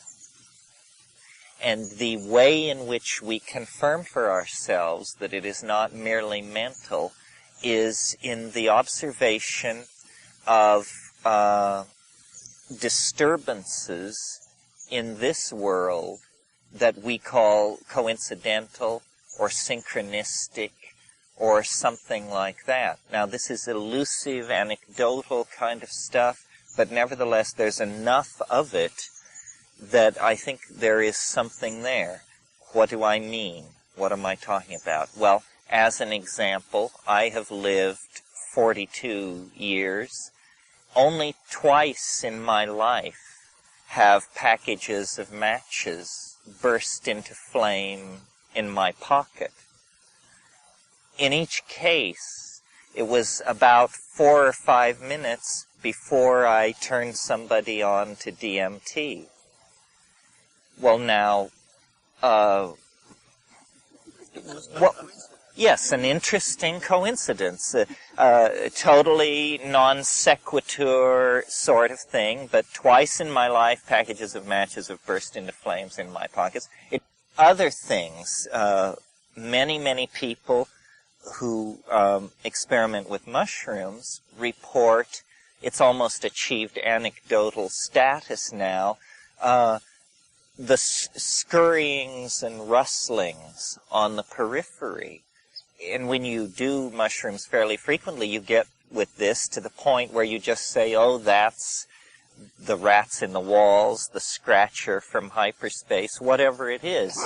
Because it's, you can't wrap your mind around it, but it's always there. And then less easily confirmed and communicated, but I'm sure we all have had this experience, is you will take a voyage into another dimension, be completely laid out on the floor for a long, long time, and then sit up. And at the moment that you sit up, the fire flares up, the logs fall through the grate, the coals burst into flame. In other words, there is a wave of regenerative activity that sweeps through the whole system. And people report playing with clouds. People report that after intense experiences, their lives are haunted by synchronicity. Well, psychologists get rid of this kind of anecdotal material with all kinds of semi-weaselly arguments, such as your clue-sifting intellect has been shifted from the background to the foreground. So now you are paying attention to the environment and it is giving you messages. And we all know that schizophrenics move into mental spaces where every license plate carries a message. And every headline is about them, and every conversation among the people they pass on the street is about them. But we all also know that we ourselves dabble with this, that this belief that the world is entirely independent of our minds and objective and unaware of us is the kind of scientific fiction in which we operate. And then the real truth that appears to our perceptions, the truth of our immediate experience, is that the mind is a concentric field of diminishing intensity that can draw events and circumstances far from the ranges of probability. Once I had the following experience. It's all anecdotal, you see.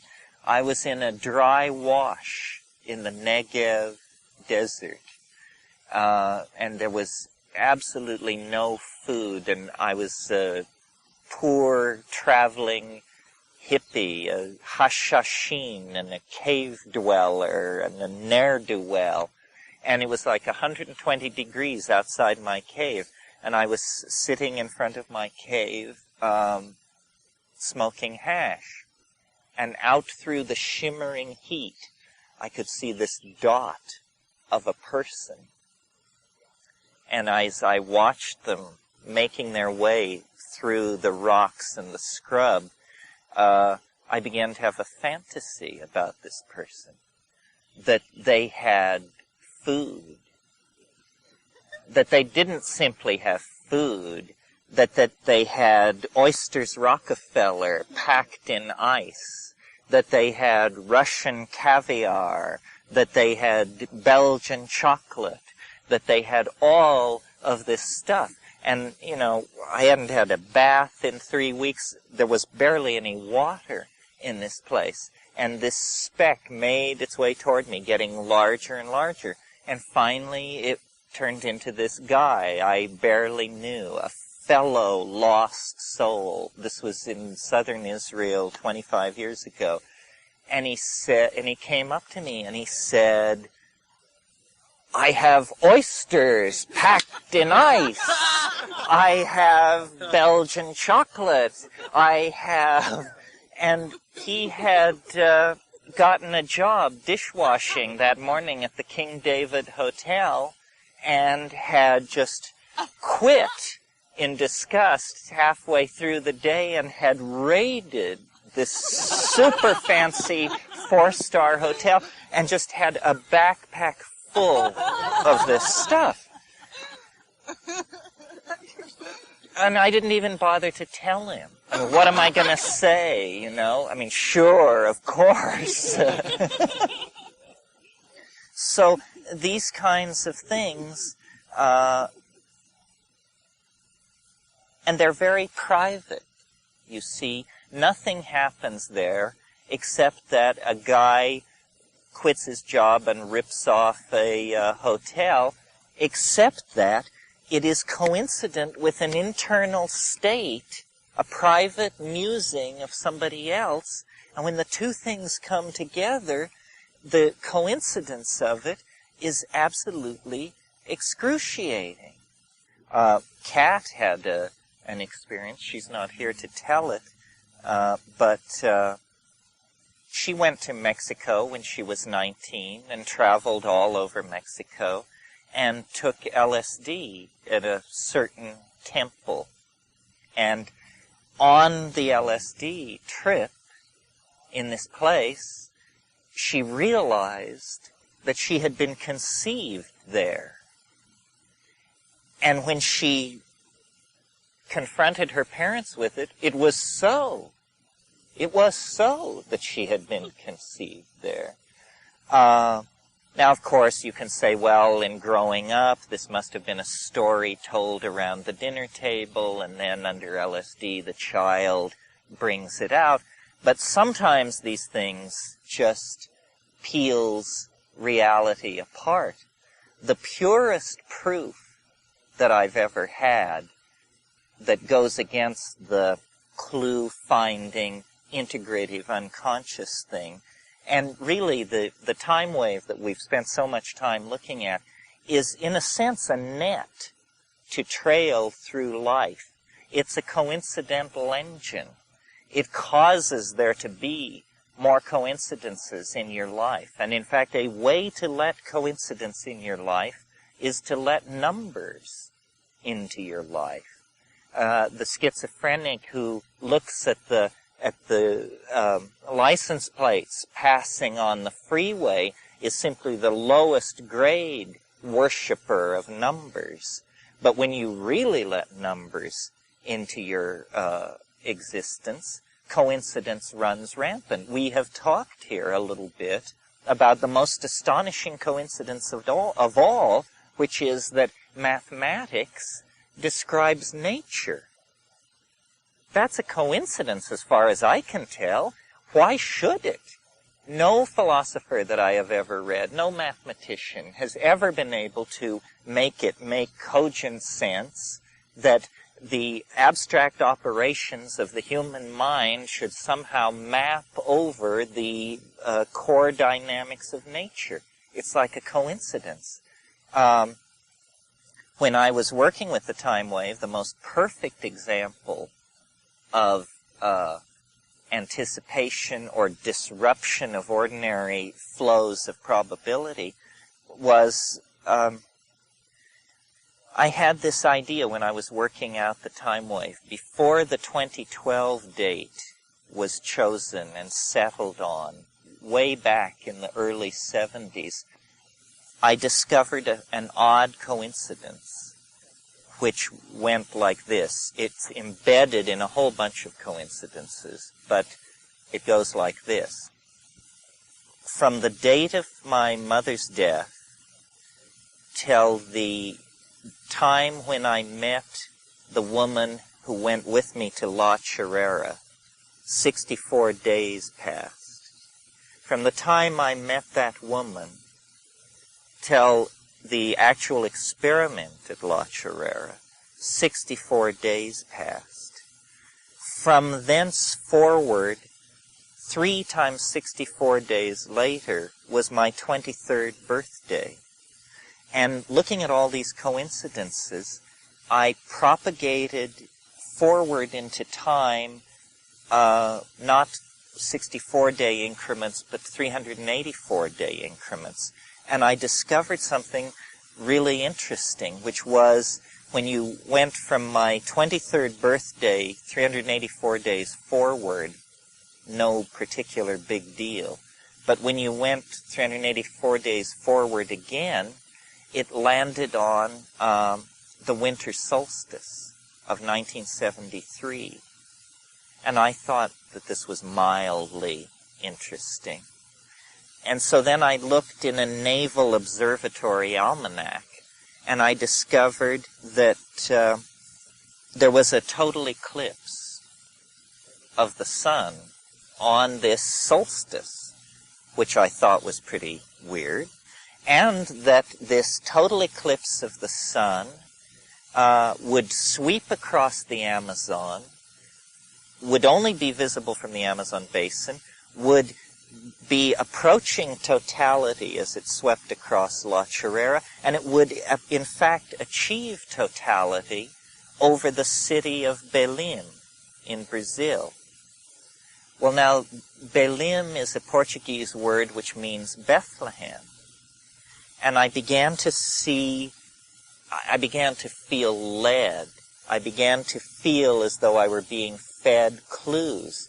So then I looked at the map, and you may do so as well, and you will see that the city of Belém in Brazil, the city of Bethlehem, is situated in the delta of the Amazon.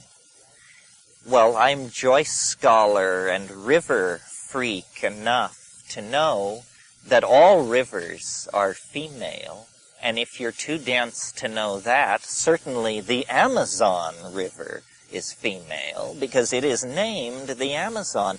I mean, Gaia is what it is, you know, and Amazon is a giant woman. Well, here in her vulva, literally in the delta, and delta, you see, is this triangular, the Greek letter delta is a triangle and has been a schoolboy symbol for the female genitals for 18,000 years. In the delta of the Amazon sits the city of Belém, over which, on a certain winter solstice, a total eclipse of the sun will appear. And I said, you know, my goodness, this is the stuff of prophecy. Something marvelous, it must be going to happen there. And, you know, you must know Yeats' poem, what's it called? The Second Coming. The one about what rough beast slouches toward Bethlehem to be born. And it is an apocalyptic image, an image of the shift of the aeon. So I had all this data, see, pointing at December 23rd, 1973. But I got this same argument from people, this argument that you must have known, you must have seen these astronomical ephemerides at some time in the past, you must have an unconscious photographic memory, the mind must be a computer at some level, and so forth and so on. But what clinched it for me was early in 1973, still 11 months before this much anticipated moment, I open the San Francisco Chronicle one morning, and it says, long period comet headed toward Earth. And I closed the newspaper and said aloud, I know that this comet will make its closest approach to the sun on December 23rd. Then I open the paper and read it. It says, yes, it will approach perihelion on the 22nd of December, give or take, you know, so many hours Greenwich. And then I saw, for me, that did it. Because what it was a perfect proof. My wish had been granted. Because you see, no human being on Earth knew that this comet existed, or had ever known, because it was a long period comet. It had never in historical times been in the skies of Earth. When I had focused in on this date using all these clues, it was absolutely in the value dark dimension. It was not in the collective unconscious unless the collective unconscious anticipates the future. And if that's the case, then there's no way to contaminate any experiment from influence. So, the mushroom was willing enough to provide for my edification this thing. Well, but then see what happens. You may remember this comet. It was the comet Kohoutek. And it was an excuse for all kinds of folderol. I mean, harmonic convergence, eat your heart out. This was a much bigger deal. And yet this comet, which physically should have blossomed out into the most spectacular comet of all human history, was a dud. And once again, prophets ate it right and left, and booksellers were left with vast unsold inventory. So, to me, it's like play. It's like a joke. It's like if that doesn't seem like a joke to you, then you don't have a sense of humor. It's not going to hand over alchemical gold, because after all, why should it? Who are we to be the recipients of alchemical gold? But it does tease, and it does play. And I think if you're playful enough, you can coax it into being your playmate, and perhaps in these boundary-dissolved states, this is what happens. I've told the story about how in the Amazon, when all this stuff was breaking loose, I went through this period where very calmly and deeply and without having any need to tell anyone, I thought, I came to the opinion that I was like enlightened. And it was this very low-key thing. It was all about appropriate behavior. This was the cognitive hallucination that I was having. It was about appropriate behavior. And I had this idea there's an appropriate way to do everything. And if you do it the appropriate way, no energy will be lost. And so you become like superconducting. You become like some kind of super Tai Chi character where you just do things so niftily that there's no problem, whether it's plucking a flower or moving a boulder. And I was told, when you think, sit on the ground. There were all these teachings, and they were very simple. They were things like, sit on the ground, stupid. And, use your fingers. That was a big teaching. Use your fingers. So one of the things I was into was how you wash the pot. We had one pot. It was this little enamel pot. And we would bake it over a fire, and we baked beans, and we baked rice, and all these terrible things that would get scum on the bottom. And so it was a big deal about drawing lots for who washed the pot. Well, I discovered in my enlightened state that we had been doing it all wrong. And that if you would go down to the water with the pot and take sand and pat it very, very lightly in the bottom, and then say, please, that then all you had to do was pour water into the pot and swish it around and empty it like that. And then when you looked in, it would be like Drano, it would just be blinding white. And I did this several times, and I thought how appropriate a miracle this is. This is a real miracle. I mean, this is just simple stuff. It's totally here and now. It's absolutely Taoist. It's completely, on and on.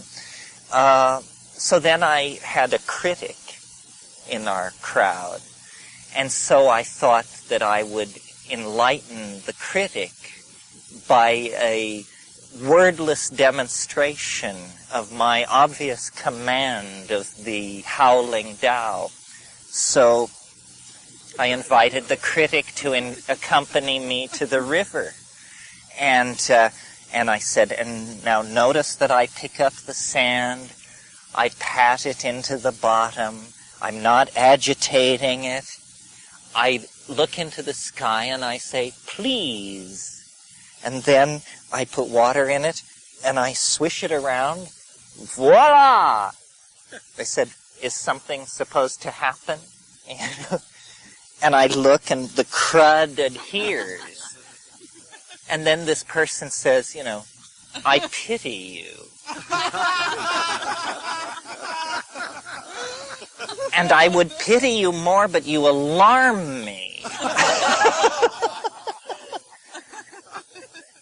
This was the sequela to the thing with the dancing butterflies, which was at the same time and the same thing, which is in my enlightened state, totally master of the Tao, I would go into the woods and I would hold out my hands, my outstretched hands like this. And butterflies that I had hunted relentlessly for months with a 16-foot extendable Japanese killing machine that was my tool in trade, these canopy butterflies would come down and land on my hands and strut and show their iridescence, and tears of joy would stream down my face, and I would kneel down, and they would all line up in front of me, and then I would weep more, but, how much cathartic weeping and joy of this sort can you contain? So there would be this little nub in the experience which would begin to grow stronger, which was all about, this proves that I'm on to something. Nobody could look at this and not realize. Said, I must show someone. And the critic had not spoken to me since the pot washing incident, but was very, on me. So then I went back to camp and I said, let's just take a walk down the trail. Maybe we can work out these differences. Thinking that I wouldn't even mention it. I would just sort of, as I was consoling them, put out my hand and butterflies would drop from the trees. They would realize the error of their ways, so forth and so on. Well, of course, that didn't happen. So then I said, well, maybe I'm being too humble here. I should at least make a commitment to the thing. So I said, stand here and watch. And I raised up my hands to call the insects of the jungle to me. And then the line was delivered the second time, I pity you. And you're not your word, you're... This is all true. It is true that the butterflies danced on the back of my hand. Well, so what is one to conclude from this? Well, I think what you have to conclude is that ego is the absolute impediment to Tao. And that if you care what other people think, if you care how it's going to impact on your reputation, if you have any of these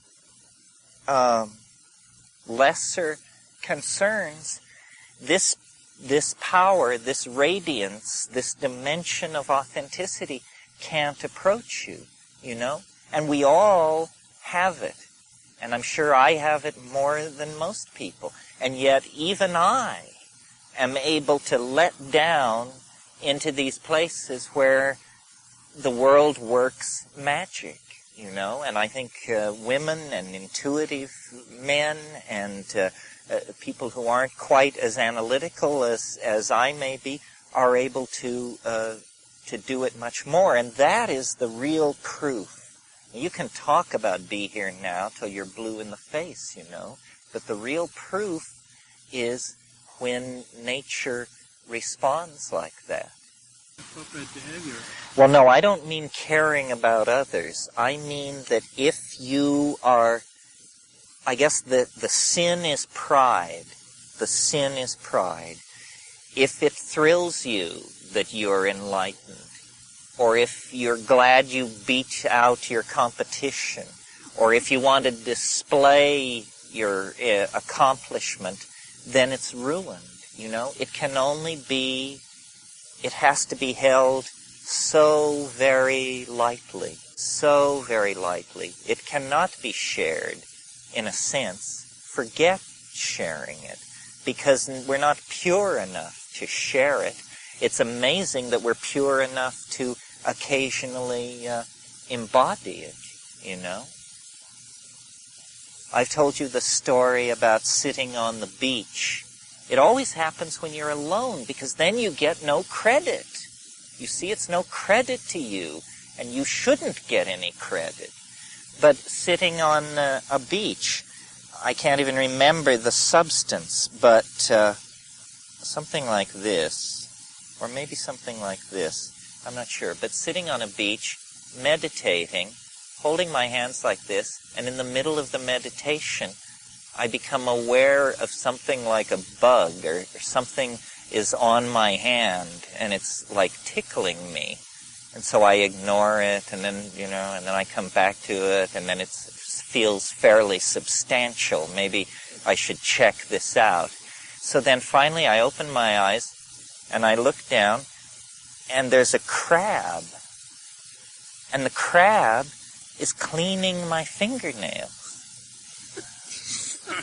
And the crab cleans all of my fingernails and then runs across my lap and cleans all of the fingernails on the other hand. Well, what this is just sitting still and letting nature be what it wants to be and letting it manifest its intentionality. We tear through and bust up and smash apart, and then we say, well, that was a nice hike in the woods. You know? And always, if you will go into the forest and sit down, and it's about finding the time of the place. And in the time of the place, the magic is coming and going in a way that if you're moving faster or slower, it just isn't there. And I've often had experiences that I felt that were connected with psychedelics, but the main function of the psychedelic was to get me to be still for a long time. Kat had a wonderful experience on a Mexican pyramid. She was exploring it. She took LSD or something and fell asleep. And when she woke up, the tree she had been sleeping in, that she had been staring into the branches before she fell asleep, and so had a very clear picture of it. When she awakened, a very large snake had shed its skin directly above her in the branches of the trees. Well, you know, part of this is the doorway into coincidence, but part of it is magical attunement with what wants to be. This is what I think Kay must have been indicating. This is not language. This is communication. This is, you know, the breath of the Tao.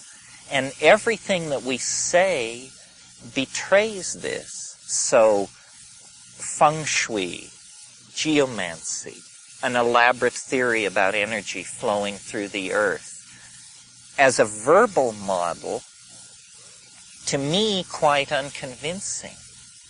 As a set of feelings about the world, as a sense of the intentionality of place, incontrovertibly true. You know, I said earlier, maybe we lie. Maybe language is to allow us to lie. That language betrays communication. Well, then we have to find our way into either silence or gesture or dance or song, some way of unbridling the horse we ride so that it can take us where it wants to go, which is back into this place where ego isn't grabbing. Because you see, it must be so that if the magic retreats from each one of us in the wilderness, how much more then it must retreat from us as a community, en masse, as a planetary species. So we live in a domain of triviality that we have created. You know, we have trivialized the world. The elves, the fairies, the water sprites, the energies that flow in the earth with the seasons, the movement of the stars, the machinery of being, the drama of life and death, we push all this away and we hold ourselves above it. I mean, death is sanitized, birth is sanitized, everything is made less authentic, as though we are somehow threatened by the authenticity of being. Why are we threatened by the authenticity of being? Why does it take such tremendously powerful hallucinogenic agents to put us where we should be operating in terms of our pattern of caring for the world and for each other? And this is a real question, I think. It goes hand in hand with the question that I think is very worthwhile for the group to try and deal with, which is, if psychedelics are so wonderful, are we better people? And if they are wonderful and we're not better people, then why not? What precisely is our relationship to people who know nothing of this? Is this a way? Is it the way? Is it no way at all? How does the mystical vision feed back into how we are with and for each other? Are we doing enough with that? Are we, do we exemplify enough what we know and what we feel? And if we don't, how can we? Because this is our faith, I believe, that we have something precious that we want to give to those who are operating without awareness of it. But before you give something away, you have to wonder after the consequences. I don't have answers to this. I mean, this is the question that should hover over our lives. Do we embody the radiant correctness of what we say we are pursuing? I certainly feel that I am a flawed and fragile vessel for this. I mean, my strength is my ordinariness. It must be. It's the only suit I can play. So that must have been the idea, that it would be Joe anybody. But how can we make it live for ourselves? And this is a problem with the evolution of language, the evolution of communication, of caring, of intent, and then of implementing the vision. I don't know, maybe I'm impatient. Maybe it's happening. And maybe the awareness of the changing earth, the awareness of the needs of the earth, the awareness of the needs of women, the awareness of social injustice generally, is all part of this thing. I had a very satisfying experience recently. A guy, a publisher, an editor, came to see Kat and I from Australia. And we talked about all this stuff, and he was a fellow psychedelico. And he said, nobody had ever said this to me before, he said, from where I'm sitting, I think that you're winning. And by your winning, what he meant was that inch by inch, the dream is actually gaining ground. There will be a second hearing. There will be an appeal from the absolute judgments of 20 years ago. Well, then in that case, it devolves upon all of us to embody this thing and to not cut corners and to as it says in the Grateful Dead song, try just a little bit harder, just a little bit more. And I think doing that, and a lot of it is a letting go. It's not a pushing into, it's a letting go. Then the magic draws close. I mean, nature loves courage. You've heard me say this. The way nature shows her love of courage is by removing obstacles. That's how the shaman can dance in the waterfall. He can't dance in the waterfall except that he's so damn courageous that God suspends the laws of physics in the face of such faith. You know? It's something like that. It's the courage to be. The courage to be. To be is to dance in the waterfall. And I'm really not, if it sounds like I'm berating you, I'm not. I'm speaking, you're serving as a screen for my own psychotherapeutic process, because I clutch at many levels. But fortunately, and thank God, there were enough instances of recklessness and sheer error and pure madness and peer pressure and all of these things that I got a taste. And I think you all have a taste. That's what unites us in trying to run this thing to ground. And it's the heart of it that is so hard to talk about. I mean, I skim the ideas off the depth of a sea of heart whose boundaries cannot be taken, because that's my style. But the unsaid part, the dizziness of the things unsaid. Remember the poem by Trumbull Stickney? I lean over your meaning's edge, and I feel the dizziness of the things you have not said. And the dizziness of the things unsaid, for us fans of dizziness, is ecstasy, the vertigo. Weren't we first spun in the schoolyard? Wasn't that your first altered state of consciousness? To be spun and spun until you fall down and watch the world move around? It's the dizziness of the things unsaid. That's a real problem for me. I'm a sayer. But it's worth invoking it, if only to let it resonate in the silence. Well, there are different things here. There's a lot of good in psychedelics that is not what I've been talking about today. A lot of people are hurting. A lot of people have traumatic past histories. A lot of people need to be, unplugged, cleaned out, straightened out. I see the psychedelic experience as a birthright, and we can't have a free society until people are free to explore their own minds. It's so obvious.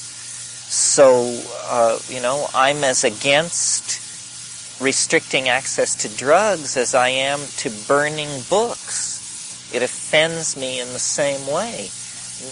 People must be free. We are the measure of the political universe, not the state, not the race. These have all been tried with horrible results. Individual human beings must be free. Anything which ameliorates that has to be looked at very, very carefully. Sexuality and the restriction of information access and understanding that revolved around that issue for the past 500 years just shows me that we don't want to go into that with the mind. Because anything can be taboo. Your genitals don't have to be taboo. Your mind could be taboo. Anything could be taboo. But the presence of the taboo is so destructive and alienating, and so makes community so impossible that we have to take individual men and women and we have to make them free. That is the system where freedom has to be maximized. I don't say that we have to convert these people to the existence of magic. In fact, we don't have to convert them to anything. The nature of the beast, meaning the nature of these hallucinogens, will set the agenda once we are free to inquire. That's all. Freedom of inquiry. Well, on one level, you're right. The laws are totally irrelevant. We ignore them. So does everyone else. You mean we worry about them?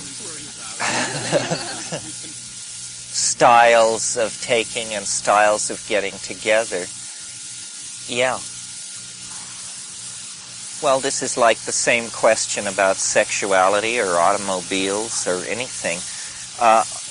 Obviously, though we say all people are created equal, we don't sell guns to 8-year-olds and this sort of thing. But within the context of reasonable people attempting to reach reasonable positions, I think this should be as free as possible. I think there should be an institution for handling it. You see, if we were a primitive or a pre-literate society, there would be shamans who would be professionals, and they would take out the adolescent boys and the adolescent girls and put them through ceremonies that would inculcate them into the secret life and belief systems of the tribe, and then certain ones would be selected out to be the shamans of the next generation. We don't have any kind of institution like that. Part of my motivation for a public career is the belief that psychotherapy could be this. The motivation behind psychotherapy is entirely correct. But how can we make it real, you know? Shamanism does this. You see, I wouldn't go to a shaman for a cure if I had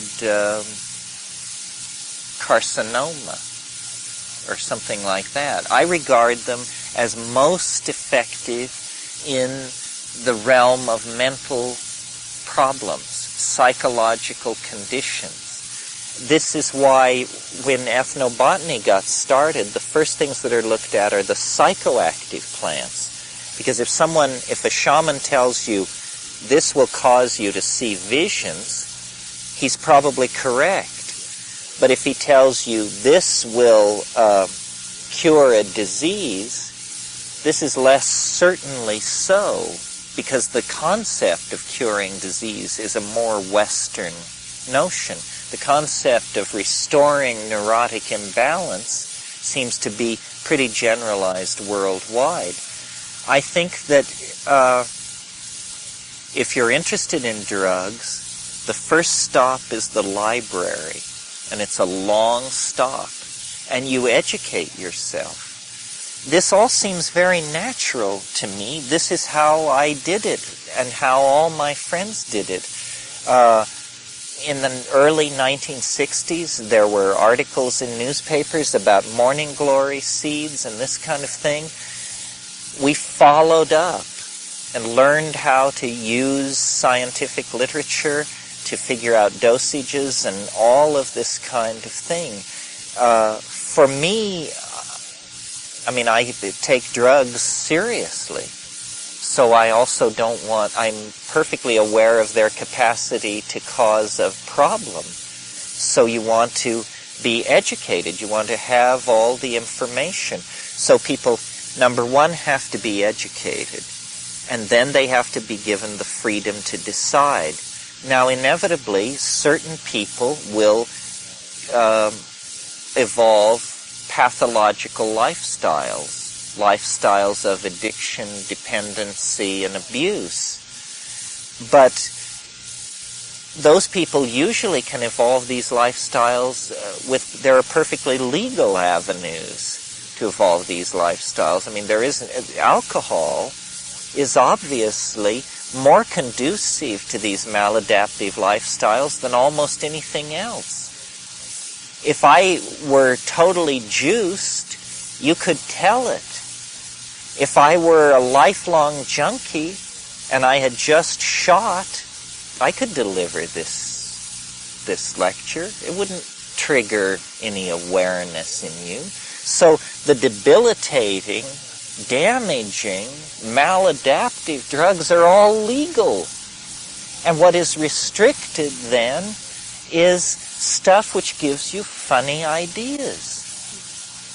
That's the problem, the funny ideas category. Well, put that way, it doesn't take long to see why. Because funny ideas are very problematic for institutions. On the other hand, funny ideas are the life breath of creativity. So, who are we going to make comfortable? A bunch of control freaks? See, I think it was really a mistake in the 60s to try and take society away from the people who want to run it. To wage revolution with psychedelic drugs, where I don't know if those people realized, but their weapon was effective enough that the world's first nuclear power was quaking in its boots. Because you could produce 10, 20, 40 million hits of LSD. Well, so that's terrifying to an establishment, because what if you changed 20, 60, 40 million minds? But if it can be kept in a human scale, where you say out in California, people hang out at Esalen and then they take off their clothes and then they meditate and then a few of them go on to drugs. This doesn't threaten anybody. The way in which LSD was used to thumb noses at the establishment brought trouble. It, I don't think, should have been seen as a direct tool of social and political action. It should have been handled as an adjunct to creativity. Its agenda would have surfaced. We would have ended up in a better place. This is what Aldous Huxley wanted to do, you know. He felt that you go to the people, to the power freaks, in a non-threatening way. You don't say to them, hey, Mr. Dean, hey, Mr. President, 100,000 acid heads have surrounded your administration building, and if you don't accede to these 15 non-negotiable demands, we're going to pull the place apart. But no, you send his friend that he went to Yale with to him, who says, you know, a few of us have been getting together and there's really this extraordinary thing happening and we think you should be brought in on this. This is going to be tremendous. But it polarized. I find it hard to understand. I mean, I like Leary very much, and Metzner is a close personal friend of mine, but I'm now 42 years old. I'm the age Leary was when he was fired from Harvard.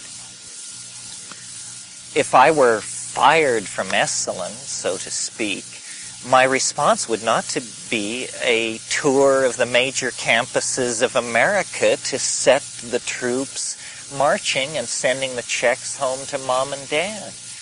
I'm delighted that people 16 to 25 are interested in what I have to say, but I don't see myself as the Pope of the Children's Crusade. It's not like that at all. We need to reach creative people in all levels of society and in all positions of power. Creative people will respond to this. It is, after all, a personal thing. It's a personal thing. The revolution that wanted to give everybody LSD also wanted to have sex in the streets. This was a banner. I've shouted it myself through the streets. But hey, is that going to do a lot for relationships? to have an orgy at the corner of Bancroft and Telegraph? Will this make us all better able to relate to our significant other? I'm not sure. So I think a lighter touch. What was also absent in the 60s was any awareness of tradition. People thought that LSD came from God via Albert Hoffman. They didn't realize that shamanism was about this. They didn't realize that that there was a huge body of evidence that they could call on to support their position, which was, this is what religion really was about for the first million years, and this is what ecstasy was about before it became about, silent prayer and abstention and rejection of the senses and all of this stuff. So that really, I think, was the revolution and contribution of the 70s, the anthropological angle. I mean, it's pretty startling to read 1970s or 1960s LSD literature that has not been edited or amended since. If you want to look at this, take a look at Stephen Gaskin's book, Amazing Dope Tales. The book was published in 1969, so it's completely uncontaminated by the shifts in consciousness of the 70s and the 80s. Well, it's an astonishingly unspiritual book. What people seemed to do on LSD back in the Haight-Ashbury, a lot of them, was what was called power tripping and ego tripping. And people played games with other people who were on it. Power games, sex games, control games.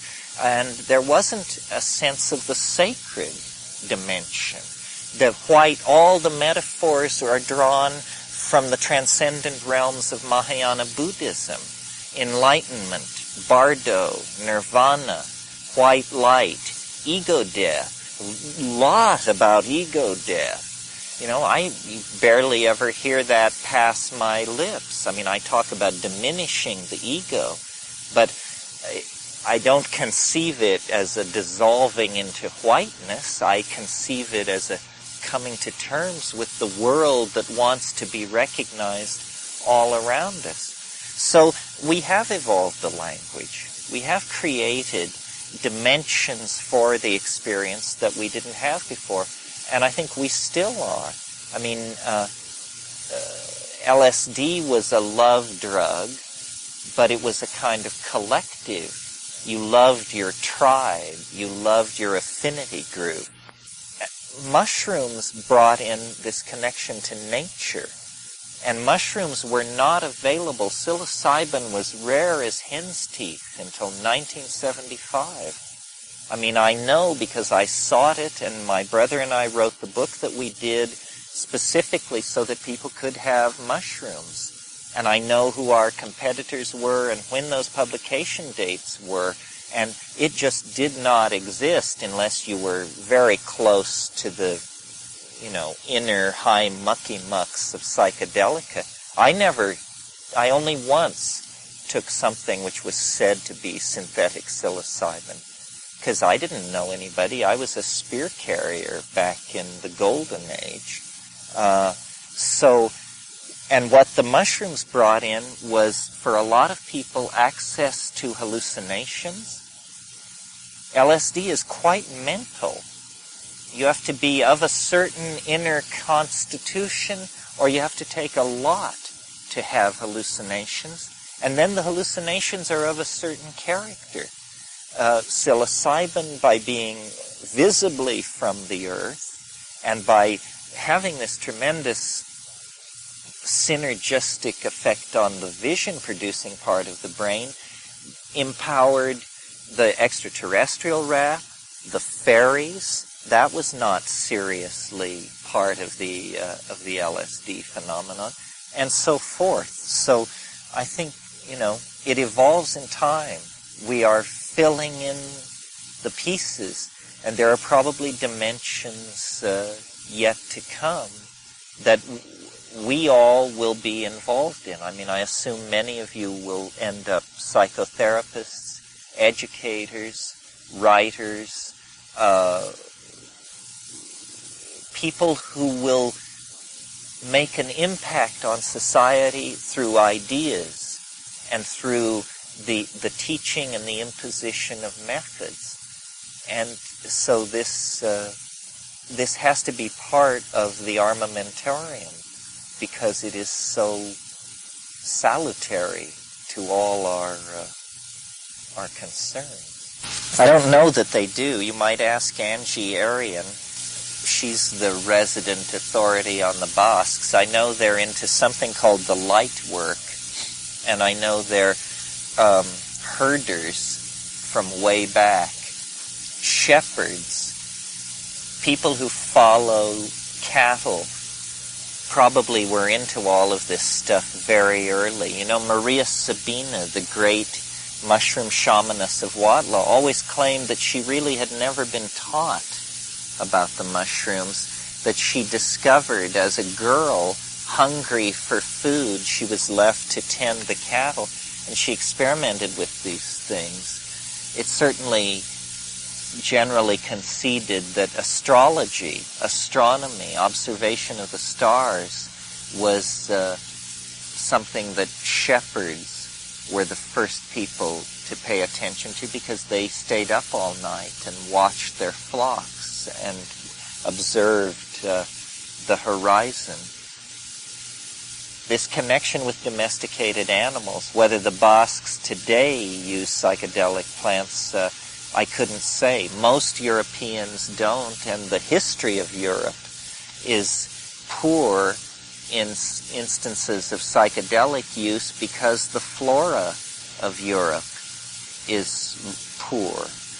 There are daturas, and there's henbane and monkshood and opium brought in and hashish, but it's not a psychedelic ecosystem at all.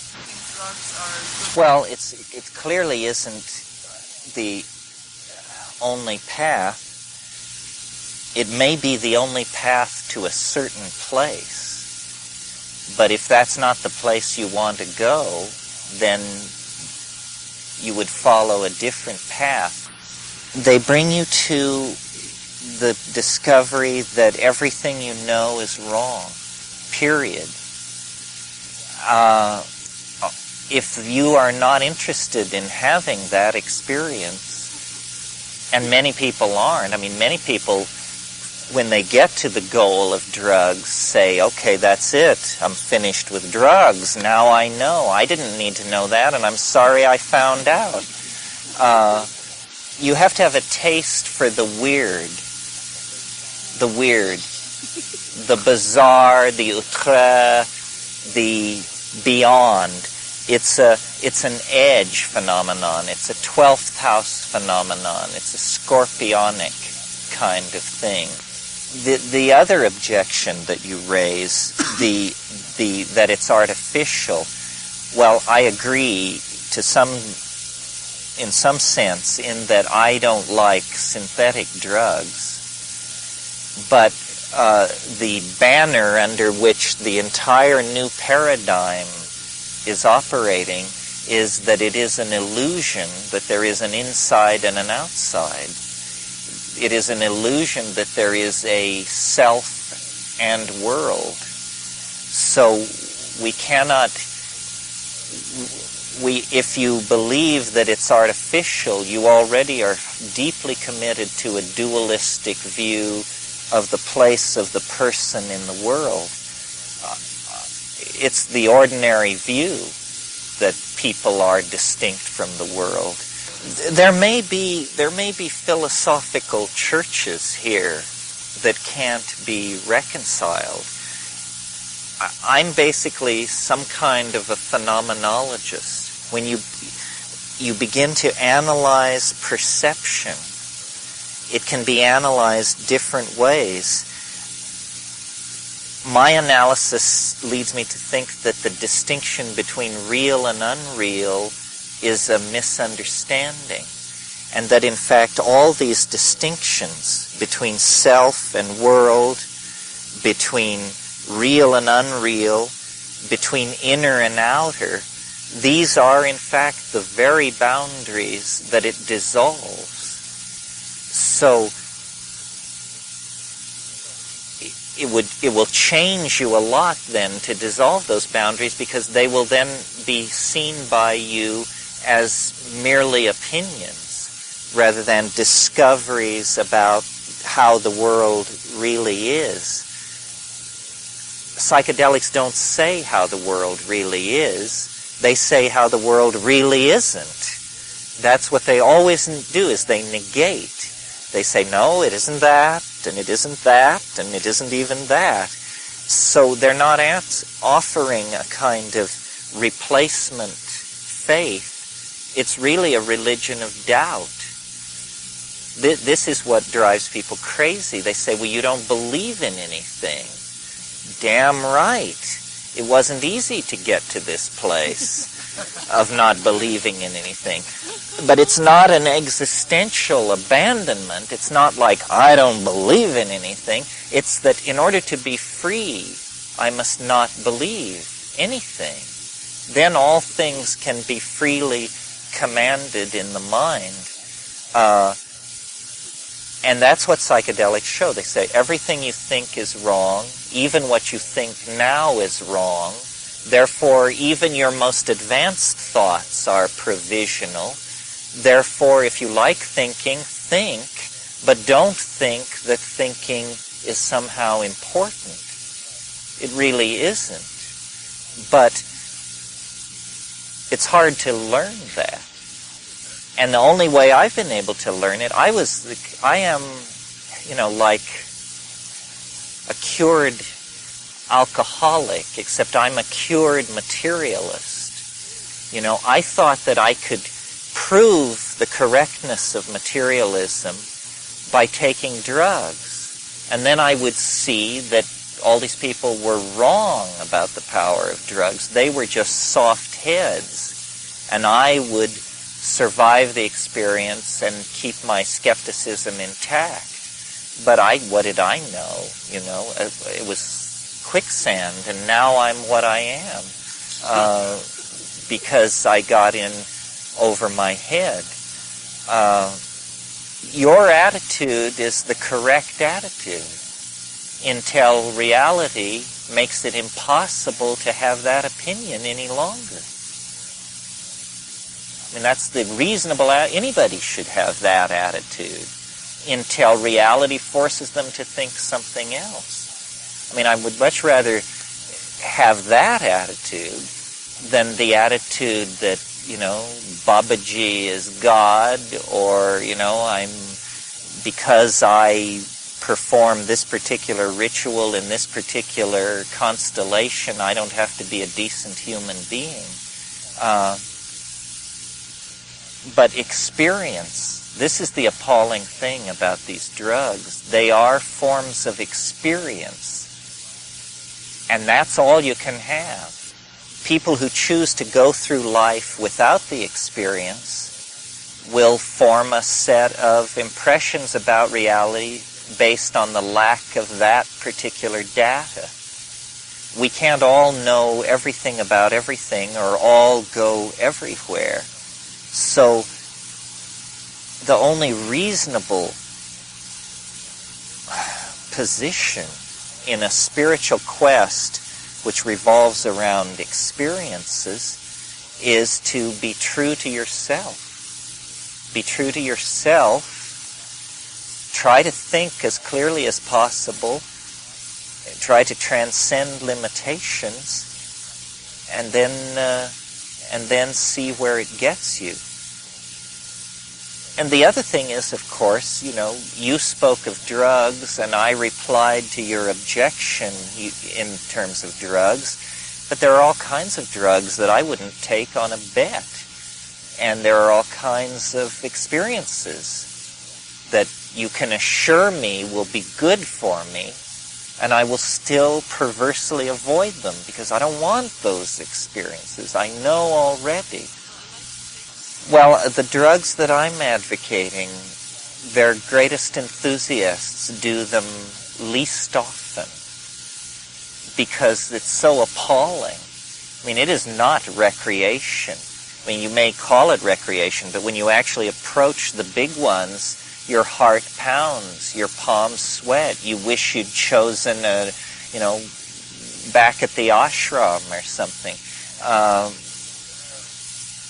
No, I don't advocate living in a haze of drug-induced perception. I may, but I don't advocate it.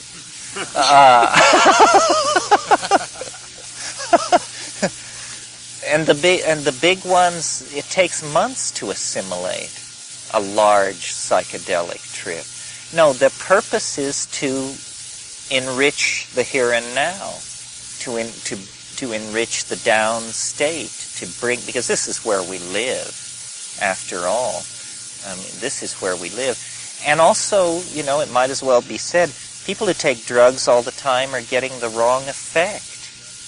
I mean, your system just adapts. Everything becomes like caffeine after a while. It either becomes like caffeine or it becomes like opium.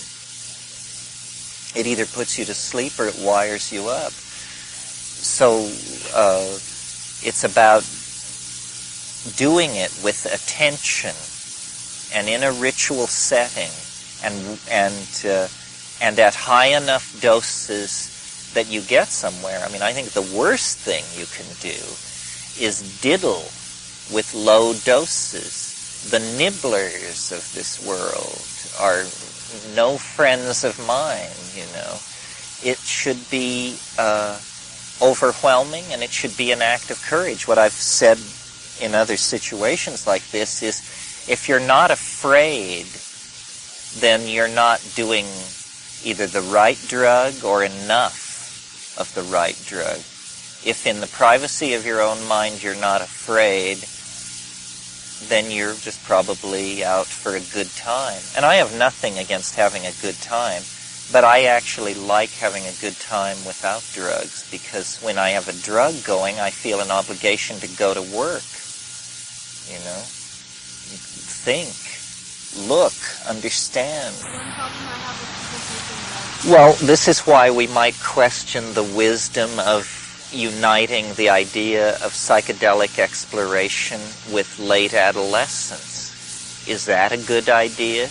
To take people 16 to 25 who are trying to come to terms with being independent in the world, defining their sexuality, leaving their parents' home and getting a life for themselves, and then we add on, oh yes, and there's one more thing, you have to put up with this. I don't know. I think people pretty much have to self-select. Since we cannot legally organize. See, if we could legally organize, there would be a network of shamans who would be sitters, who when someone wanted to do a certain drug, they would say, well, who sits good? Who sits well for this? And then you would go, and that person would train you in whatever they had to teach, which would be diet, breath control, postures, mudras, dances, rituals. They would train you, and the last thing that they would bring onto the scene would be the hallucinogen. Our situation is different and a real problem. This is why we have to hold meetings like this. We're like somebody walking along a beach who comes upon a sailboat and decides they're going to learn to sail. Well, can they learn to sail before they sink the boat? That's the question.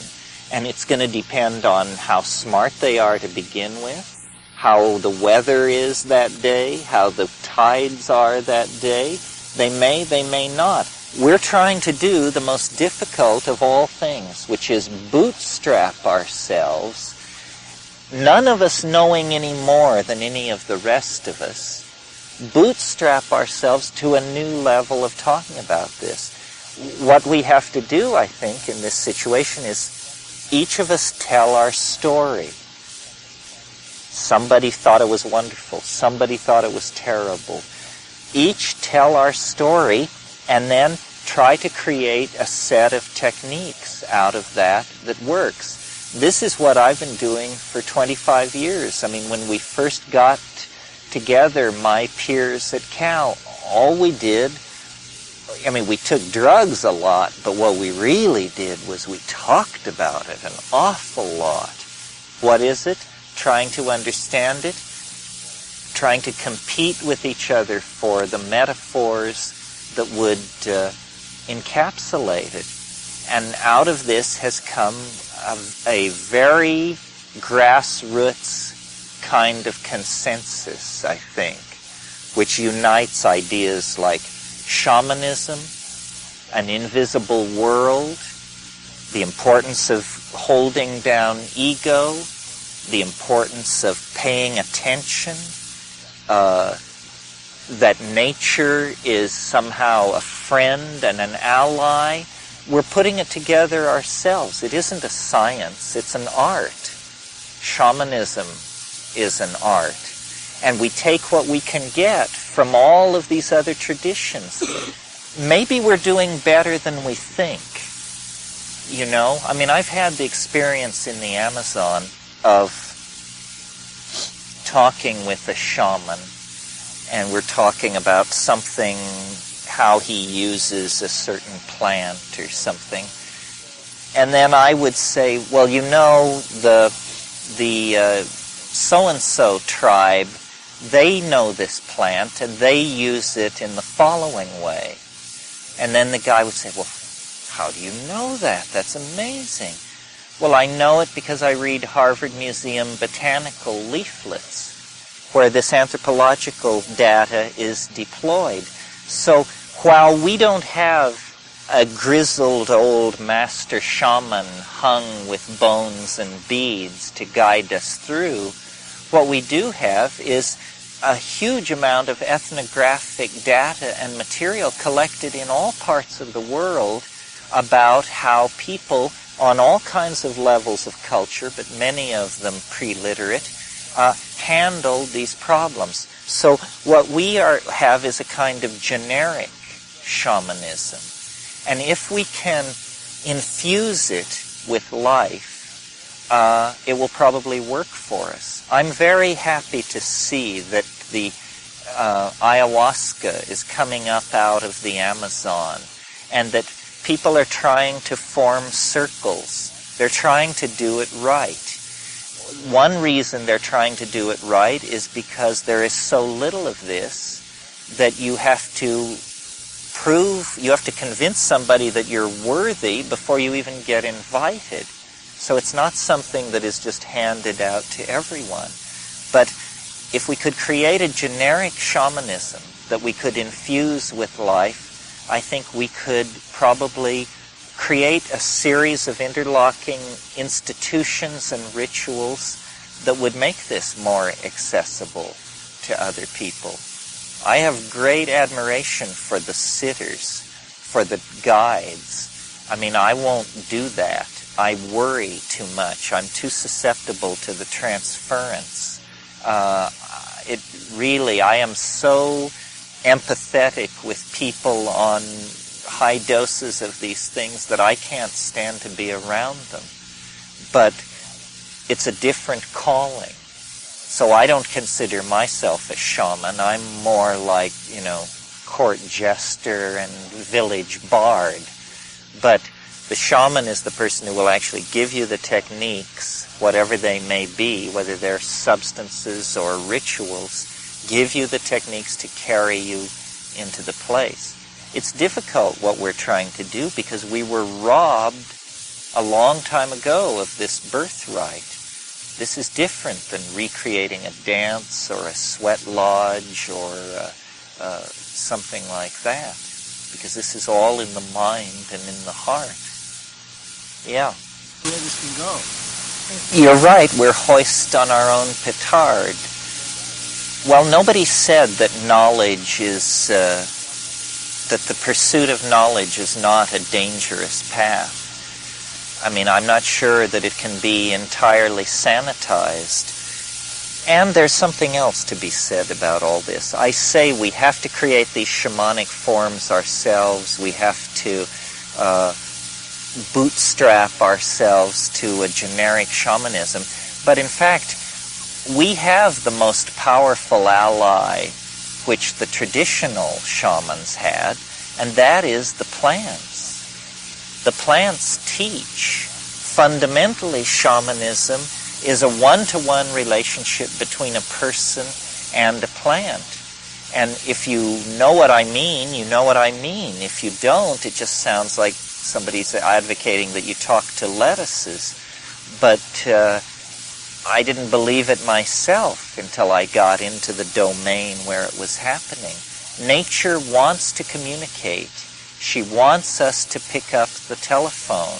She wants us to direct our attention toward the idea that nature can present itself as real communication. If we could let down into that, then the crab that cleans our fingernails, or the snake that sheds its skin above us in the tree, these things then become the teacher. I mean, this is what the mushroom says. He says, you don't need the teacher. I am the teacher. And it is but for you to recognize and come to terms with that. It's not a tough row to hoe, and maybe it's not for everybody, and maybe we are misguided to seek to expand our circle larger. I mean, maybe what we should seek to do is to deepen the experience and connections within our circle. This is another way to do it. You know, human beings don't believe in anything unless it's a mass movement. But when it's something from the heart, maybe the real authentication of it comes from a deeper personal commitment. Well, why don't we knock off for today? The first thing I wanted to talk about was because the summer solstice is a great pagan celebration, and because I think we self-consciously celebrate it with the sense that we are participating in something which goes slightly against the grain of the dominator culture in which we're embedded, and because that culture has made a paragon of reason, I thought it might be fun tonight to just talk a little bit about reason and intuition and the forms and the politics that attend each. So let me dig into this a little and think aloud. Reason, which is always held up as the path to true understanding, has two forms. They are called deduction and induction, and all forms of reason can be subsumed under these two types. Now, deduction, which is considered the stronger form of reason, is called reasoning from first principles, and it works like this. You start from an idea which cannot be proven. You accept it as given, and you reason outward from it. An example that is familiar to all of us would be Euclid's elements of plane geometry. You start with what appears to be an incontrovertible truth, or what we agree appears to be an incontrovertible truth. In the case of Euclid, propositions such as parallel lines never cross, never meet. Well, you can imagine a railroad in your head and run your mind along it to infinity, and then you've inspected the infinite railroad, and lo and behold, at no point did the rails cross. So you accept this as true. Then you can reason from it. Now, in the case of the Euclidean proposition that parallel lines don't meet, you test the truth of it by carrying out this imaginary inspection of the items involved and verifying that the statement appears true in all cases that you can imagine. But other branches of human knowledge also use deduction. Interestingly enough, theology. So theology reasons like in the following manner. God exists. This is perhaps not Christian theology, this is a generic theology. God exists, because Christian theology would seek to go further back and prove, in some cases, such as in scholasticism, that God exists. But let's just start with the given assumption that God exists, and then a second assumption, and God loves us. Given these two assumptions, then deduction goes to work and elaborates an explanation for why we are not with God, how we can get to God, and so forth and so on. So deduction is useful. Notice that my two examples have been drawn from, in the case of Euclid, mathematics, in the case of the second case from theology, a branch of philosophy.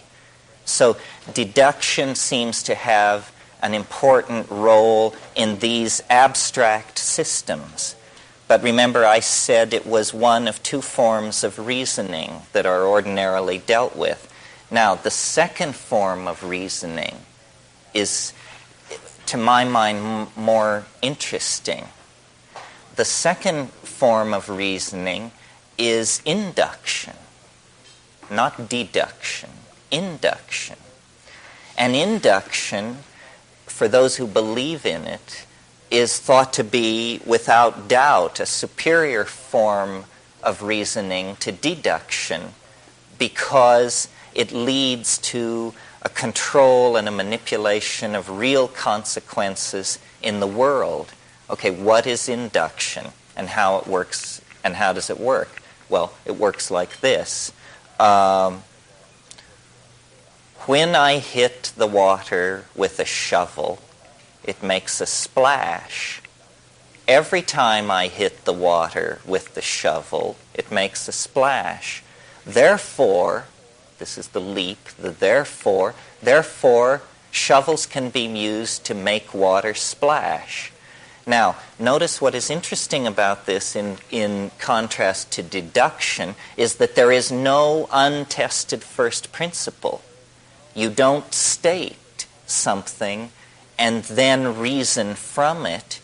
You make repetitious observations, and then those observations which are most repetitious you raise to the status of laws. Induction. And this was abhorrent to philosophical thinkers because it doesn't have this Aristotelian purity that deduction has. It doesn't have this mathematical elegance. It's messy. It's all down in the world, observing and comparing and repeating experimentally procedures. But nevertheless, out of inductive reasoning comes the structure of modern science. Okay. But now there's a funny thing about induction. It's making an unstated assumption about time. It is making the assumption that time is invariant.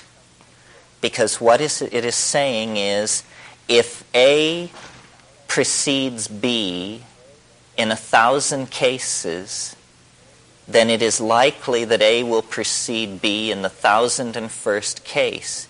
In other words, it's a probabilistic theory. It assumes that probabilistic laws give momentum to repetitious observation.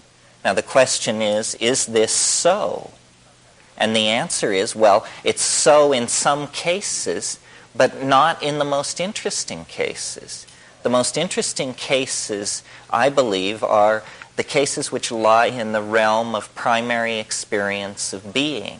the felt experience of being. And in that realm, the realm of love affairs, divorces, lawsuits, religions, political upheavals, and that sort of thing, induction is no good guide at all. One love affair does not explain another. One marriage does not illuminate another. One revolution really does not shed light on another. There may be generalizations, but when you live through these things, what you take from them is the uniqueness of the experience.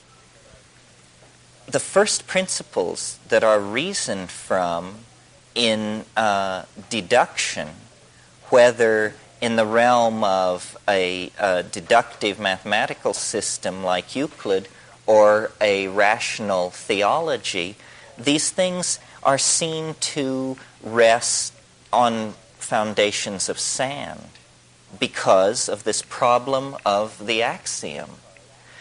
In mathematics, the axiom appears fairly secure because it's self-evident, such as parallel lines never meet.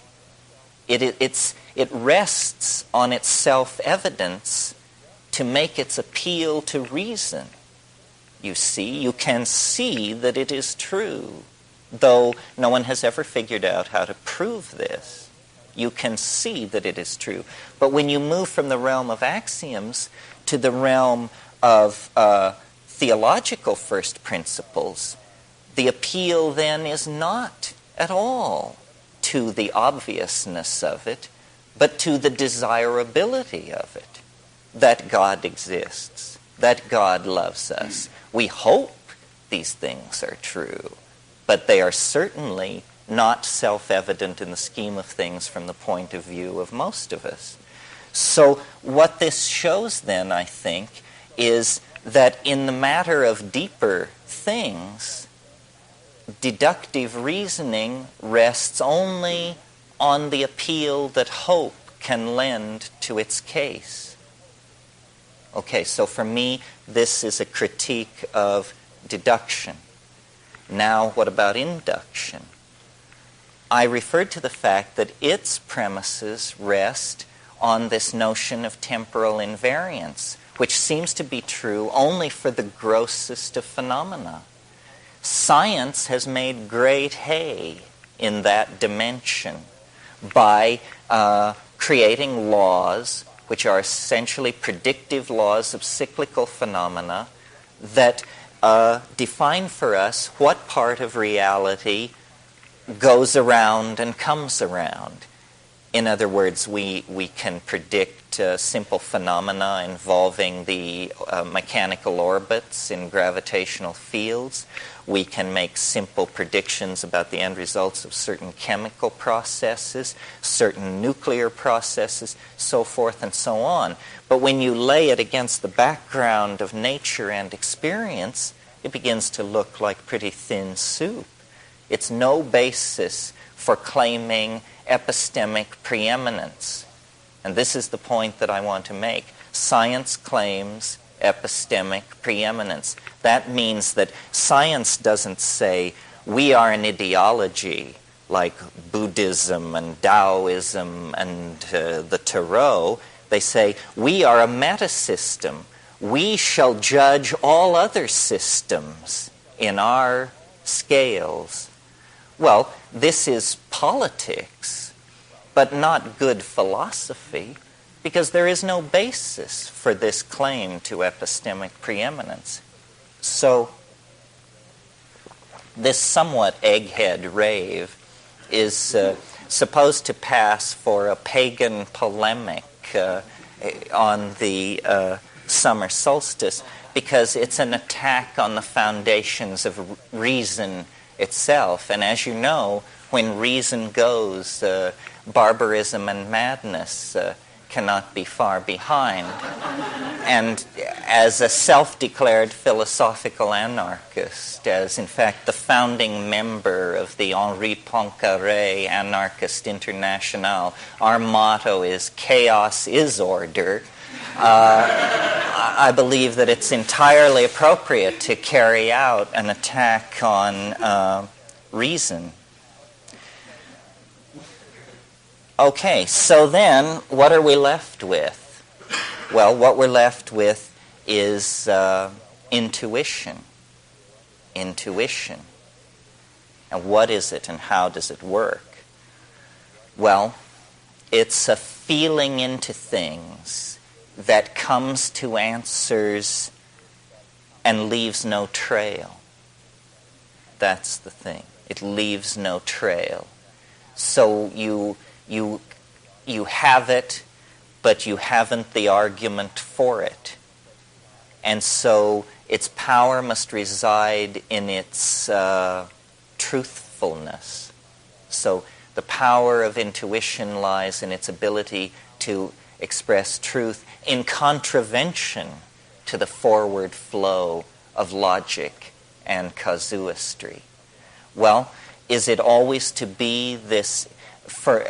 You know how the Tao is presented as this Eastern concept that you can barely wrap your mind around and that hovers at the edge of intelligibility. Well, really, in these so-called obscure Oriental philosophical stances always turn out to have a corollary in Western thinking. And the corollary to the Tao, to Taoism, is intuitionalism, is, an ability to sense the constraints and opportunities in the moment and act through it.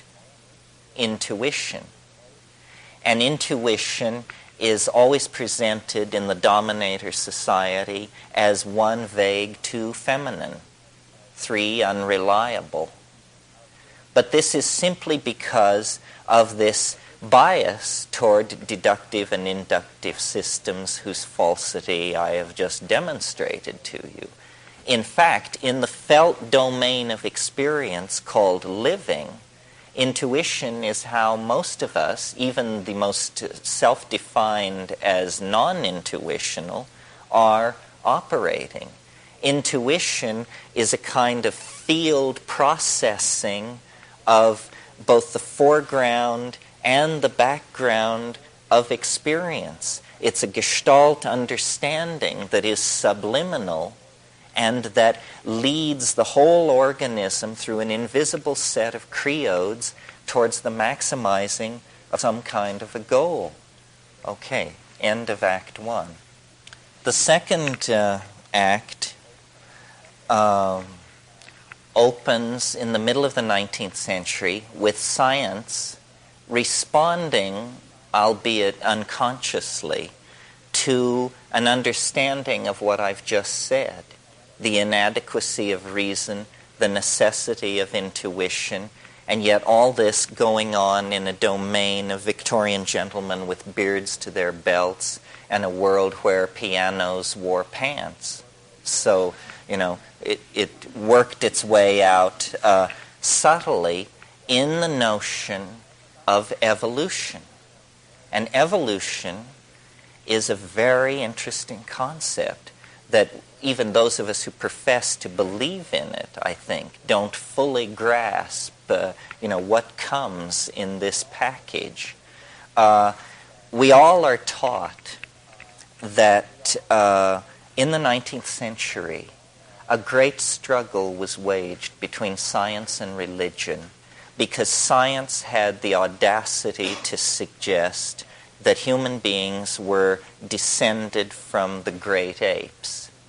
And we all know who took what sides and the kind of polemics that were raised, and we all know the happy ending of this story with the great triumph of modern evolutionary biology. However, that, to my mind, looking at it from the point of view of a philosopher, is all sham.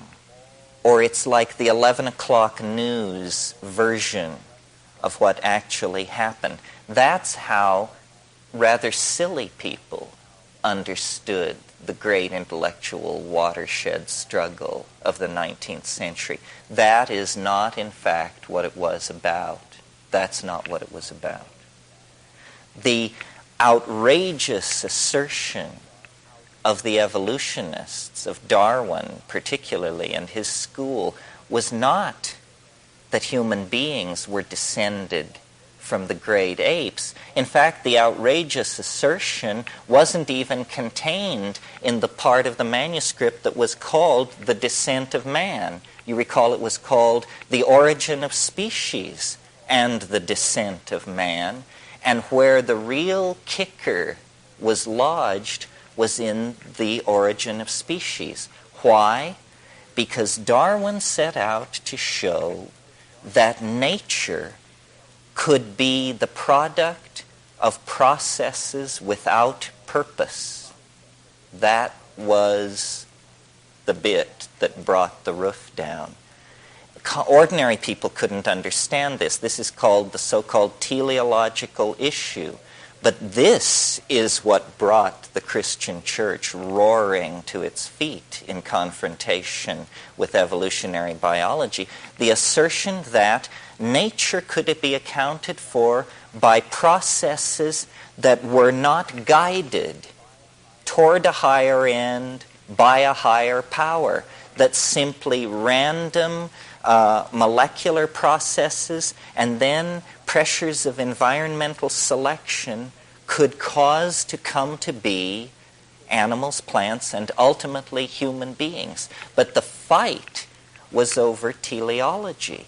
The fight was over whether or not the universe has a purpose toward which all creation moves ineluctably, or whether nature is what the Darwinists called it, which was trendlessly fluctuating. Trendlessly fluctuating. So it was an attack on God, not the divinity, not the divine status of man.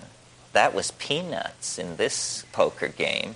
It was an attack on the need for God per se as an efficient cause in the machinery of universal being. Well, it's a very interesting question and a very interesting struggle because we are still caught up in it. American transcendentalism, while all this was going on in England, American transcendentalism was exploring the transcendental realms of the human spirit cast against the background of the American landscape. And this question of the telos in nature was, to make friends, lifelong friends, into enemies and sunder families. Alfred Russel Wallace, who was the co-discoverer of evolution with Darwin, really preceded him. He had a fever. He was a professional butterfly collector, as I was once in my youth. And on the island of Ternate in eastern Indonesia, Wallace fell into a malarial fever. And at the height of this fever, he wrote down 1.5 pages of scribbling, which when he came down from this illness and read it, it seemed to hold up. And what he had discovered was what all biology was seeking, what he called the solution to the problem of the species. And he looked at this thing, and what it was a description of natural selection. And it seemed to work. Well, Wallace was from the lower classes, had made his living in England as a surveyor, was essentially a field biologist because he was not accepted by the gentleman scientists of England.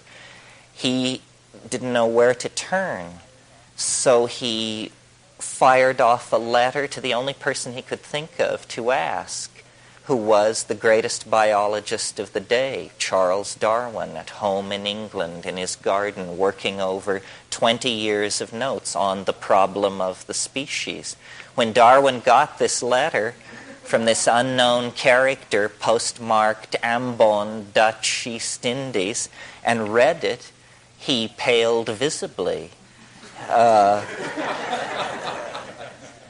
And he went to his friend, Sir Charles Lyell, who was the greatest geologist of the day, the proponent of catastrophism, and was to develop into one of the great defenders of Darwin's theory.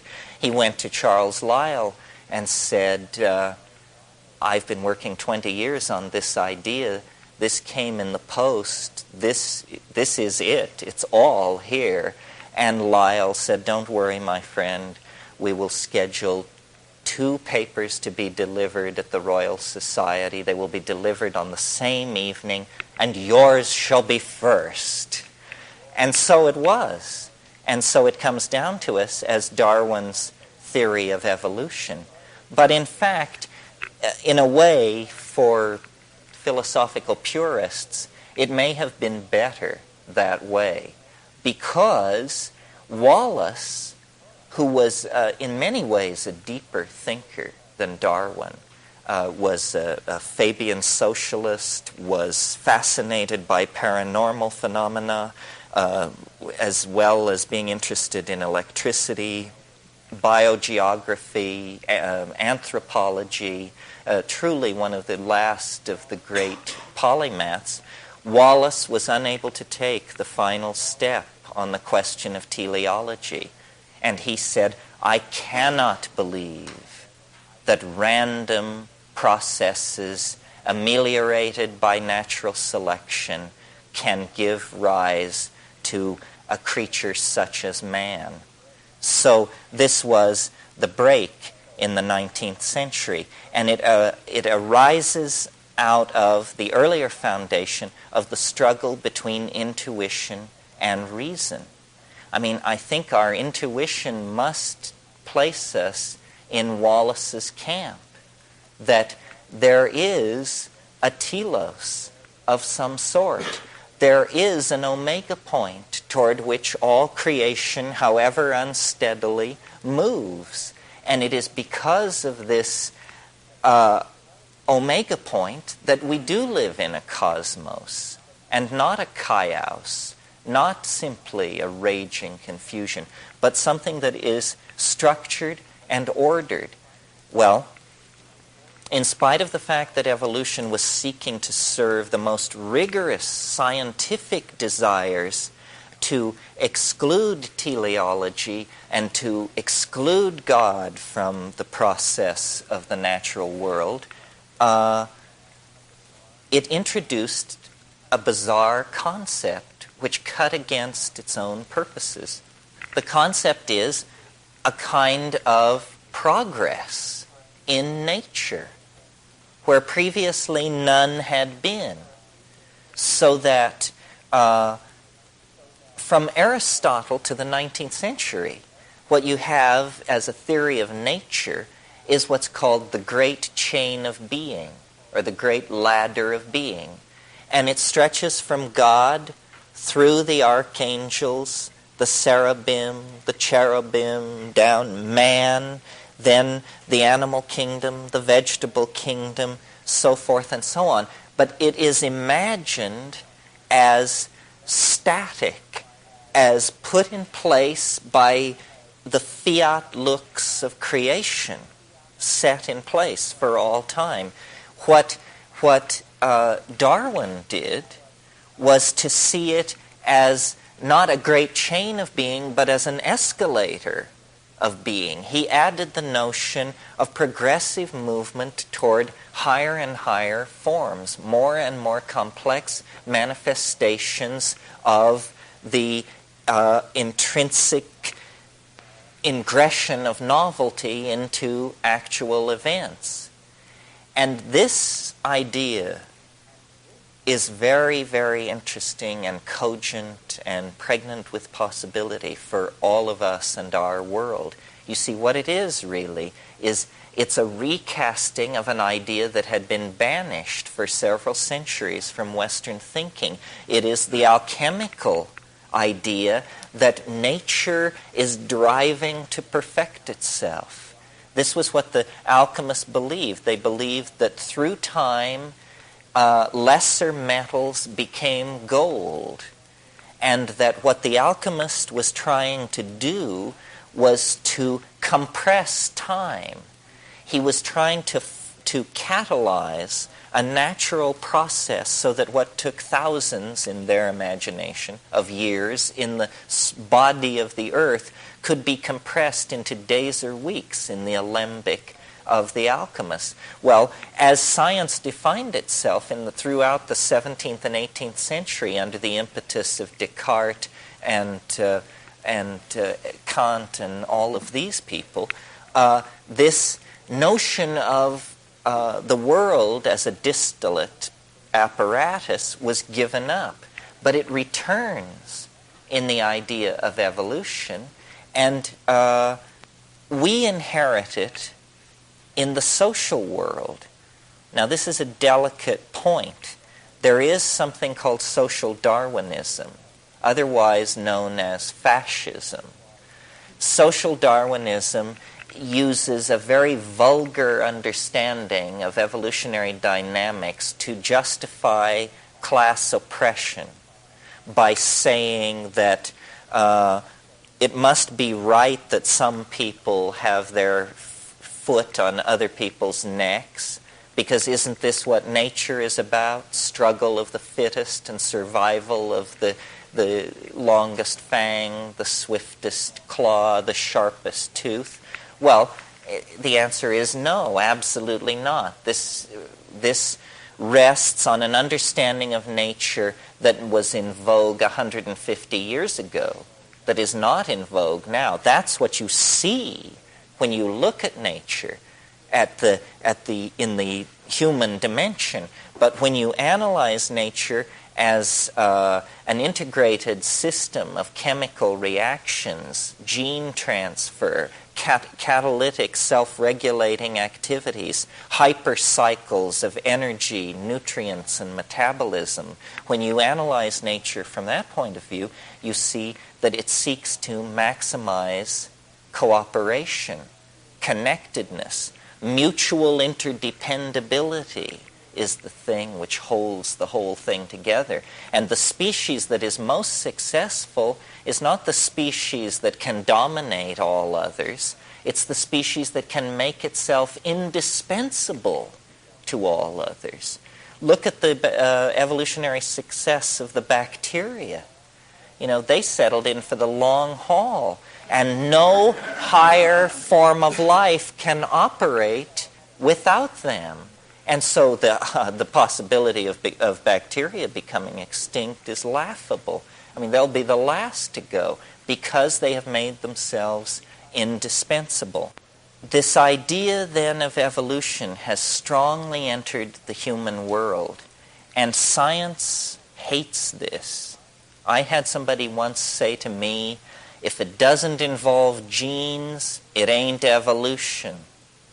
And you should not use the word evolution to describe progressive change. They didn't like that. They said evolution is a technical term used by biologists, and it applies to genetic material only. Books do not evolve, social systems do not evolve, corporations, relationships do not evolve. This is a misuse of the word. Well, since then, evolutionary thinkers like C.H. Waddington, Eric Jantsch, Wes Churchman, Paul Feyerabend, Irvin Laszlo have, I think by the sheer force and volume of their writings, overwhelmed this notion and reclaimed evolution as a much broader concept than it was understood to be in the 19th century.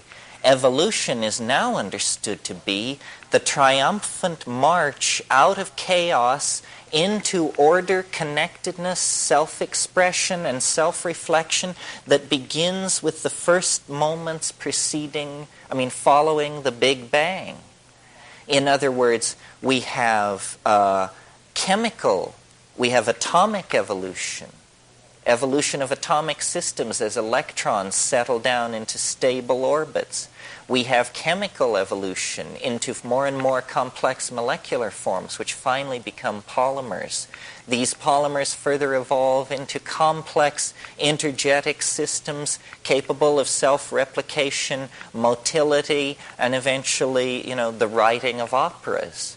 So what we see when we look at the universe is that you have to be blind to this progressive tendency that has worked its will with the random plasma of pure electrons, with the chemistry of stars, with the molecular chemistry of primitive planets, with plant and animal life, with human epigenetic coding systems, carving, dance, ritual, vocalization, magic, and this process proceeds right up into the 20th century with this phenomenon that we all give some credence to, the notion that we are living in a period of compressed time.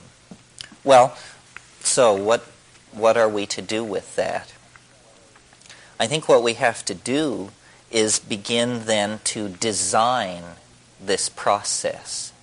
It is now moving fast enough that it is within the ken of each one of us to see progressive consolidation of change taking place in the world around us.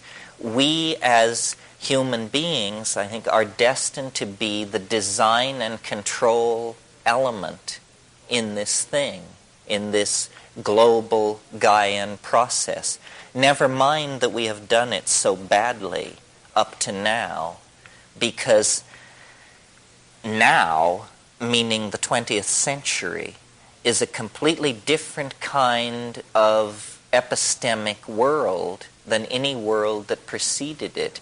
And to the degree that we can shed the inherited behavior patterns of previous centuries, previous cultural styles, and actually take hold of the tools present at hand, we can guide and control this evolutionary process.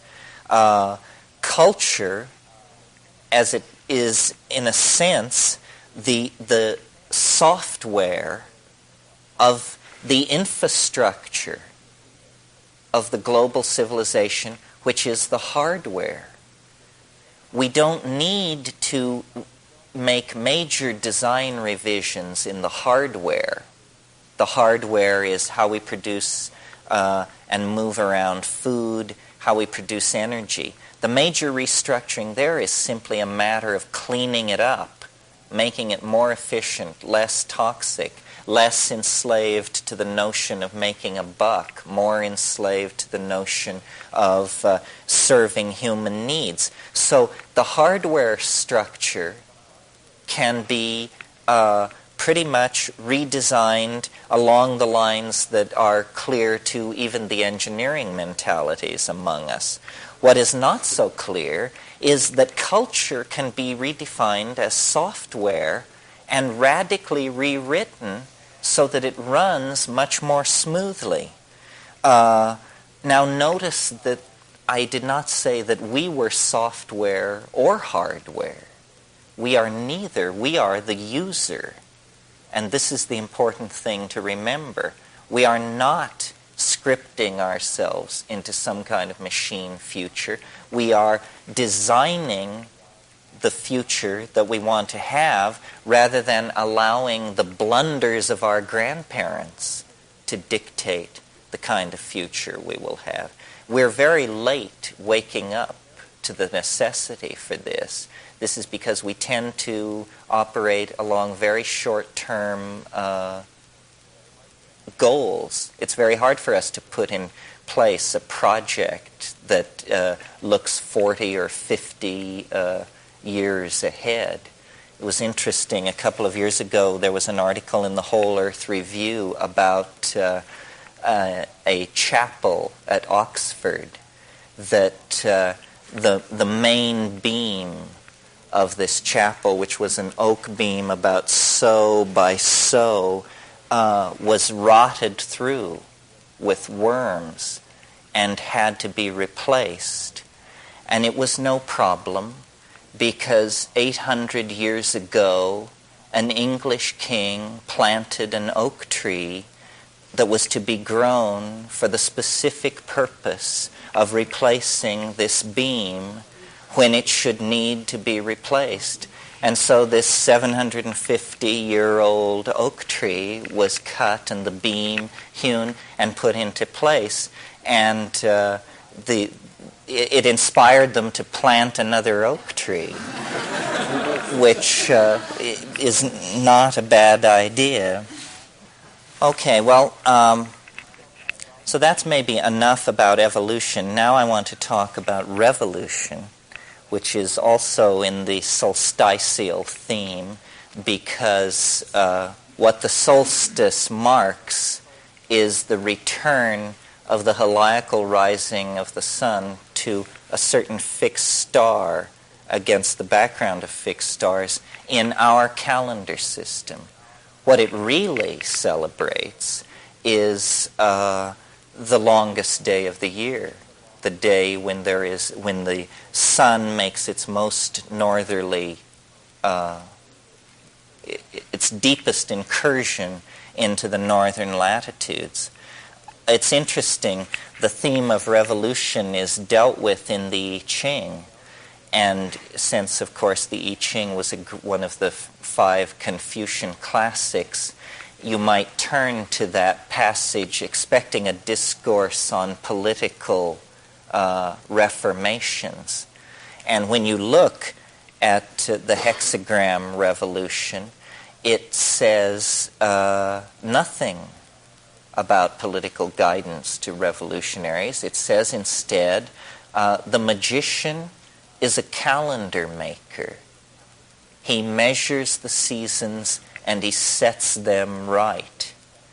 And so the last idea, maybe, that I want to leave with you tonight is a few thoughts about the calendar, because I have fastened on to the calendar as an interesting vehicle for changing people's conceptions of reality.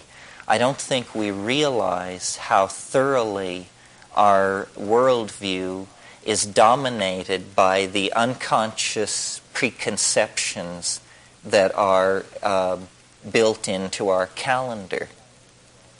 The Chinese understood this. This is why when there were great social revolutions, a new calendar was always put in place.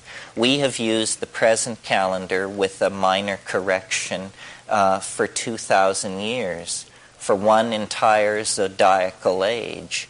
And we assume, I assume we assume, that we use this calendar that we do because it must be a very good one, and it must be the best of all, and it must be the simplest. And it is true that when you look back into time, you do find bizarre calendrical arrangements. For instance, I don't know if you knew this, but Roman months counted up to the middle day of the month, and then, like a rocket launching, counted down to the end day of the month. This is why the middle day of Roman months, which was called the Ides, was considered an unlucky day, because that was the day that the upward switched to a downward count. Well, we would find this very clumsy. But notice that what the logic, and we've talked about logic, reason, and deduction this evening. The logic behind our calendar is that it is a good solar calendar.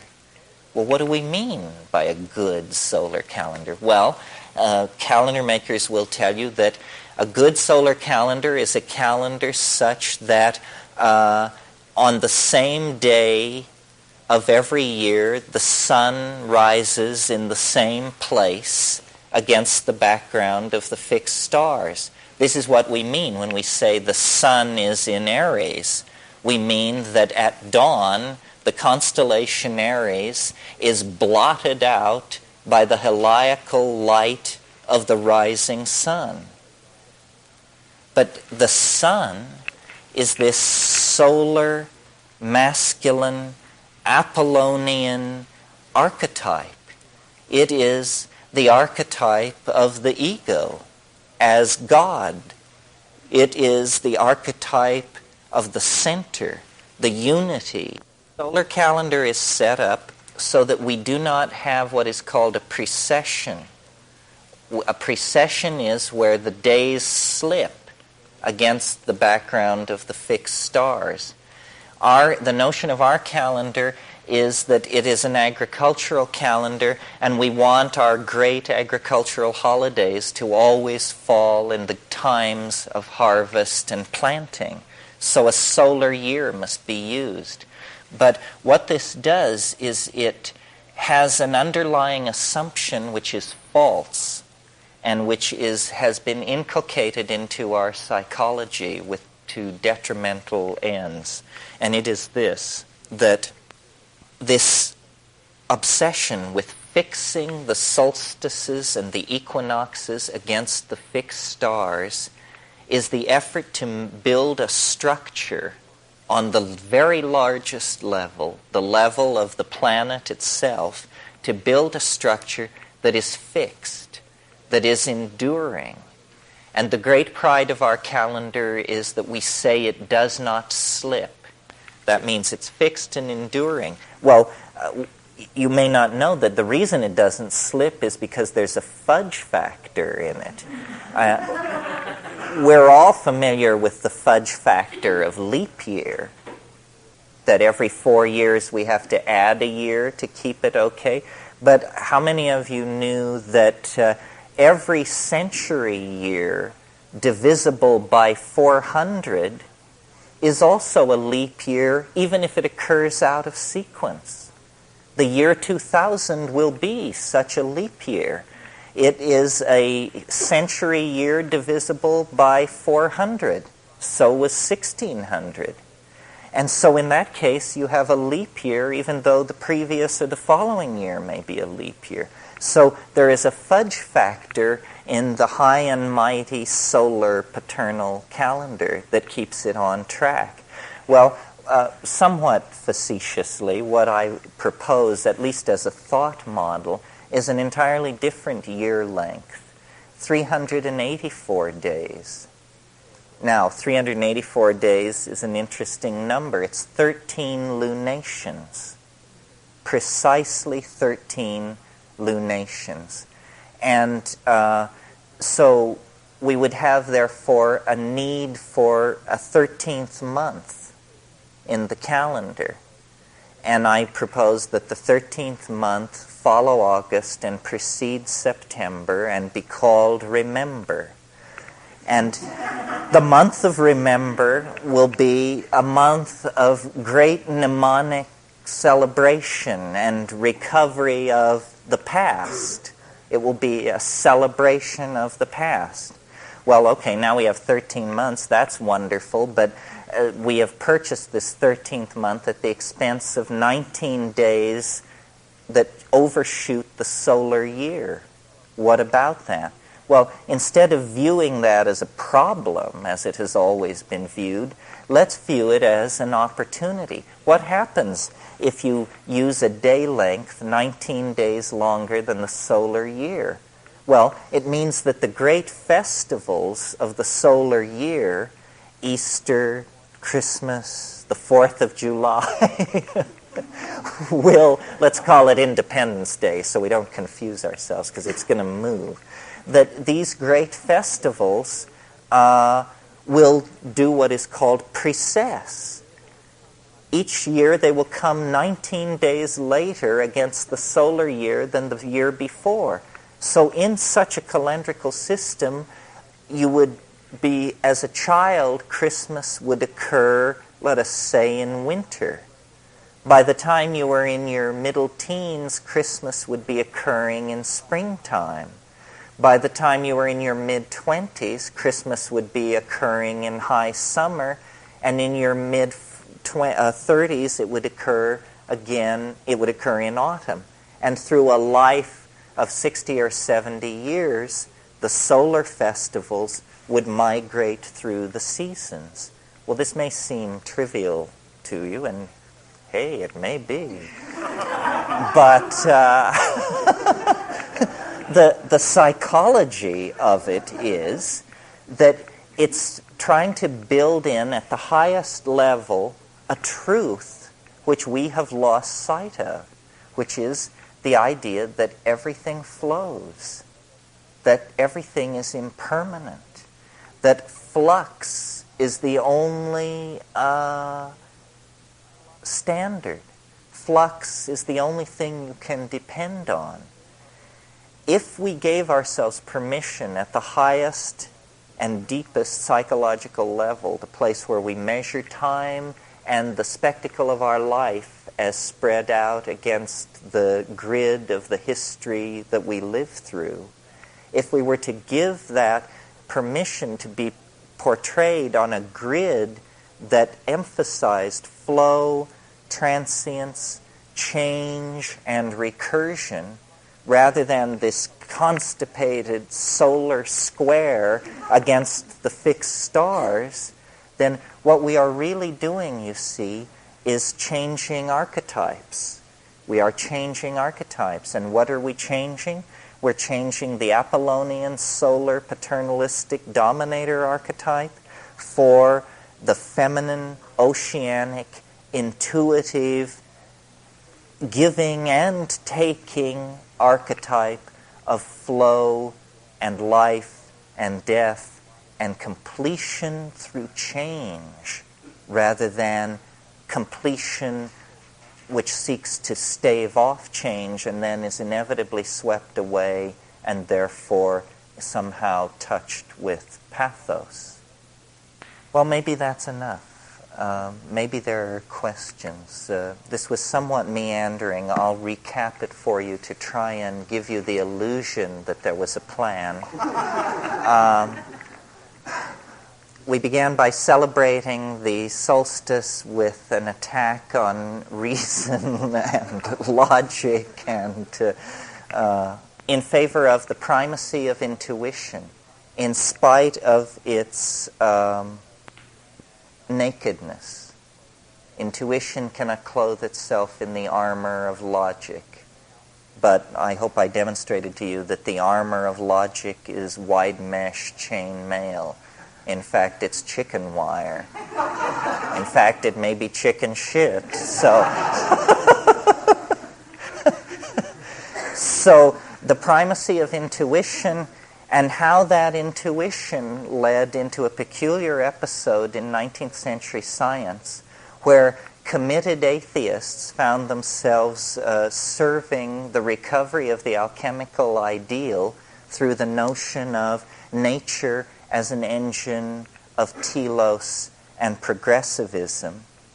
And then from that, the notion of our own century as the concrescence of this teleological process that is leading everything into deeper and deeper modes of self-reflection and connectedness.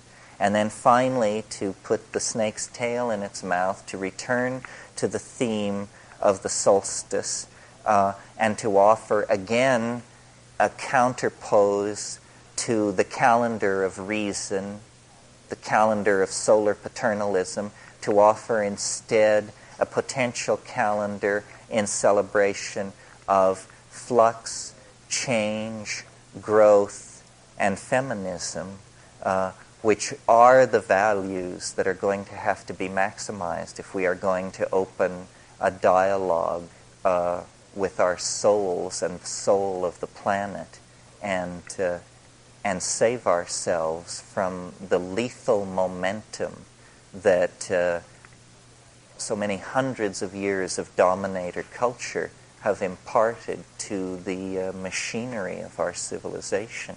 I mean, we must awaken, and these little probes, games about logic and calendars and shifting perspective on these various issues, this is just a way to promote cognitive activity, to say,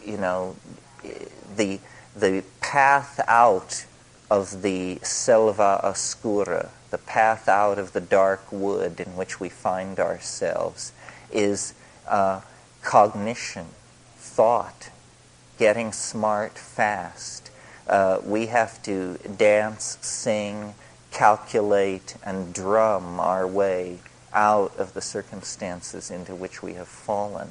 And to the degree that we can celebrate the irrational, the feminine, the unconscious, the transpersonal, and even the psychedelic, to the degree that we can celebrate these things, we are giving permission for the order that is in nature to manifest. The plan wants to come to be. We have to get out of the way. And what that means is all the tricks in the book to diminish ego as a cultural ideal. I mean, ego is not a male problem, it's not a yuppie problem, it's not a white people problem, it's just a problem. And until we get this higher perspective, we are going to continue to rattle the bars of our cage. The higher perspective depends on seeing things on a scale of thousands of years and potentially millions of light years, a cosmic scale, the correct scale, the scale on which we are truly operating. I mean, the minutiae of our personal lives is that. It's that our lives are an opening into a transpersonal opportunity. I mean, I've said this in my smaller class. I take the notion of Tantra seriously if by Tantra what we mean is the shortcut path, that life is some kind of opportunity. It's an opening between unbridgeable chasms of the unknown, and yet out of chaos, for 20, 40, 70 years, we come into a domain of immense opportunity. It is a conundrum. It is a puzzle. It is something to be figured out. And I have the faith that if we can figure this out, we can somehow not only make a better world for our children, but in some other profound way, we can even undo what has been done. And this would be the ultimate dream, that somehow we can discover an elegant escape that will leave us with the clear understanding that the problem was an illusion. It was an illusion. It was the last illusion. What in your position is the effect of no myth? What has happened to our society, do you think, by virtue of the fact that we have the obvious cooperative evolutionary process about us everywhere, and yet we don't have a myth that fits it? What will happen to us if we don't get a myth? Well, we do have a myth. We just don't call it that. I mean, our myth is the Faustian myth that reason can wring the secrets from nature and thereby make man a god. And this is the myth of modern science. All of the alchemical dreams of the 16th century, transformation of matter, prolongation of life, so forth and so on, have been achieved by 20th century science. The problem is that our myth is a fatal one. That's what I'm saying. Where's a myth that fits the evolutionary concept that you're in? I hear the calendar as a myth that would fit. Yes, well, this is what happens to us if we don't get one? Well, what happens to us if we don't get one is we just drive this bicycle right over the cliff in the next 40 or 50 years. The myth that is trying to be born in science, and it has to be born there because that's the dominant church. The myth that is trying to be born in science is the rebirth of the spirit. The spirit has been banished from science, and not that long. Don't think that it's been that long. As late as the early 20th century, there were people like Driesch in Germany who were embryologists, who were looking at the morphogenesis of form, and they said there must be what they called the élan vital. There had to be a vital spark. There had to be a indestructible something there. Well, then, of course, DNA came along to explain that no, it isn't that at all. It's just these proteins are uncoded and so forth. But spirit has never really died in certain branches of biology and psychology. You see, there are problems for science. The chief problem is this one, that I can hold out my hand, that I can tell you that I'm going to close it, and that this happens. What you see is mind over matter. What you see is free will. You see mind willing matter to behave, and it happens. Within the confines of the body, paranormal activity appears to be going on. None of these hotshots can explain how you can conceive of turning your hand into a fist and cause it to happen. Right there is the defeat of 2,000 years of rational scientific philosophy. And they just say, yes, that's right, but we make great fighter planes. So I see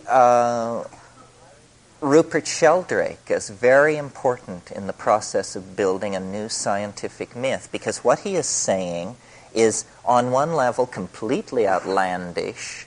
On another level, he completes a program that has been going on since the 1850s.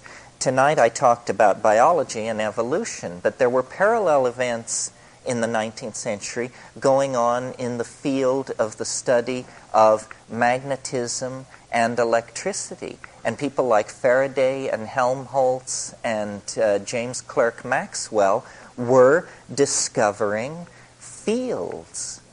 Well, fields are extremely sort of metaphysical phenomena. I mean, they are invisible. They pervade all space.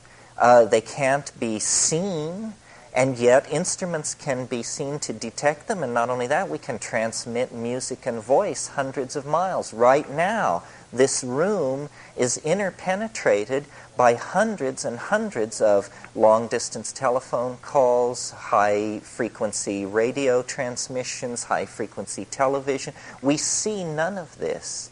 If you had told someone in the 1850s that in the 20th century people would live in an ocean of invisible vibrational energy carrying messages over thousands of miles, they would not have believed it. Sheldrake is simply saying that the part of reality that science has hitherto been unable to account for is going to have to be accounted for by adding a field into the already allowed fields, which are the electromagnetic field, basically, the electromagnetic spectrum. Well, this field which Sheldrake wants to establish is called a morphogenetic field. It means that somehow the history of this glass is attendant upon it. The history of the glass has followed it here this evening, as has the history of the pillow and your history and your history, and that we are in fact not, that the past is present in the present, that in fact the present is somehow a cascade of effects coming out of the past, not along the lines of causal declension, cause and effect, but also in this other way. And I think that there's a lot to this, and I think that eventually Sheldrake will be heard. As yet he's unable to stride to the blackboard and write the equations for the morphogenetic field, but this could come in time. And when it does, it will elucidate the hidden dimension that so bedevils our understanding, because it will explain why things are as they are.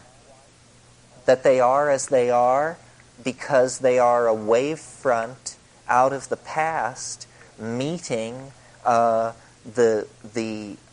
boundary constraints of the present situation.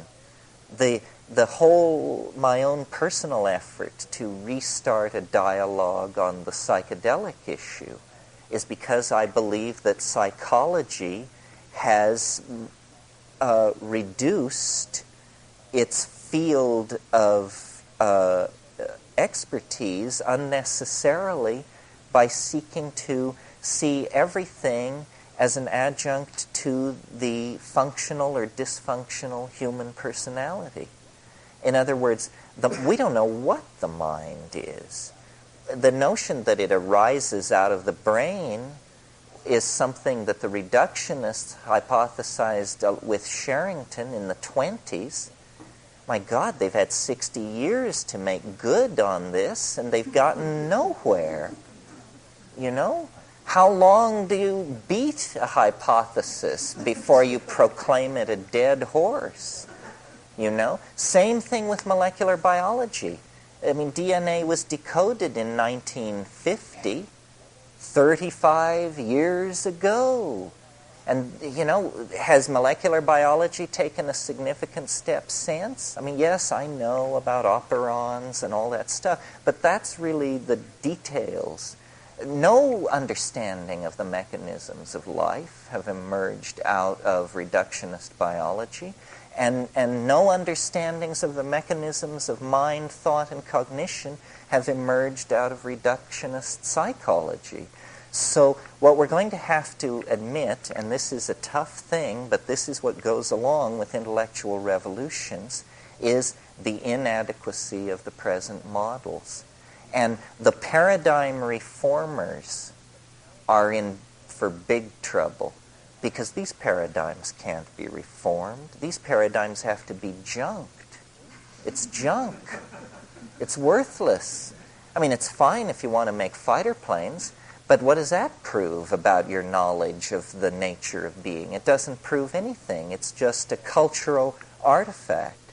So I think the myth that is seeking to be born is the rebirth of the spirit. And it's a strange thing because we all feel it. We all know it. But we live in such a top-down ecology of knowledge that until Time magazine proclaims the rebirth of the spirit, nobody's going to cop to what's going on. Yeah, intuition is this same kind of thing. I mean, the feminine is the same thing. I mean, I don't want to burden this group because you haven't stuck with me over days and days, but what I'm saying in my, what I think of as course, is that we had a symbiotic relationship as recently as 20,000 years ago with a vegetable mind, an organized entelechy, a goddess, a spirit, whatever you want to call it, a mind that was brutally truncated. Our symbiotic relationship was brutally truncated by climatological and historical factors that caused us to fall from that state of grace, ecological balance, symbiosis, into, you know, the wandering herd of car thieves that we are. And our ennui, our existential discomfort, our angst is a product of this severing of our relationship to spirit. We are the children of a dysfunctional relationship that we have to bring to the surface. And you know, if you are what I imagine an ordinary person, this will start out sounding preposterous, begin sounding menacing, and I hope end up convincing you. We are worthless without a stabilizing umbilical connection to the mind at large in nature. And the way we have always achieved this is through shamanism, natural magic, and ecstasy. This is, in fact, what ecstasy is. Ecstasy is being in the presence of the other. And the other is not a philosophical hypothesization or somebody's notion.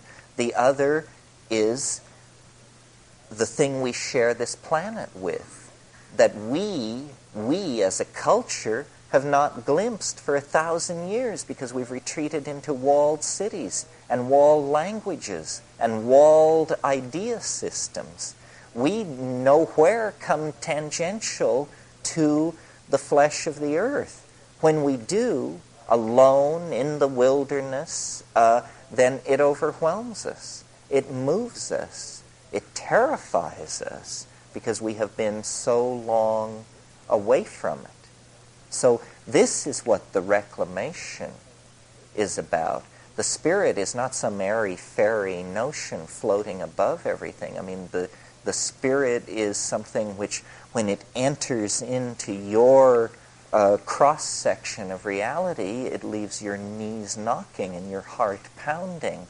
I mean, the path with heart is the path that astonishes. And that sense of astonishment can only come from an other, from a lover or an other. It cannot come out of the self. So is the other questions on all of this? Your section where you covered evolution, you implied that this was the time to really take some intention with respect to the direction of our evolution. And I wonder if maybe that's just an illusion whose time has come. And it's part of the illusion of separateness. And the process will go on, and this is part of the process to have the illusion that we actually can play with it. Well, we won't know till we try. But what we have very, very suddenly, almost overnight, put in place is, number one, an entirely global system for collecting information about reality and ourselves. We never had this before. We didn't even have it 30 years ago. Now you can find out what's going on. You can go, if necessary, anywhere you need to go. Within 72 hours, you can be on the ground almost anywhere on Earth, checking out what's going on. In the meantime, anthropological data, sociological data, climatological data, demographic data, political data, defense strategy data, all of this stuff is available. We now know at least what cards are in play. And this is the first time this has been so. We are now a global culture, you know, from the rainforests of the Amazon to the wastes of the Kalahari, from Nome to Santiago. It's one family, one people. A nuclear power explosion that happens in the Western Soviet Union is measured 2 weeks later in Johannesburg and everywhere else on the planet. So I think we are living under extraordinary conditions, that there are opportunities in place. The other thing is, you know, we're connecting 9 million computers a month are being connected together. Now people think that computers are office machines, but all of our technology is an excretion of the imagination. All of our technology is the condensation of ideological intention. And the fact that we now have turned our attention to information, the true stuff of reality, is a hopeful sign. For 3 centuries we've been obsessed with matter. We thought that was the true stuff of reality. Well, it turns out that's just, nonsense. A flawed philosophical premise gave us this bias in favor of materialism. But with information, changes can really be made. And also, information informs people. I'm very much enamored of the notion of the meme. A meme is the smallest unit of an idea. It is to ideas what genes are to proteins. Genes make proteins, memes make ideas. And the way you encourage a meme is the way you encourage a protein. You replicate it. There are 2 ways of replicating memes. You can tell somebody, and they will tell somebody, or you can tell 2 people. You can repeat yourself, or you can tell a bunch of people. And the idea is that we are now, the global meme pool is now in place. All ideas are in competition, and it's a level playing field. This is, to my mind, what accounts for the overnight evaporation of Marxism. This was a meme which could not survive on a level playing field. When the playing field was leveled, meaning when a free press was allowed, that was it for that meme. That was like, trying to sell flying pigs in Brooklyn. Just people are too smart. So it's not going to happen. So I believe then that memes compete with each other, and that the best ones are the ones which rise to the top. I have a real faith that ideology in this case will mirror biology, and that more and more complex and well-adapted and efficient and co-adaptive and mutually self-reinforcing and mutual community feedback and all of these things, that the memes which support, which maximize these evolutionary goals will fall naturally into place. And so this thing which happened in China was a struggle about the meme, because democracy is the idea that gives permission for all the memes to compete. I mean, democracy is very close to the heart of any anarchist. Plato said you can always tell a democracy when you approach them from the sea because unchained dogs run on the wharf. Well, what he was referring to was the chaos and the disorder of democracies.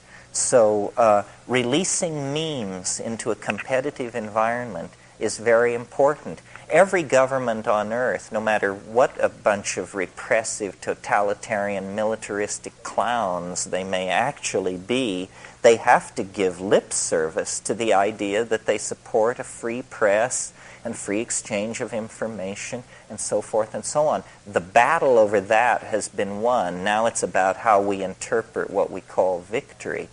Nevertheless, as the little people in the world, I think it behooves all of us to seek to promote this process wherever possible. If you have a good idea, say it. For God's sake, say it. I mean, we're drowning for lack of good ideas.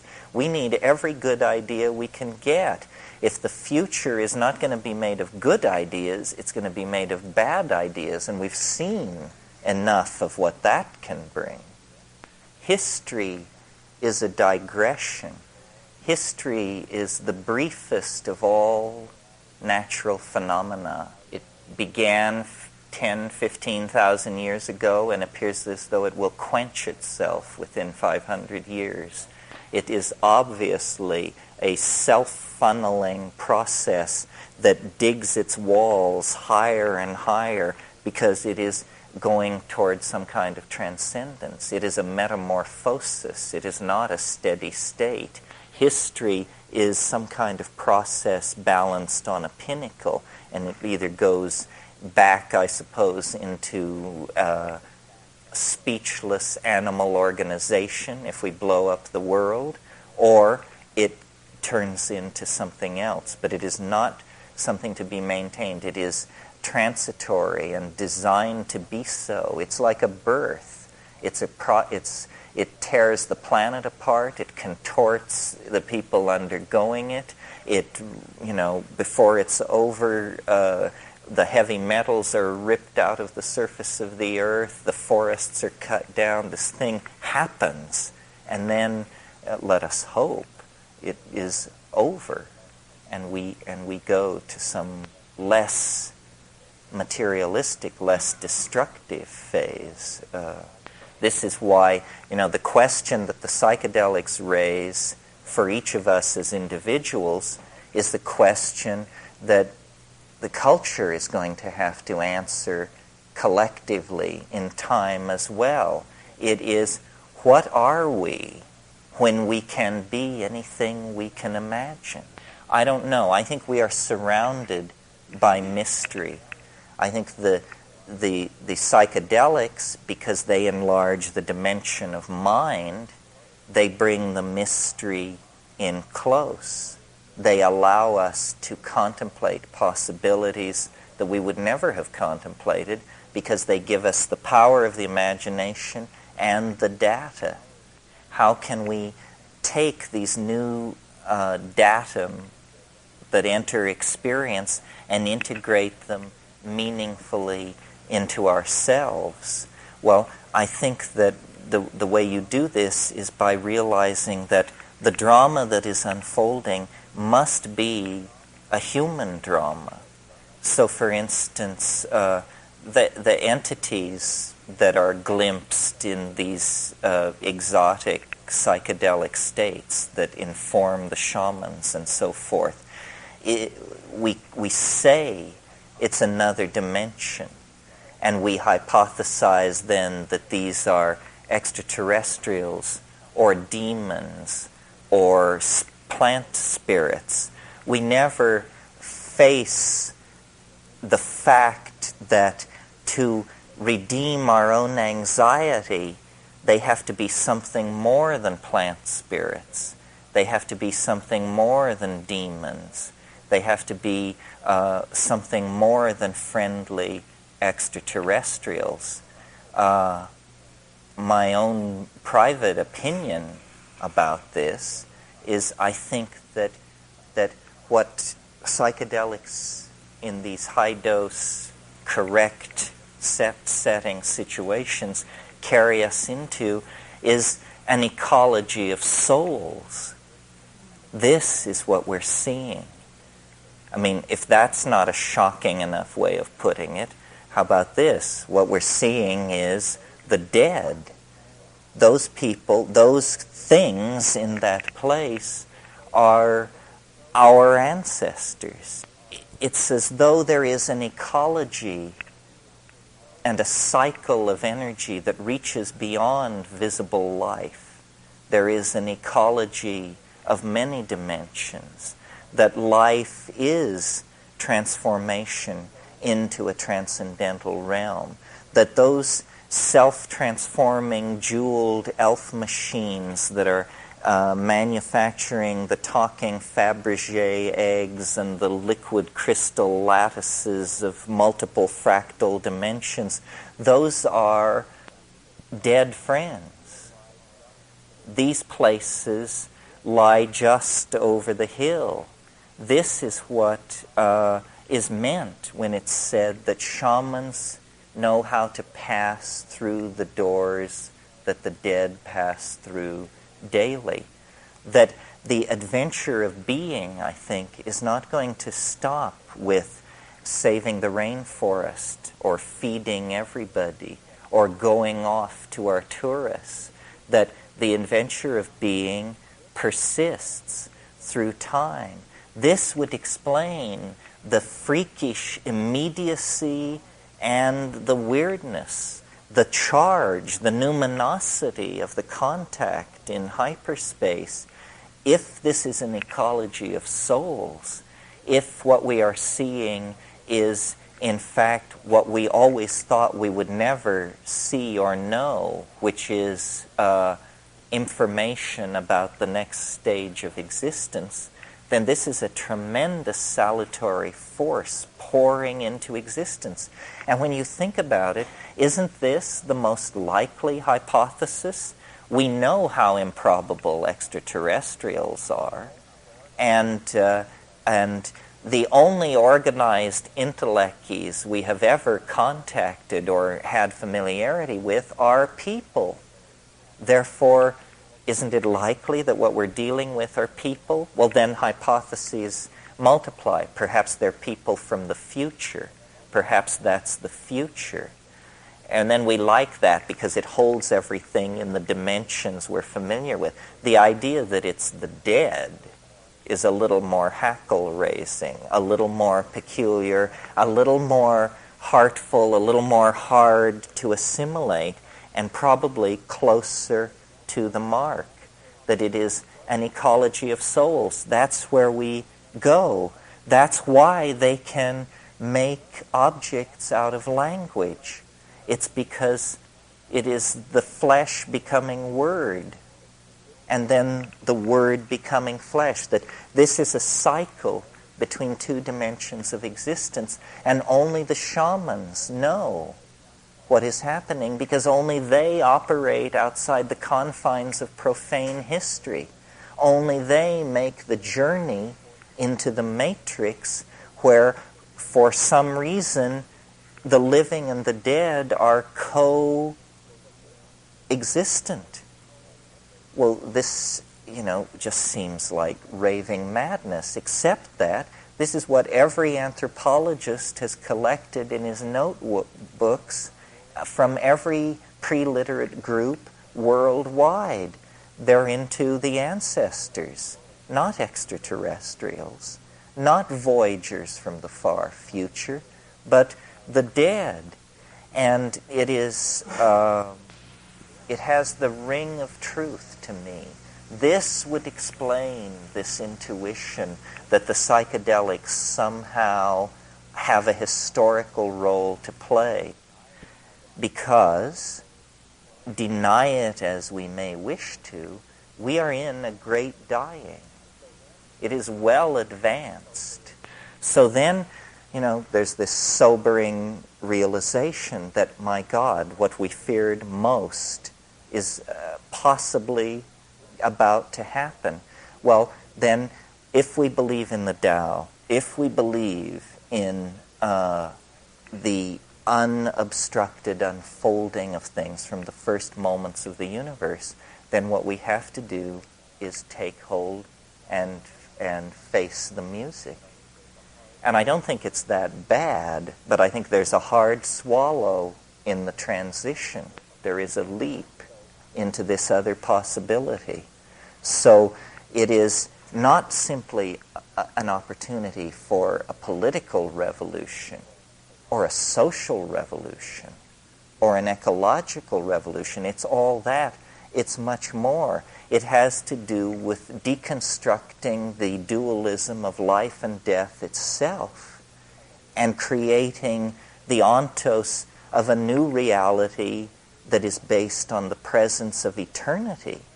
That's what eternity is. Eternity is the present at hand hyperdimensionally beheld. And it is found to be a domain of magic and caring and mystery that mingles life and death as the only possible way of overcoming the contradiction. It has always, in hindsight, appalled me when I go into the truly deep psychedelic places, how casual one becomes about death. Not that you seek it, but that it seems almost a trivial issue, because these two things are seen to be all of a piece. There is continuity, but there is astonishment. We do not recognize ourselves. The shaman alone has the privileged vantage point to know what he beholds. And I think that's how we define where we are on the shamanic path. Do you know what you behold? I mean, some people come down and say pretty pictures. Other people come down and say dancing mice, hieroglyphs. Do we know what we behold?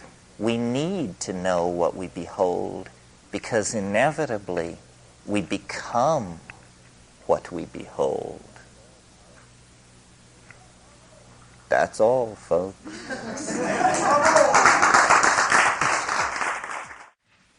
Well, this is the third opportunity that I've had to talk to the community at these Wednesday night lectures.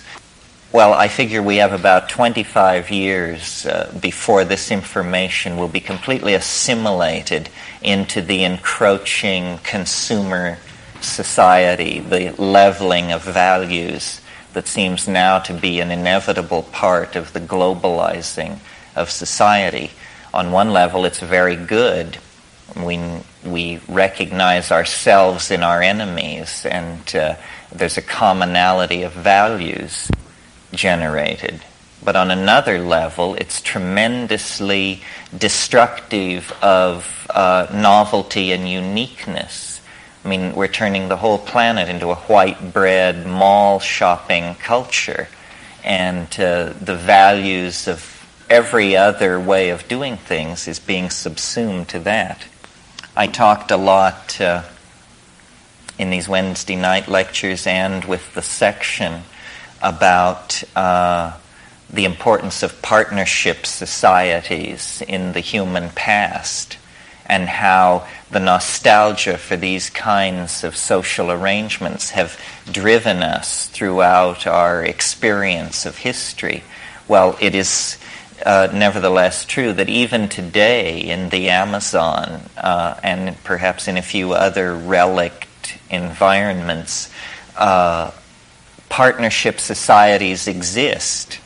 Partnership societies thrive and regulate themselves through a symbiotic relationship to plants that we call hallucinogenic plant shamanism, but which is actually almost a welding of the social organism into the natural surround in a way that feeds back into the psyches of these people and the structures of their society in a way that is very much promotes the conservation of equilibrium, something we have sadly lost touch with.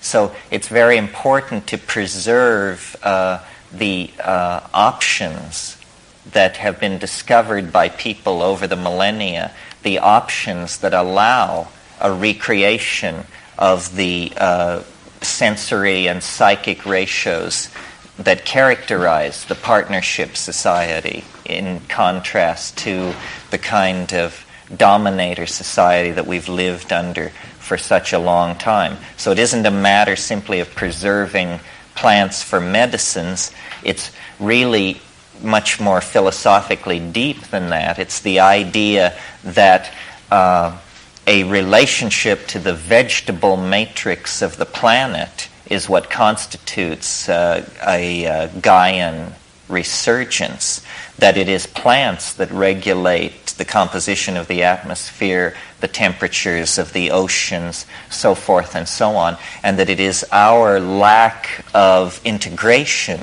into that system that has precipitated the crisis of toxic 20th century potlatch civilization.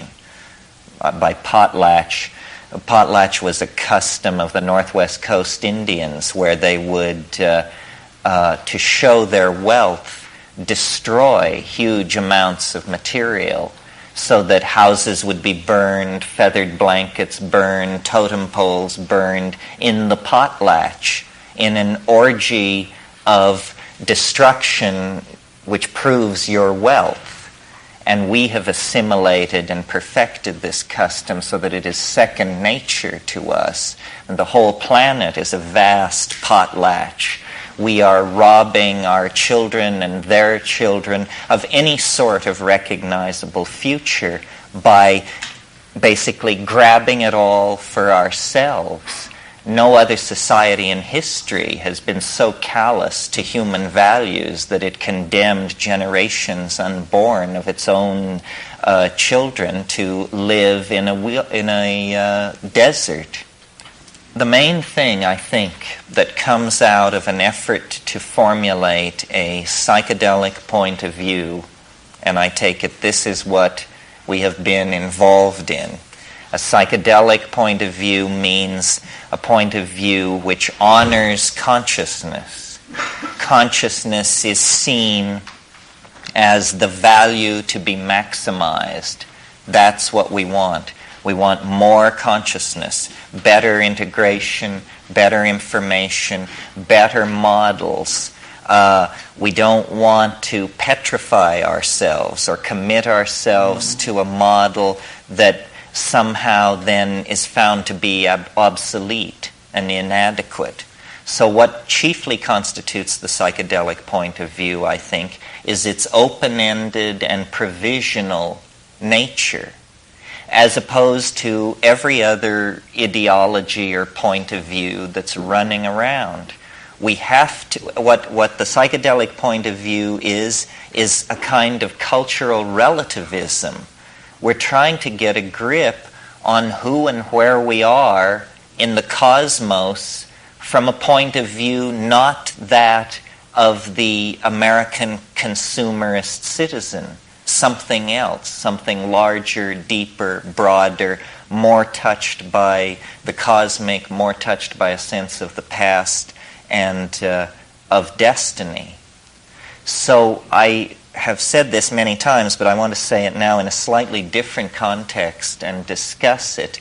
The statement of the British enzymologist J.B.S. Haldane, who discovered enzymes, so he became an enzymologist, a logical move.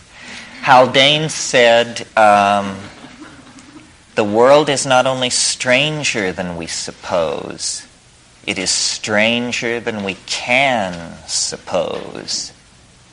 And this is something that we have not entertained very seriously as a possibility, especially the cheerful characters in the white coats with the clipboards. The assumption has always been that man's mind, notice the gender slant, man's mind is sufficient for the cognition of the cosmos. This is not all that surprising, though it is patently idiotic. It is not all that surprising when you think about the fact that as recently as, let's say, 1830, people believed the Earth was 4,000 years old.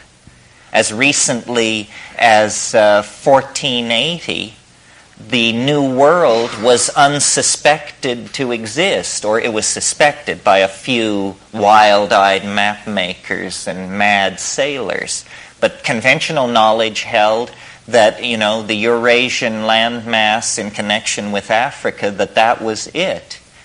So when we look back into our recent past, we discover tremendous epistemic naivete. That means people didn't know what was going on. They weren't even close. And yet we are asked to believe that somewhere after Darwin and before now, it was all figured out. And now we view the universe from a lofty pinnacle of integrated understanding. Now the physics explains biology, biology explains culture, culture explains sociology, so forth and so on. Well, this is really whistling past the graveyard, because meanwhile the visible consequences of this understanding are spreading chaos, a dissolution of values, an inability to control technology, an inability to set reasonable political goals such as moderation of population growth and carry them out. Instead, somehow this deep insight into how everything works has left everything a mess. And, what does that mean about us? Why is that, and what can be done about it?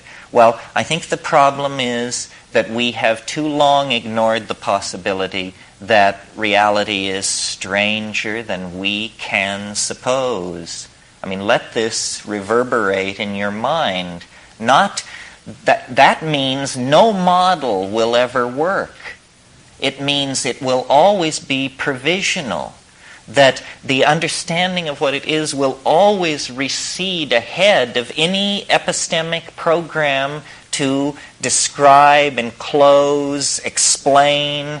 This is all a fallacy if you believe that you are embarked on a finite project where eventually you will issue a white paper and that will explain how the boar ate the cabbage. It's not to be explained. And we have, I think because of unique characteristics of the male ego, chosen to operate with the assumption that we can understand, that the human mind can in fact grok larger and larger levels of embeddedness and make sense of them.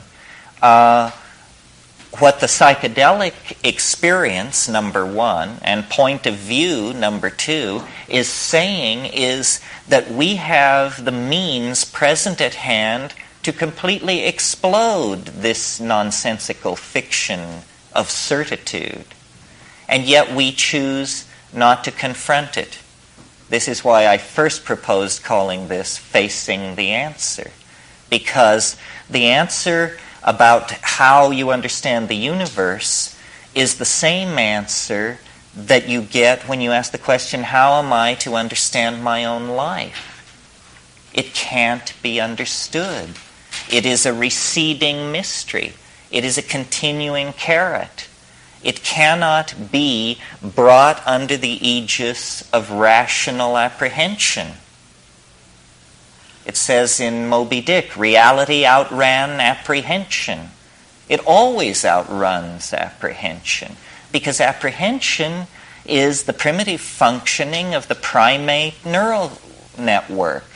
And reality, who knows? Who would even care to take a guess, It's a mystery. You do not measure the depth of a universal mystery with the neural network of a primate.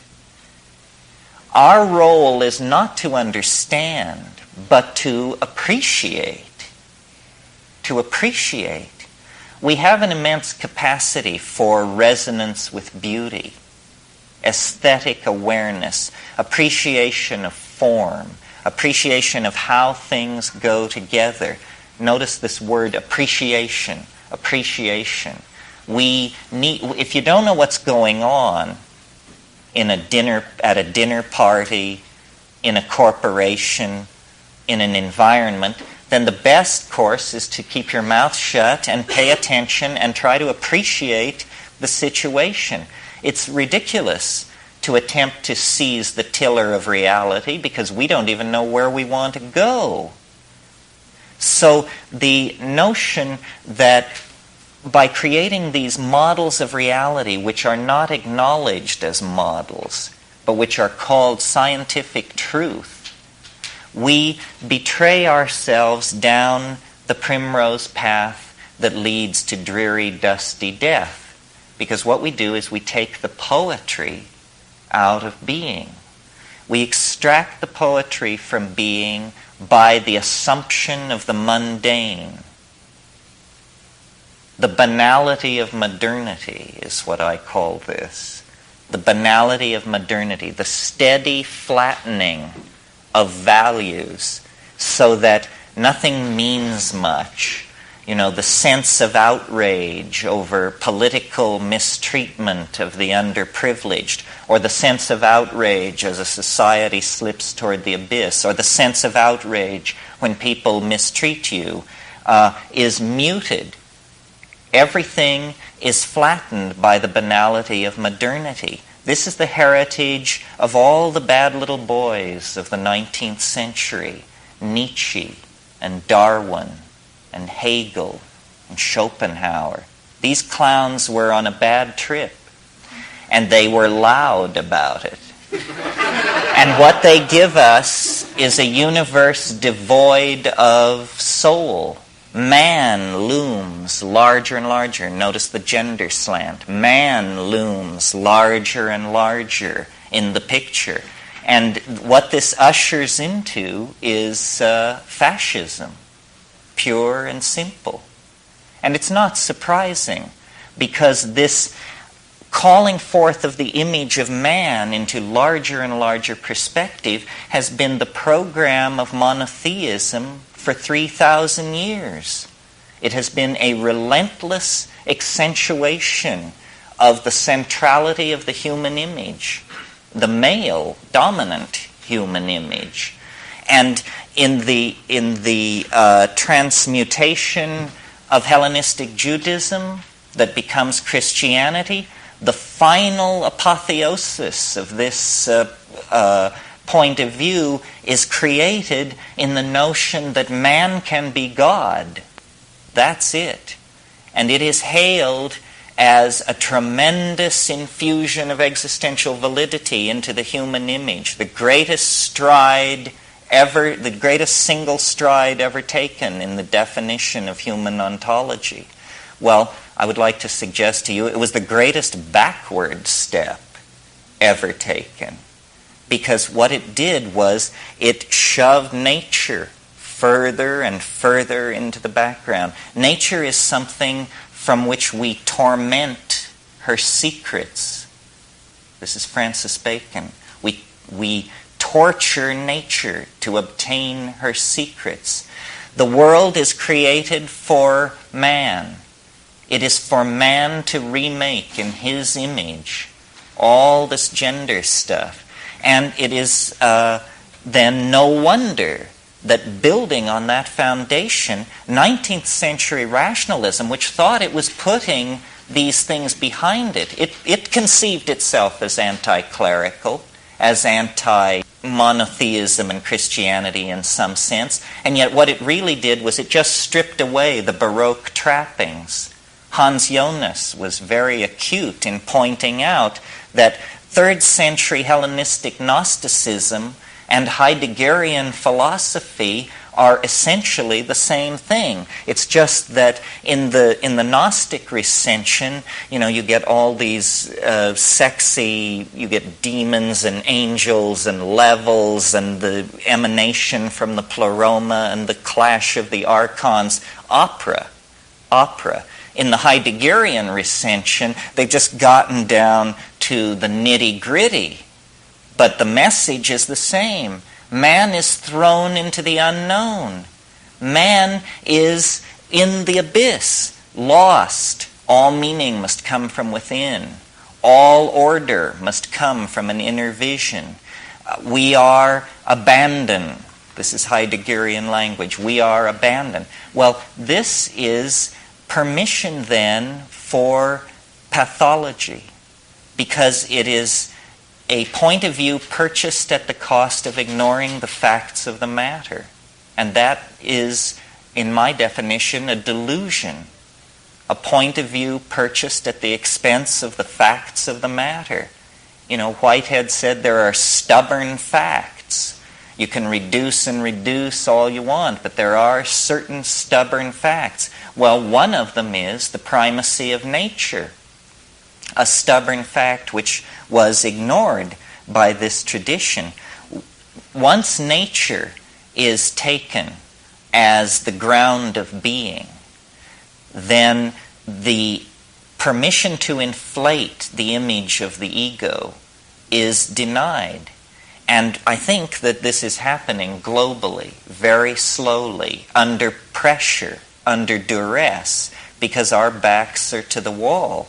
We are seeing a planetary crisis unfold before our eyes. And, blame has not yet come into the rhetoric, but eventually it's going to be understood who's to blame. And it isn't the tribesmen of New Guinea or the Indians of Siberia. It is Western, male, scientific, technological hubris that has claimed center stage like a noisy drunk and then just proceeded to hold us all prisoner while it acted out a process that is rooted in its own traumatic birth, in the sundering of the symbiotic relationship to the vegetable matrix that characterized prehistory. Well, so what I'm offering as a counterpoise to that is this notion of provisional models. Nature is not mute. This is what Sartre said. Nature is mute. He was another one of these people who pushed this existential line in one form or another. Nature is not mute. Nature is full of affection and intentionality toward humankind.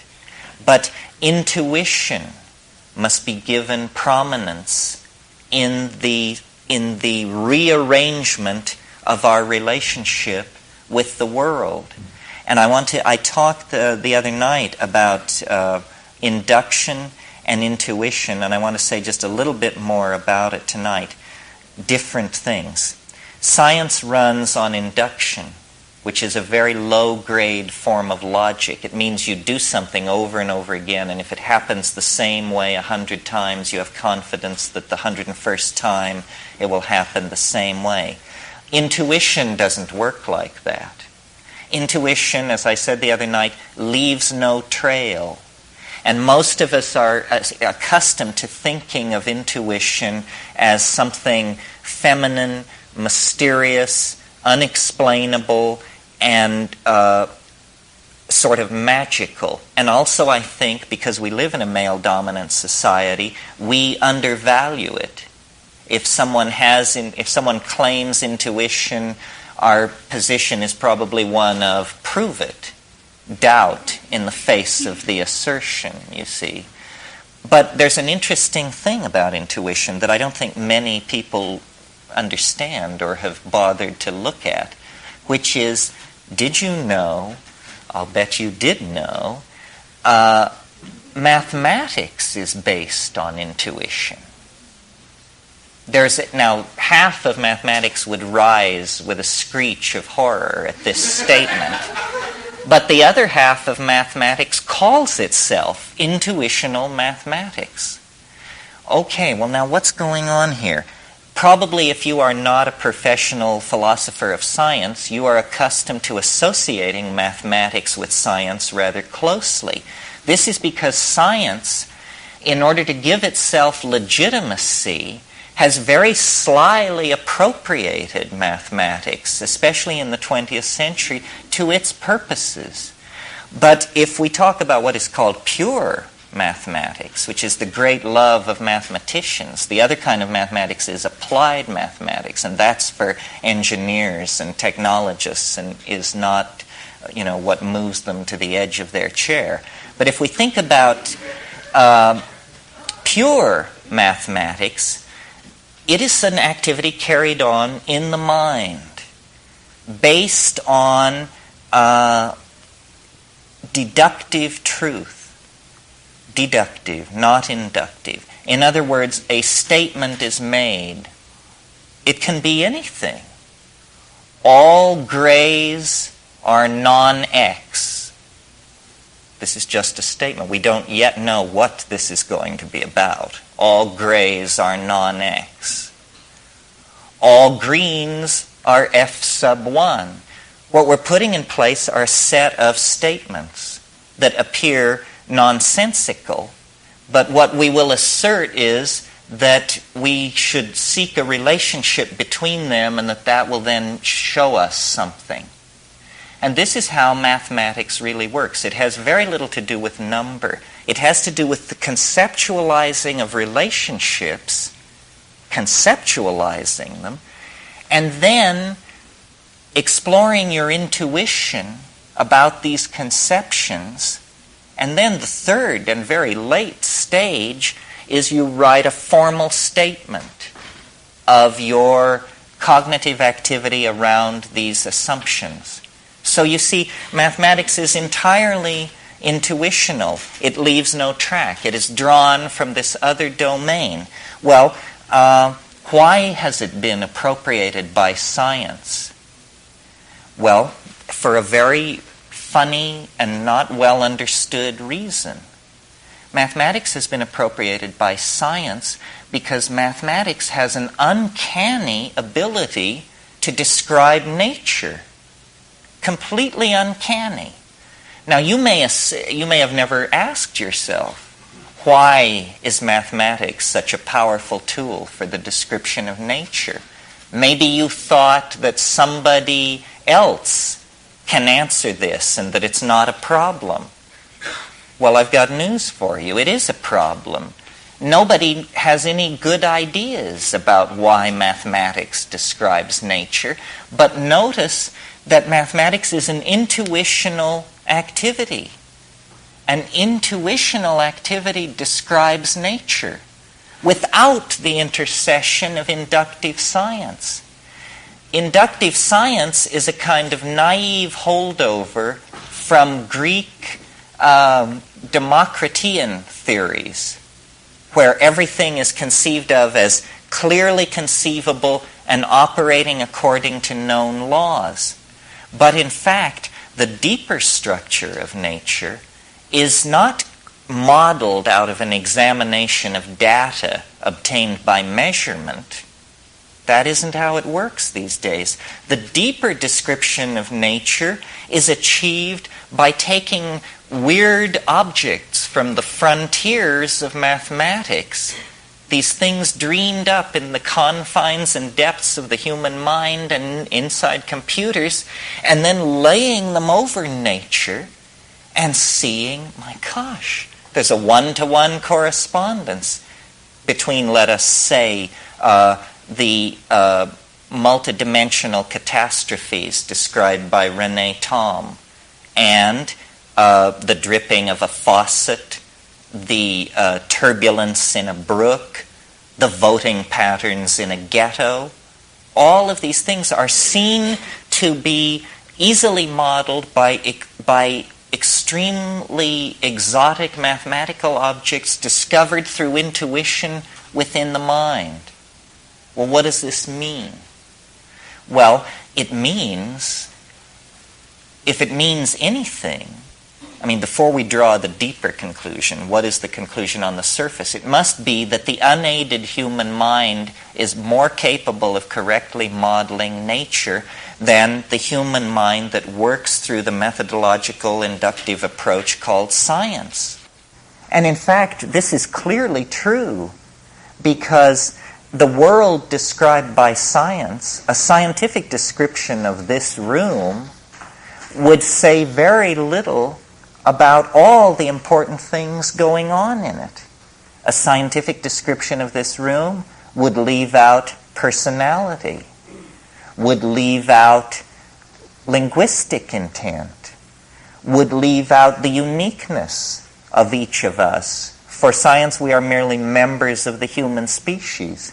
Again, this flattening, this reductionism, this betrayal of the quintessence of the phenomenon in a desperate effort to achieve closure in the modeling process. And so then you do achieve closure, but the model is always inadequate. It's always inadequate. So then there's this sense of frustration. We can't get closure with the model unless we tell a lie, unless we deny the complexity, the interrelatedness, the soulness, the spiritness, the mindfulness. All of these things are, for science, what are called secondary properties. They are epiphenomenal. They are only an aspect of your point of view. like an iridescence on a butterfly's wing or something like that. In fact, that is the classic reductionist definition of consciousness. It is an iridescence that appears on the surface of neural processing that we mistake for true being. And yet somehow we are embedded within this iridescence, and it is from within this iridescence that we launch the descriptive models that then deny our existential validity. Well, so this has been an onanistic exercise, is one way of putting it, and there must be others. Okay, so then what is the path of intuition in relationship to nature that is different from the path of science? In a way, it's only a shift of emphasis.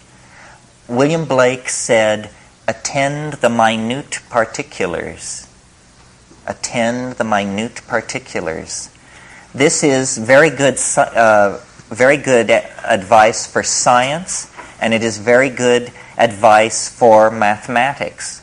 And what I'm suggesting here tonight is that we have misconstrued mathematics and have bought the notion that it is a part of science, when actually it stands ready to empower intuition and to sweep science, if not away, at least into a more proper role, more befitting its extremely limited application to the higher orders of reality that we really care about.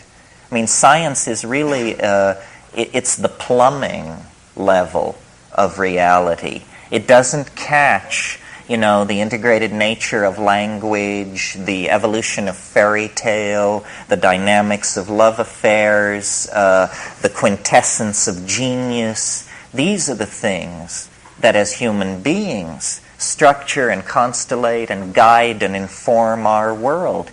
And science has nothing to say about these things. Mathematics, on the other hand, is like the bedrock celebration of these things. It empowers intuition. It discovers intuition to be the most powerful epistemic tool that we have. More powerful than induction, more powerful than deduction. Intuition is the unifying of experience into a gestalt image of the world, a coming together within the organism of a correct imaging of the world. Now, what do I mean by correct imaging? All I mean is a provisional image that carries you to the next moment. This is all we can hope for at this stage. We are much more suited for dancing than for whatever it is that we have been doing. Whatever it wasn't dancing. We are a part of nature. We are a part of light. We are a part of the energy field of the planet. We are not its keeper in the sense that it is not given unto us to understand it. That was all a horrible misunderstanding. The idea that we should understand reality and then somehow make something of it. Alfred North Whitehead said that understanding is the apperception of pattern as such. As such. That's all. So here we have a room full of people. Well, it's a pattern.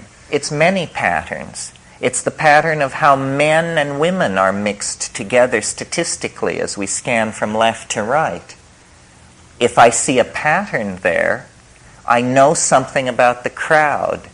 I understand something about the crowd.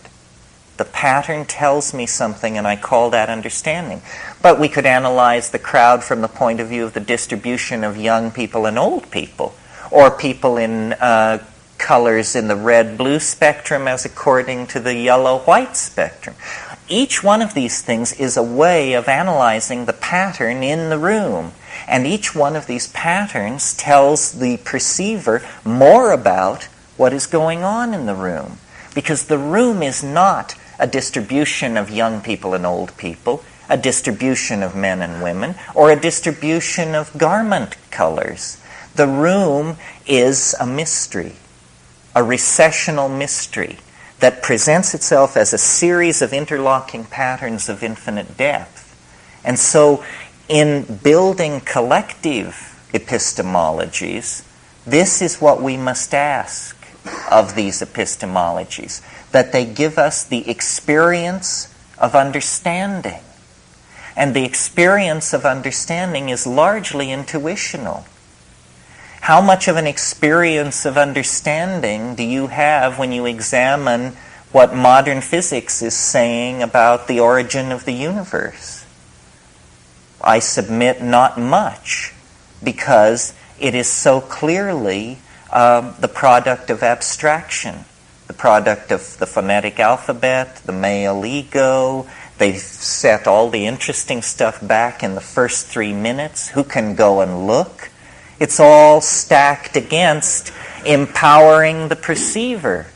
It's all stacked against empowering the perceiver. You can't even check the statements these people are making unless you happen to have a $125 million colliding Bevatron or something, and the understanding to use it and interpret the results. So what we have is a priesthood off on the edge of things, propounding great profundities that nowhere touch the heart, nowhere empower the individual, nowhere strengthen the dyad, or reinforce the family, or give support to the downtrodden. It doesn't seem to be about that. In other words, the explanation of the world is not a human explanation. A human explanation must come from intuition. It must come from poetry. It must come ultimately from experience.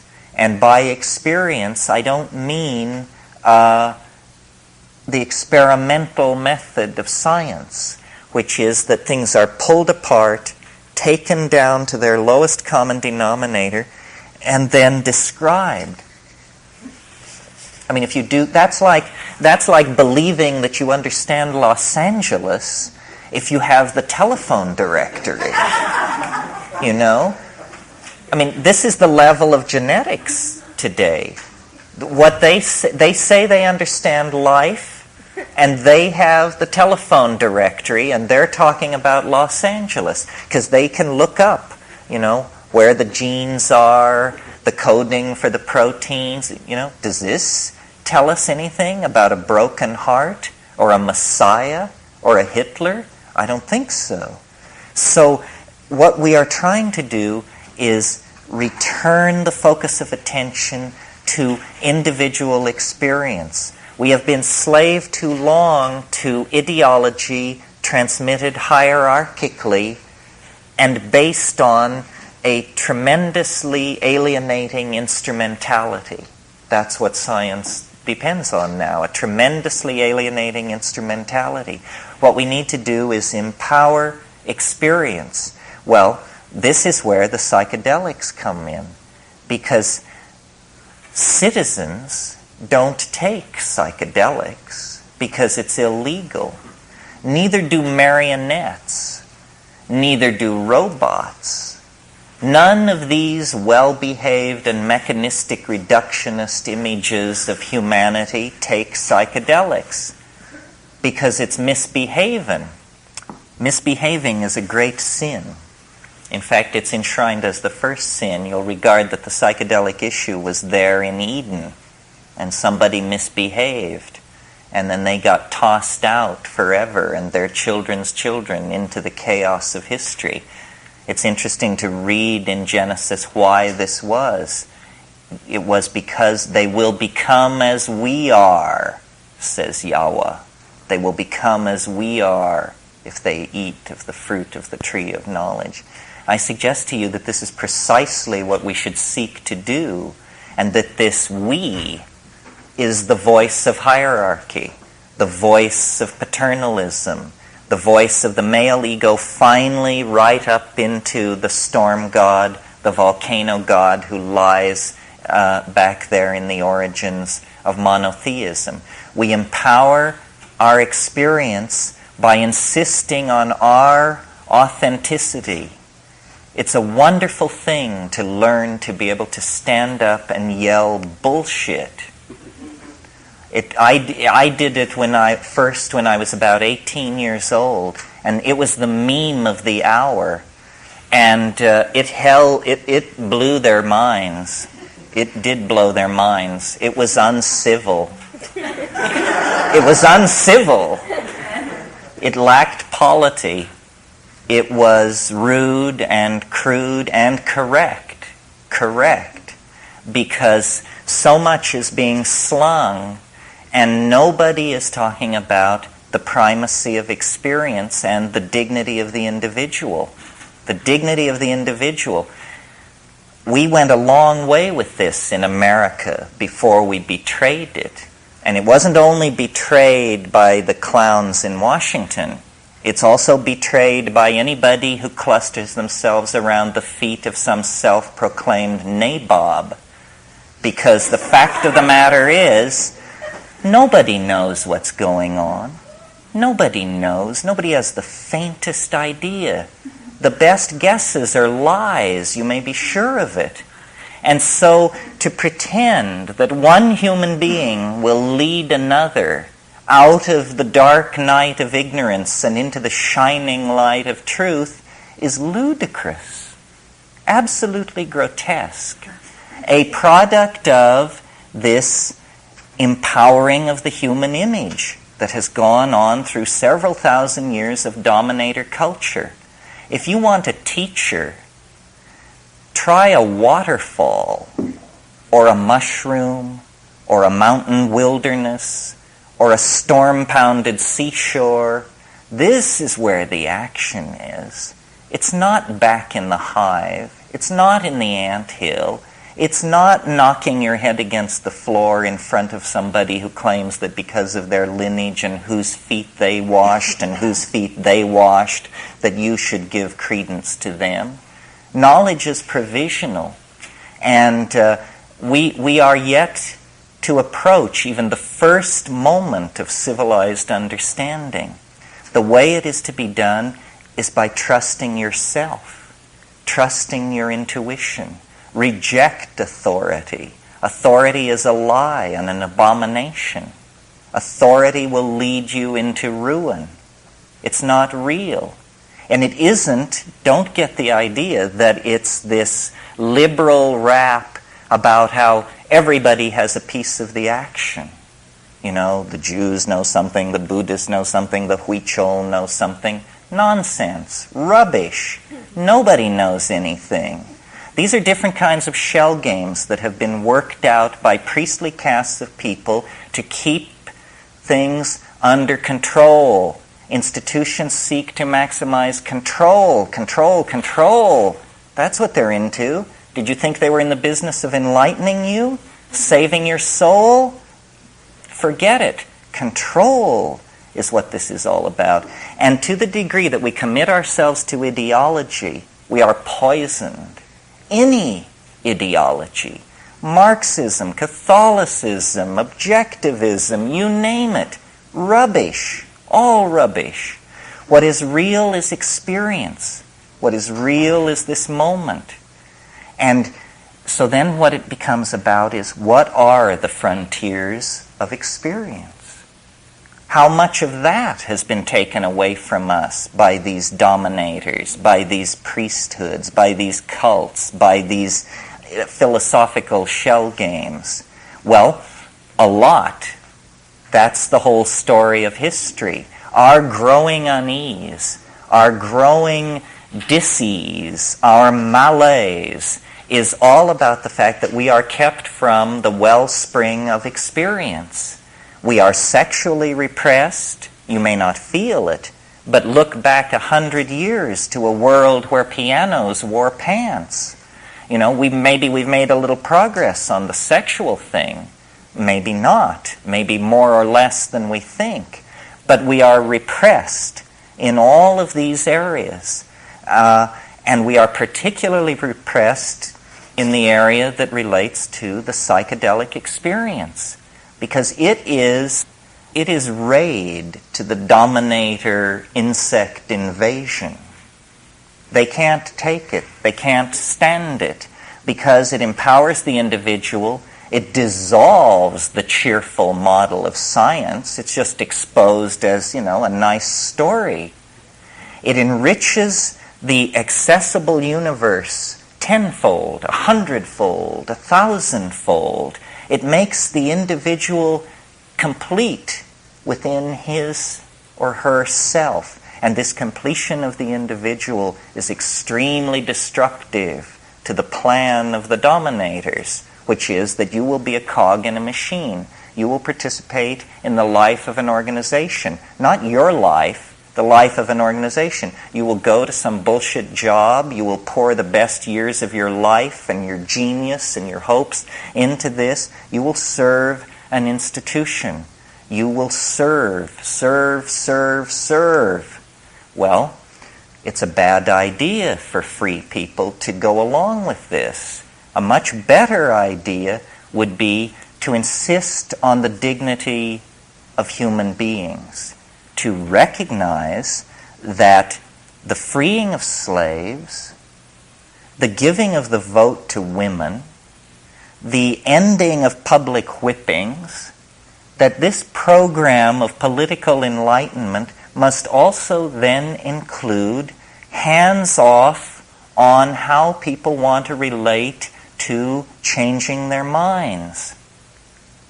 We are not interested in being sexually regulated by the state, and we are not interested in being intellectually, spiritually, emotionally manipulated by the state. The state should stand down in this issue.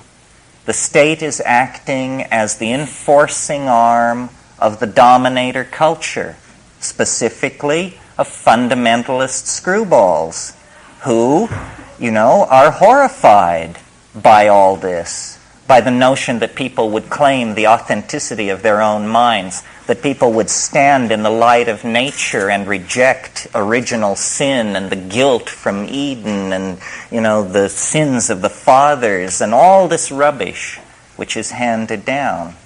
What the archaic revival is going to have to mean, if it has teeth, is a re-empowering of the individual and a consequent lowering of the profile of institutions, especially government. We need to think about these things because we have bought into the idea that we have to serve and behave and be enslaved, else chaos will engulf the world. We need to carry out our analysis of the situation to the point where we can embrace chaos and see that chaos is the environment in which we all thrive. That's how I've done it for years. You think I could have gotten away with this in the Soviet Union? I don't think so. I require a society on the brink of social breakdown to be able to do my work. And I think a society on the brink of social breakdown is the healthiest situation for individuals. I don't know how many of you have ever had the privilege of being in a society in a pre-revolutionary situation, but the cafes stay open all night, and there's music in the streets, and you can breathe it, you can feel it, and you know what is happening. The dominator is being pushed. It never succeeds. It never is able to claim itself. But on the other hand, history is young. We may have a crack at this. A global society is coming into being. A global society made out of information that was not intended to be ours, but which is ours through the mistaken invention and distribution of small computers, the printing press, all of this stuff. Information is power, and information has been spilled by the clumsy handling of the cybernetic revolution by the dominator culture so that it is everywhere. Never has the situation been more fluid. Never have the opportunities for infiltration insurrection and hell-raising been more present at hand. But we have to seize the opportunity. We have to seize the opportunity because the world doesn't have that much more to run unless somebody begins to shake the apple cart. If we don't begin to shake the apple cart, then the apple cart is just going to sail over the cliff and be lost. So the psychedelics are very hot in this because they dissolve boundaries. They dissolve assumptions. And our task, our being the everyone who seeks self-empowerment through experience, our task is to dissolve the assumptions of the dominator culture and make it impossible for it to work. This, I think, is already happening. We have nature on our side, you see. Nature is beginning to kick up. And, it may alarm you that they're cutting down the Amazon rainforest, but imagine if you were the clown who owns it, how alarmed he is. He sees it as an investment. He thinks he owns it. And when he sees that it's being destroyed, he's extremely alarmed. The fact that nature is itself being seen as a limited resource is a tremendous tilt to our side, because the provisional model, psychedelic, open-ended partnership way of doing things is the only style that can perhaps seize the controls of this sinking submarine and get it back to the surface so that we can figure out what should be done. If we continue as we have, then, we're doomed. And the judgment of some higher power on that will be, they didn't even struggle. They went to the boxcars with their suitcases and they didn't even struggle. This is too nightmarish to contemplate. We're talking about the fate of a whole planet. Why are people so polite? Why are they so patient? Why are they so forgiving of gangsterism and betrayal? It's very difficult to understand. I believe it's because the dominator culture is increasingly more and more sophisticated in its perfection of subliminal mechanisms of control. And I don't mean anything grandiose and paranoid. I just mean that through press releases and sound bites and the enforced idiocy of television, the drama of a dying world has been turned into a soap opera for most people. And they don't understand that it's their story and that they will eat it in the final act if somewhere between here and the final act they don't stand up on their hind legs and howl. So this whole effort to bring the psychedelic experience back into prominence is an effort to empower individuals and to get them to see that we are bled of our authenticity by vampirish institutions that will never of their own accord leave us alone. There must be a moment when the machinery and the working of the machinery becomes so odious that people are willing to stride forward and throw sand on the track and force a reevaluation of the situation. And it's not done through organizing. It's not done through vanguard parties or cadres of intellectual elites. It's done through just walking away from all of that.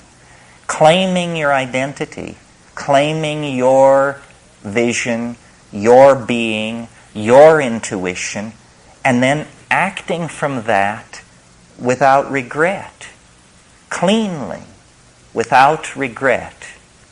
Okay, well, I want to thank you all again, not only for this evening, but for the month, and Esalen is a wonderful second home to me and my wife and my children.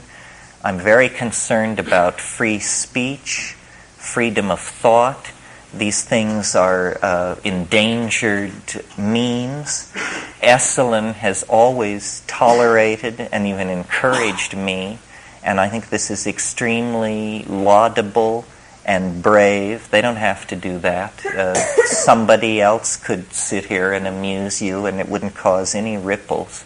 So I'm very appreciative to Esalen for its commitment to free speech. I'm appreciative to you. This may have outraged some of you. You were very noble about it. Civilized dialogue is our last best hope, and we must preserve theaters and opportunities for civilized dialogue. The best idea will win. The best idea will win. Thank you very much.